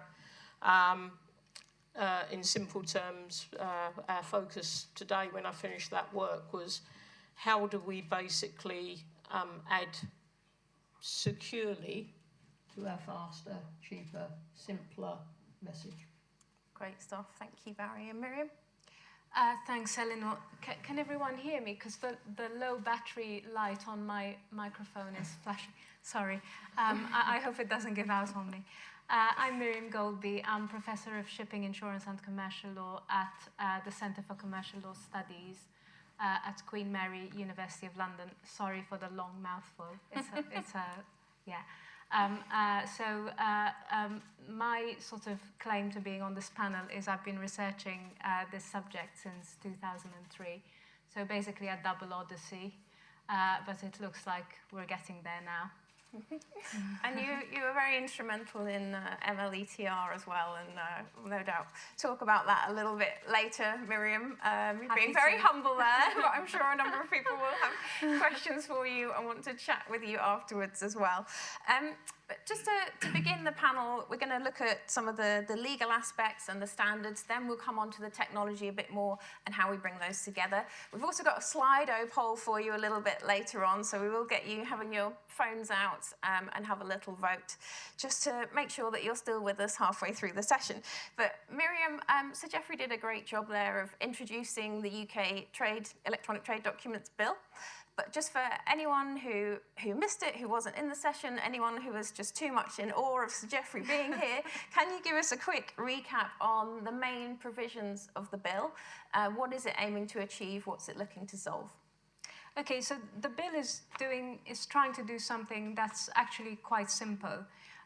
It's about documents that function on the basis of possession, in the sense that if you come into possession of the document because it's been issued to you or because it was transferred to you pursuant to a valid transfer, then the law recognizes that you are able to claim performance of the obligation recorded in the document. So all of these documents will record some kind of obligation. So an obligation to pay money or an obligation to deliver goods. And essentially the holder of the document can claim performance of that obligation. Now, the problem is that under the laws of most jurisdictions, only tangible things can be possessed. So the bill is attempting to, or not attempting to, it does address the possession problem, basically by saying that if a document complies with all the requirements listed by Sir Geoffrey in his speech, then it will be considered possessable for the purposes of English law, and then it can perform the legal functions of a paper trade document. Okay, great stuff, thank you. So trade, by its very nature, is international, it's cross-border, Miriam. So how does the UK bill sit alongside things like MLETR, and how does it work in that more global space in terms of regulatory and legal developments that are happening? Okay, so MLETR is also aimed at solving the possession problem, because, as I said, this problem exists in the vast majority, if not all, jurisdictions. So it basically does it in a very similar way to the bill. It says that provided you can make the document controllable, then legal requirements as to possession are met by the document. So it's worded differently from the UK bill, but it's achieving the same objective in a very, very similar way. So essentially what is really good about the MLETR is it gives us a reference point. As I said, most jurisdictions still need to reform their laws in this space. So not many jurisdictions have adopted legislation, and the model law provides a reference point to all of these jurisdictions for law reform projects going forward. And just tell us a little bit about your involvement in that, just for the audience, just for their knowledge.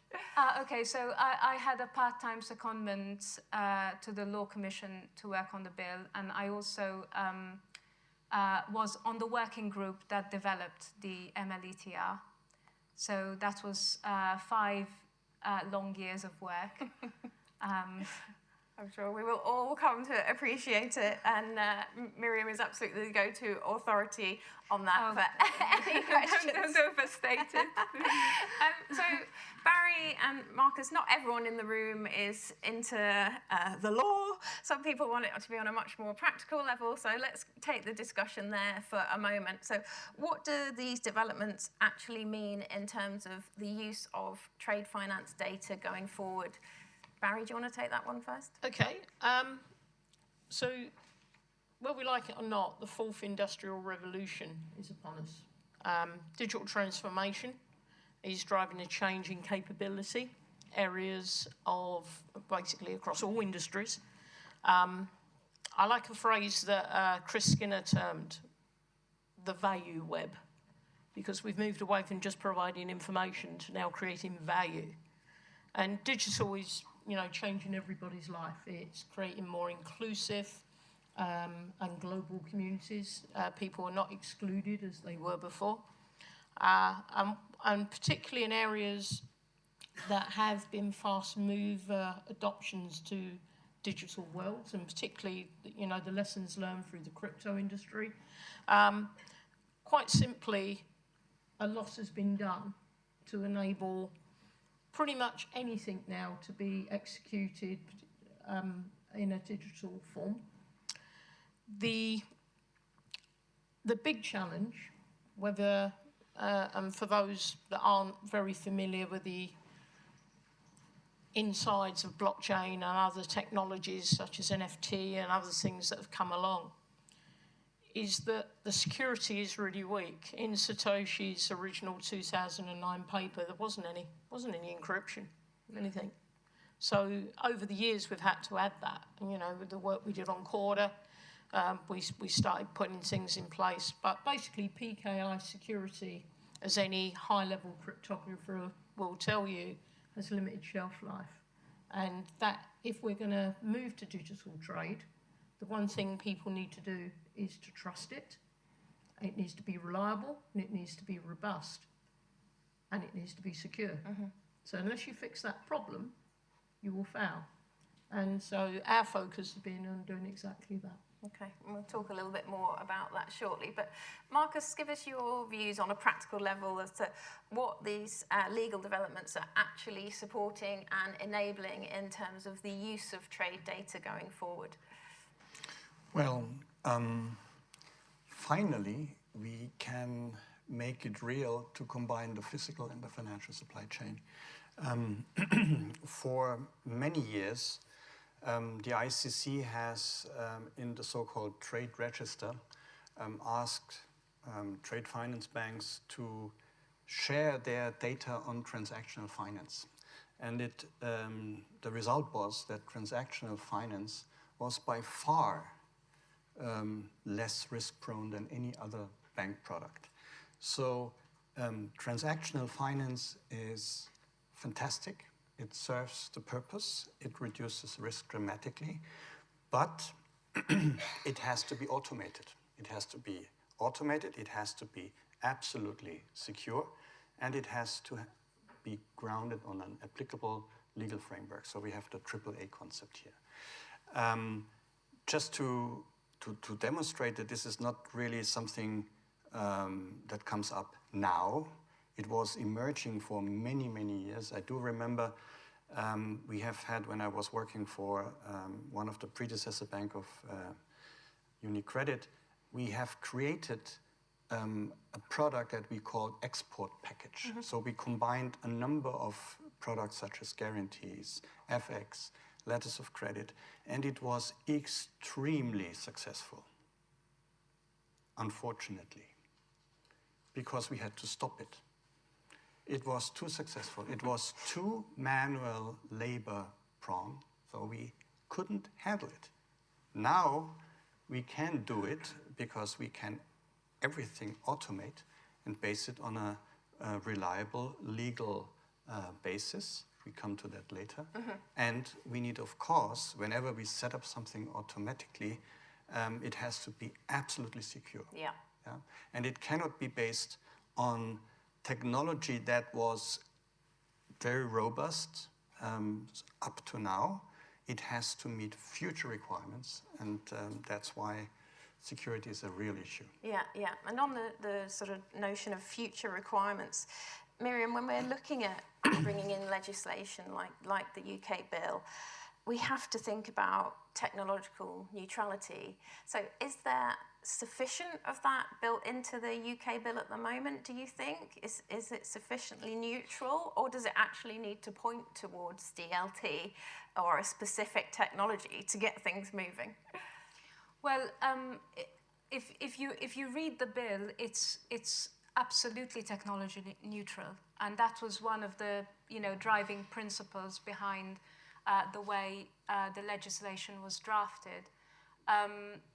Essentially, it's very important to first of all provide sufficient guidance so businesses know what to do when developing these systems. So having the reliability requirement in there, but provided that the requirements in the bill, the criteria that the document has to satisfy, can be met reliably, then any technology can be used that can do that. And what this does is it future-proofs the law. Because we know what technologies are available now, but we don't know what technologies may be available in the future. Yeah, but Barry, is it unhelpful that any technology can be used? Is it actually a hindrance in practical senses? No. In simply put, it's about picking the right technologies to use and create the right outcomes. If you look at the amazing work done on the Law Commission report, Miriam, the work done by Sir Geoffrey around central bank digital currencies, bank issued digital currencies, etc., and the use of digital money, this is important, but it needs to be regulated and it needs to be done the right way. The 7 gateway criteria that the Law Commission asked for, I think was a very good line in the sand of what was needed. I think a little more work was needed on control of document, as Sir Geoffrey pointed out, and we've done an awful lot of work around that to make sure that's robust and reliable, and more importantly, cannot be tampered with in any shape, form or manner. The use of technologies, as mentioned earlier, this concept of going step by step. You can't alienate old technology. There will be people who want to store that data in a mainframe, and you need to make it all interoperable. The ability to, shall we say, share information and redact confidential information, but keep control of what you are sharing to enable the ecosystem to work more effectively. That is one of the key areas I think we can go beyond what's here. Also, things like we've got forthcoming new technologies. You've seen the work with AI, ML, ChatGPT, etc. You've got quantum computers coming along and a bunch of, shall we say, game-changing technologies. You need to secure against threats from those now, not tomorrow. You just need a system you can give to consumers that they can trust and is already guaranteed secure. We've learned the hard way how to do that now. Yeah. So if we can do that, and we can do that well, plus make sure people have the relevant privacy and control of their information, I think we have a chance to succeed. Okay, but we also need to look at the interoperability angle, and that's been a key word throughout all of the sessions today. So, Marcus, where do you feel we are on interoperability? Are the standards there? Where do we need to improve on that? Well, we have seen what closed shop technology brings. Some concepts of platforms like WeTrade or Marco Polo did not really succeed because they were not interoperable. Another big disappointment for me was the BPO. Also, the BPO conceptually was great, but the biggest mistake was that it was more or less a closed shop. And the hurdles were too high in order to give people easy access.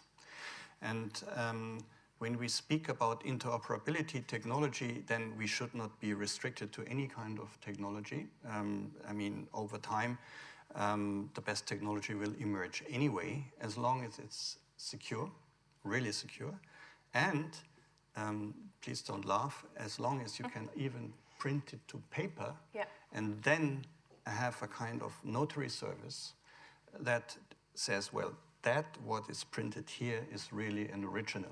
Yeah? As long as we can safeguard that, everything will be fine. Barry, I saw you nodding along there. Anything you wanted to add? He's a great salesman, actually, for us. Thank you, Marcus. Yeah, the notary is incredibly important because, let's be clear, we will be using our information on networks we do not operate or own. So the ability to send our information on those networks securely, so only the recipient receives what we sent and know what they received and has not been tampered with, is incredibly important, Marcus. And thank you for highlighting that. The one thing for me was that if you can securely mint the documents, if you can seal them cryptographically but still maintain compatibility with paper, maintain compatibility with digital, have that privacy and confidentiality, then you have a chance of succeeding. However, we've seen many of the platforms, certainly that I worked on, fail because we're asking people to sign up to unique ecosystems of their own. What we have here, and again, thanks to Sir Geoffrey, is that we now have that inflection point or the trigger because we have law. There is a common set of rules, which means we can now do interoperability between systems because we have the protocols to be able to do that. We never had that before. And so there really is no need. There's some incredible trade companies out there that know all about how to do trade and the functionality of it.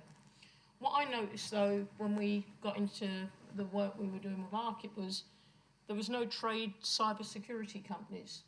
And it was very hard for those trade companies to become cybersecurity experts to military grade. So I'd like to think we're bringing and providing that opportunity.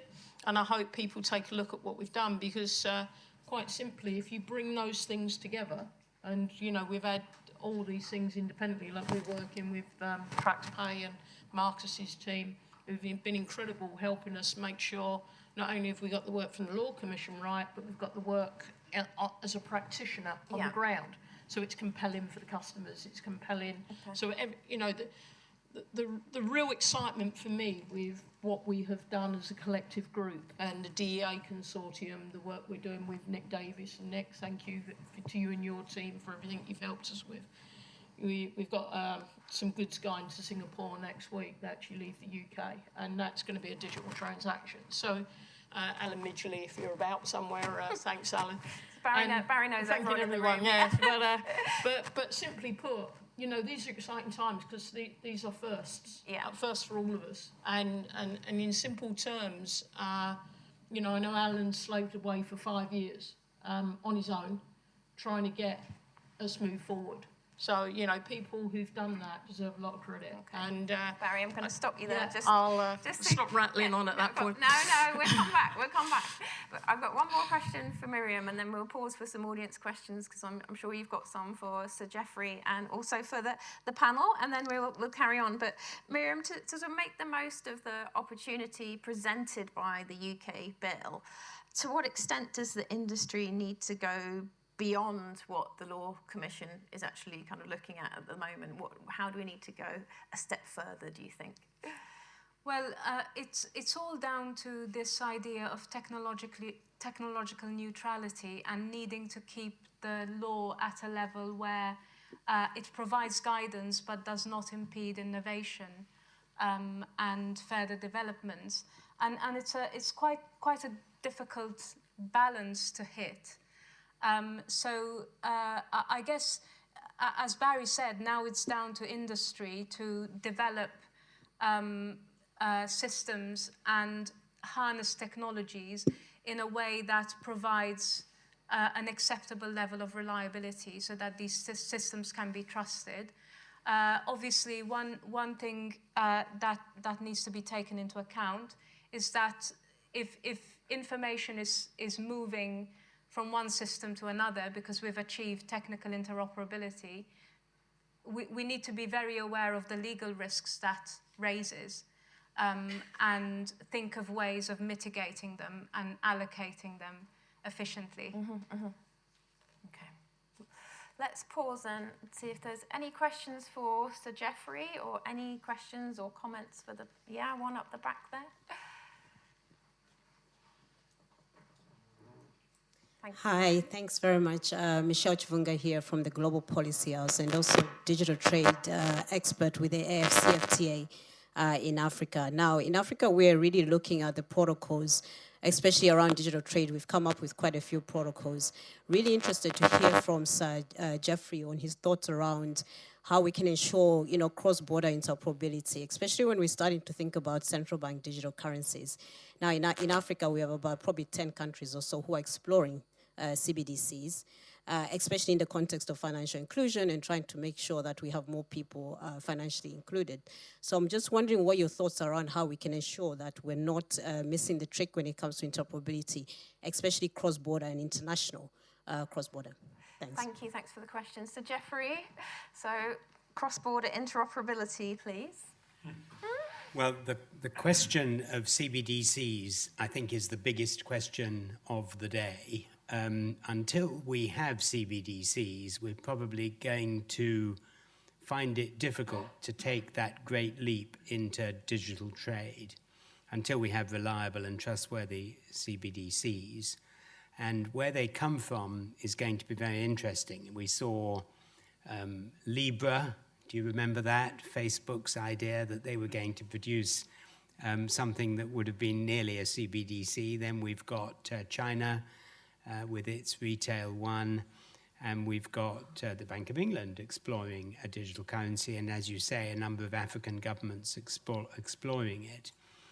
The reality, of course, is that from a lawyer's point of view, will be that CBDCs are likely to be governed by the law of that particular country, and that is going to create conflicts of laws issues because we're dealing with borderless technology. They'll be used in a borderless way, and if there is a conflict between the law of the transaction and the law of the CBDC, we may be heading for difficulty. And that's why I said earlier, and I think it's really important, that jurisdictions, particularly the main jurisdictions, are talking to one another about how they are making their law digital friendly. Unfortunately, what's happening at the moment is some countries that are keen to get ahead in this space, Malta, Estonia, Switzerland, France, are legislating in non-technology neutral ways.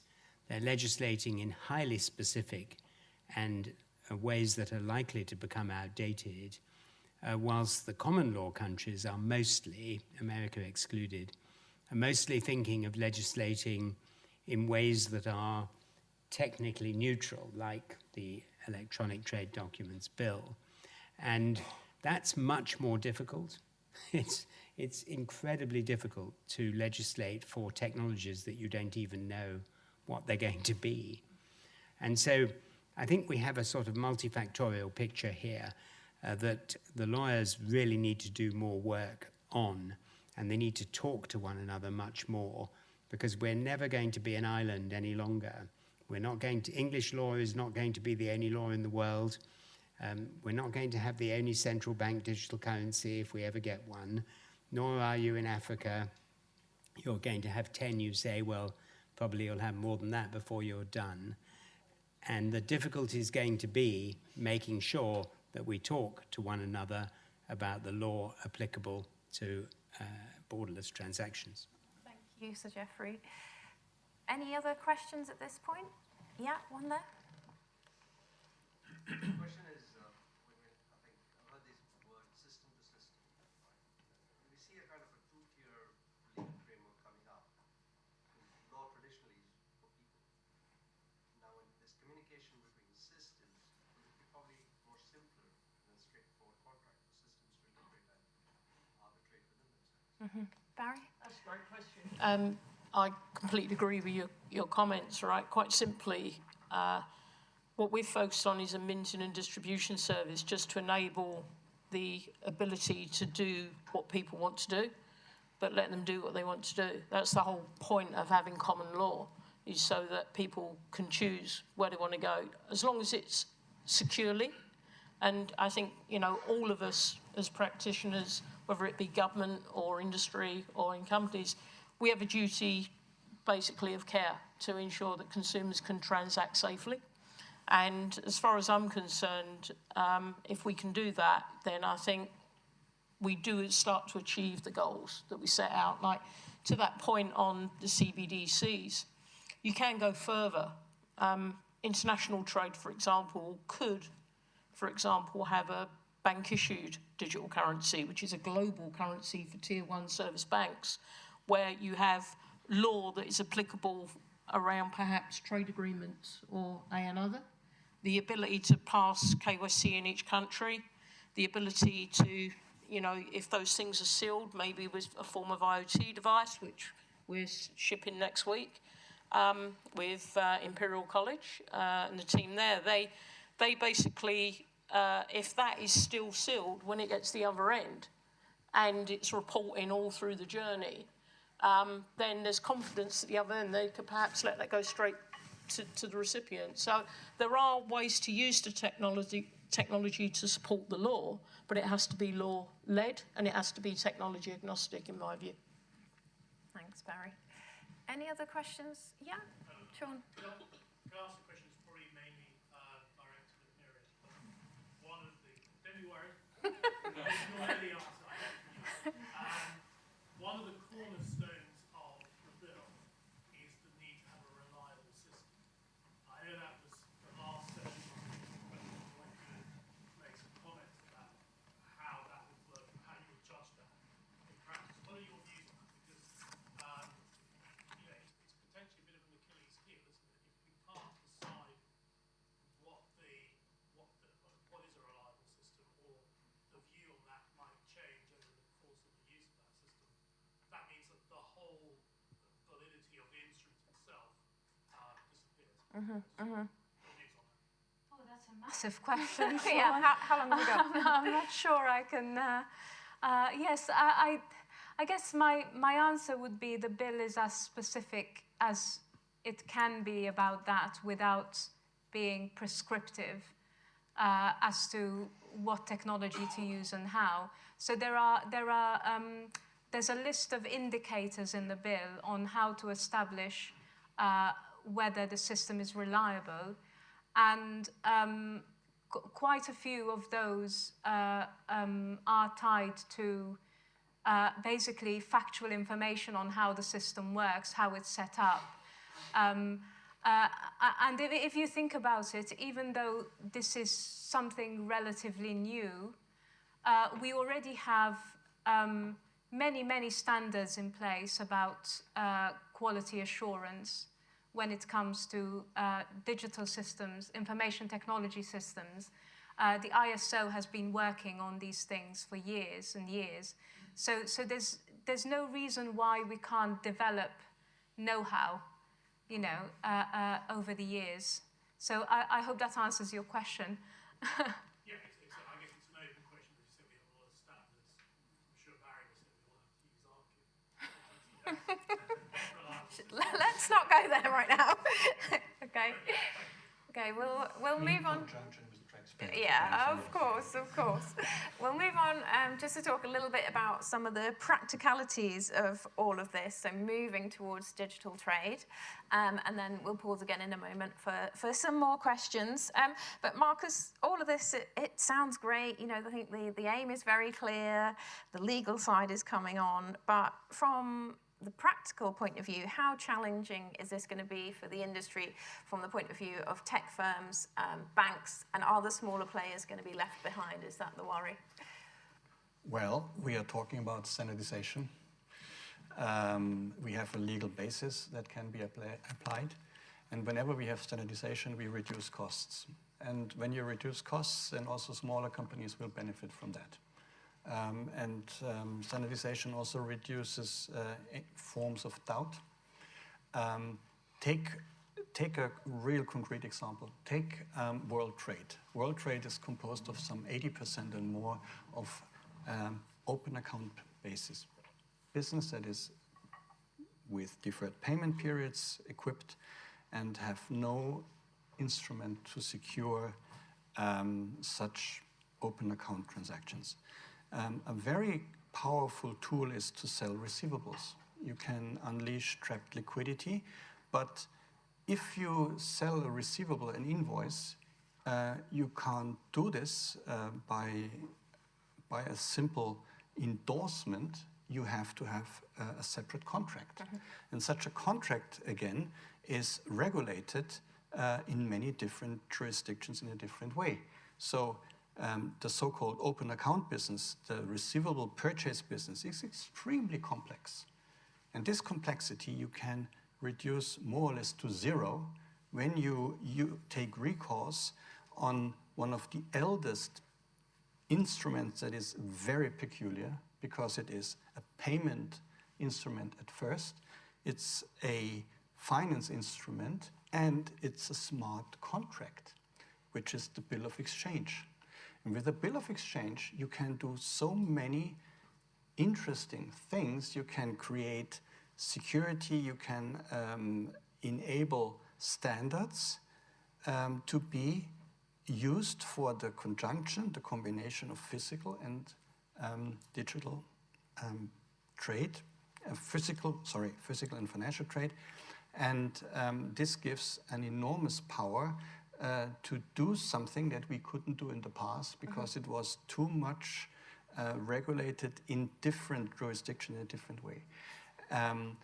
The remaining limitation is, however, the collaboration with banks, because banks are under very rigid regulatory regime, which is good. So they have to comply with the rules, and the rules require new product approval processes, and these take time. So the technology is there, the basis of applied use cases is there, so we just have to implement it, but this requires time, not because technology is slow, but the regulatory environment is requiring it. But there definitely are sort of limitations and a lot of hurdles to overcome, Barry. So does that mean that critical mass is going to be just too difficult to achieve, or are there examples of countries, regions where we're already moving in the right direction and that's a good example for global progress? I'd say all the above, first of all, right? Different nations are going to move at different paces. Some are going to be very fast movers, some are going to be slow movers. However, to Marcus's excellent point, you know, as a banker, one of the biggest challenges we've had for many years is KYC AML. If you think what a digital bill of exchange does, it puts the name and address on there of who's getting the goods and who they are and what they are. It basically brings KYC AML to regions that don't have that deployed, and it enables a more inclusive global trade ecosystem. I think that is an enormous move forward for the world as a whole, because it allows us now to regulate businesses more fairly and hopefully to encourage everybody to partake. And to me, that is really important. Yeah, okay. All from a simple digital bill of exchange, which very creative. Alicia. See what you did? It's all your fault, Miriam. We wanted to also have a think about some of the challenges that corporates might face in moving towards this digital trade ecosystem. So I did promise you a slider, and I am going to drag you into the 21st century. So have your phones at the ready, and we'll see if we can get this to work. Okay, so if you open up your camera app and you scan the QR code. So appreciate that not all of you are corporates. Some of you will be working with corporate clients. Some of you can just put yourself in the shoes of a corporate for the day. And what we'd like you to do is to vote on what you think the top challenges are going to be in terms of adopting digital trade instruments, particularly off the back of the bill, you know, all of the move that's going on. So you can vote, you can have up to 3 votes. So it's cost, legal complexity, data security, ownership issues, tech requirements, not all banks being up to speed or capable, expert knowledge, and there's also another option. So get your votes in, and then we'll have a quick look at what everyone thinks the biggest challenges are, and see where we can go from there. Let me just pop my votes in as well. So, oh, Barry, data security is coming out on top at the moment, unsurprisingly. Cost, not all banks being up to speed and capable, which I think is what we were imagining, okay? Yeah, so data security's definitely looking pretty high there. Let me just give you the opportunity to send in a few more votes, and then we will have a little analysis of the results. Hopefully, Barry, can you see them from there? Yeah? Okay, good stuff.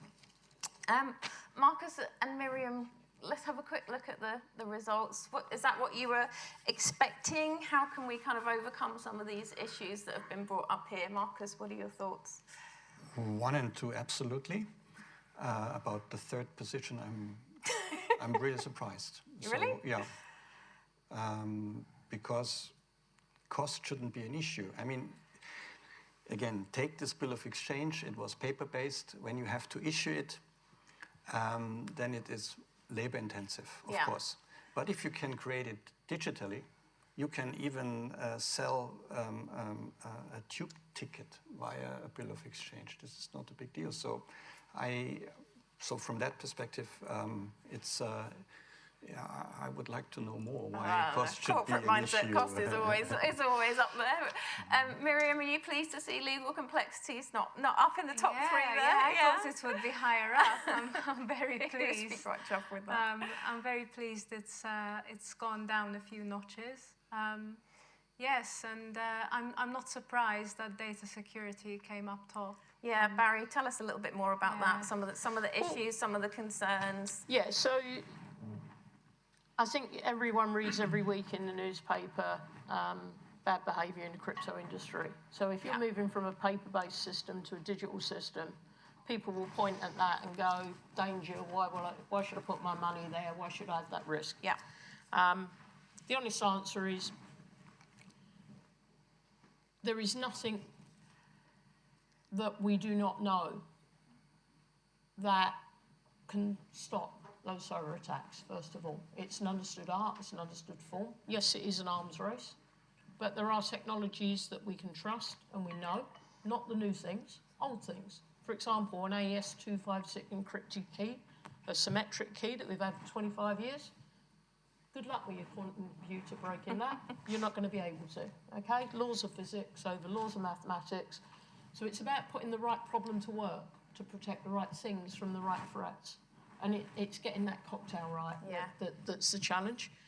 PKI is what the internet uses. It's what you all use on your phones. TLS, it was invented by Tahir Al-Gamal, HTTPS, one of our people at Arkit. And the bottom line is that the private key is the bit you keep as your secret, and you give away the public key.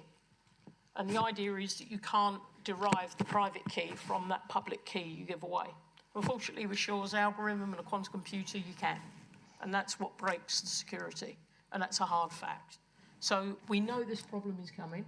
We know we have to be ready for it, but we are. We have the solutions. The White House have put out the advisories, NISTA put out the advisories. We know what you've got to do. Switch to a symmetric key agreement. Use the tools that are available today. You are 100% quantum safe. And not just from today's attack, from tomorrow's and the current cyber threat. We learnt this the hard way with crypto. The challenge is education and adoption. If you go along and talk these things to most people, they think, what are you talking about? Yeah. And so that education factor is the next challenge we have to beat. But the data security problem is solvable. It's not a blocker to digital trade. Okay, good to hear. All right, we'll just pause and see if there's any further questions. Anyone got anything else they wanted to ask? Yeah? Question for Sir Jeffrey. Yeah, sure.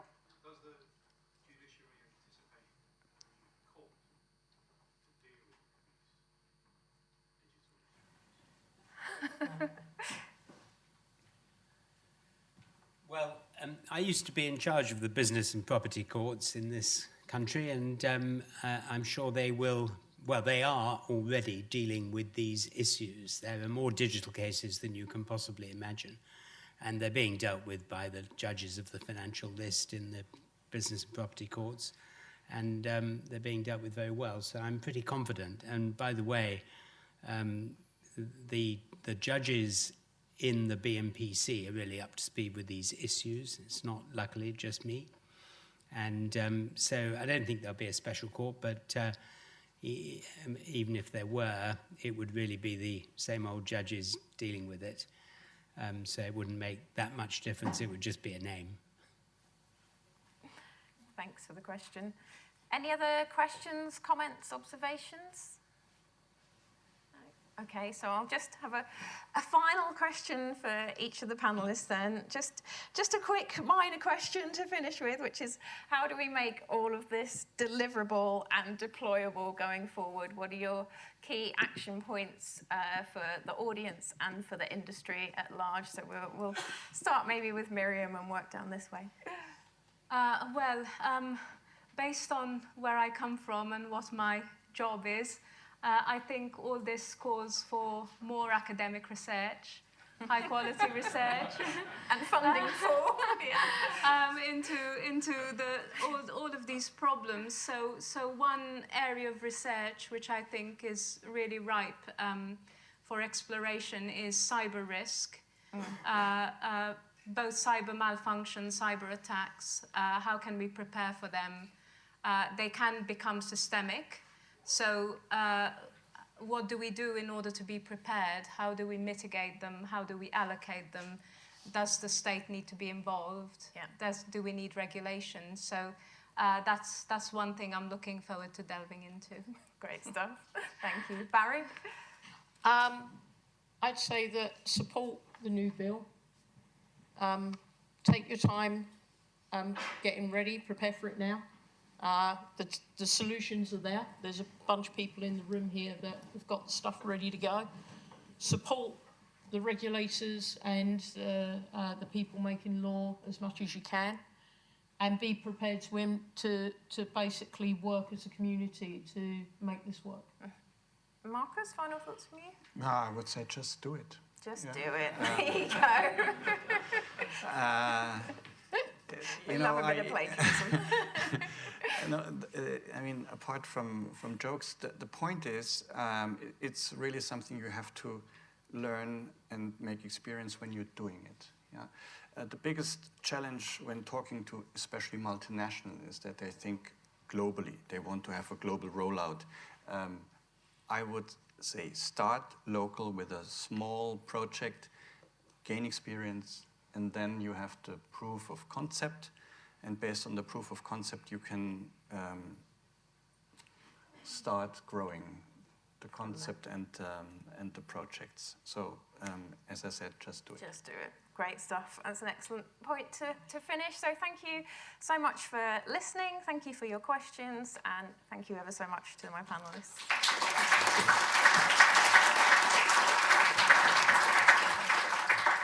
Well, thank you very much, Eleanor, and the panel, and indeed to Sir Geoffrey and to everyone for staying on to the, dare I say, bitter end.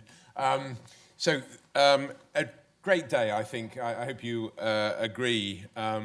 We've heard a lot today about the current state of affairs. Yesterday was about laying the groundwork and developing the tools that we needed to actually get on and do stuff. But today we've heard from the ports about how they are a centre for innovation and digitalisation, but how it's critical there to understand who your stakeholders are.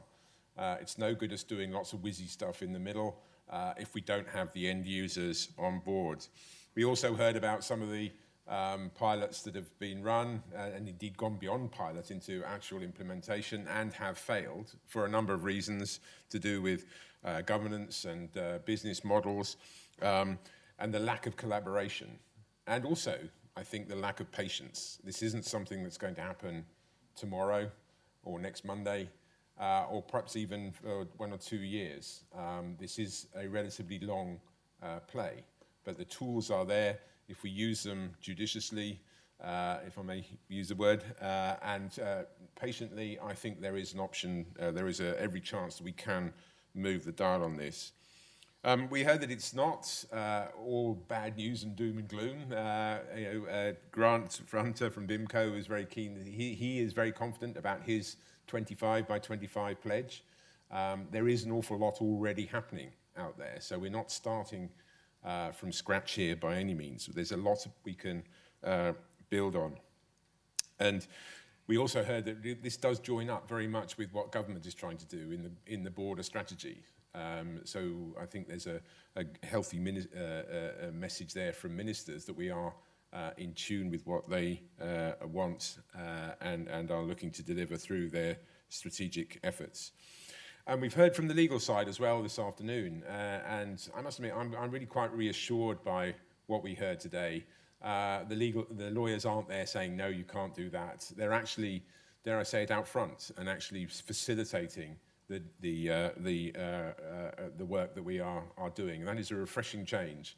And it's great to have that sort of lawyer on your shoulder approach to this so that we get that legal advice in real time and so that we can not reach that situation where we do stuff because we can and then technically and then find that the legal barriers are so strong. And then finally, to iterate again at the end there, the clear need for security, for interoperability, and indeed for future-proofing. This is not about selecting a technology, getting into the Betamax VHS debate at this stage, because we'll almost certainly end up with the wrong one. And yeah, just finally, we've got to do stuff. I'm very pleased, as Barry mentioned, well, I think we've got a consignment leaving next week from Felixstowe on its way to Singapore. And I think it's that small-scale, horizontal, end-to-end type pilot that really will show to industry that we can do this and build the confidence that Sir Geoffrey mentioned as being a critical element of this. And I think if we do lots of those small ones, if we evaluate them properly and carefully and show to those hard-nosed CEOs and CFOs that they can save money, that they can secure their supply chains, that they can meet their ESG obligations through the use of these legal and technical arrangements, then we can really make the progress that we're after. So I think we've had a good guide to what's going on, what we can do today. Tomorrow, we'll be looking into the future, most likely, into a guide into implementation. That will be a virtual day, and I hope you will be able to join us for that. We are, I think there are some refreshments out the front. Is Natalie around? Well, if there aren't, you can blame me, but I think there are out there. You don't have to. And for those of you who are joining us for the awards evening, it's at the Great Hall in Lincoln's Inn, which starts at 6 o'clock. If you don't know the way from here to there, it's not very far. Do ask somebody who knows. That wouldn't be me. But I think we've had a great day. Thank you very much indeed for all of your inputs. I'm very excited about the opportunity here. The Centre for Digital Trade Innovation is there to try and make things happen. So if you are interested in doing stuff, whatever it is, come and see us. We are interested in doing stuff. We are interested in brigading people together and getting those consortiums together so we can advance the dial on this. We've got the lawyers, we've got the technicians, we've got the security folk all behind us, so we can give you that sort of help and assistance, and hopefully we can work together and move the dial. So thank you very much. With a final thanks to Sir Geoffrey in particular for his contribution, but thanks to all our contributors, and most of all to you for being here. Thank you very much indeed, and enjoy your evening. Safe home.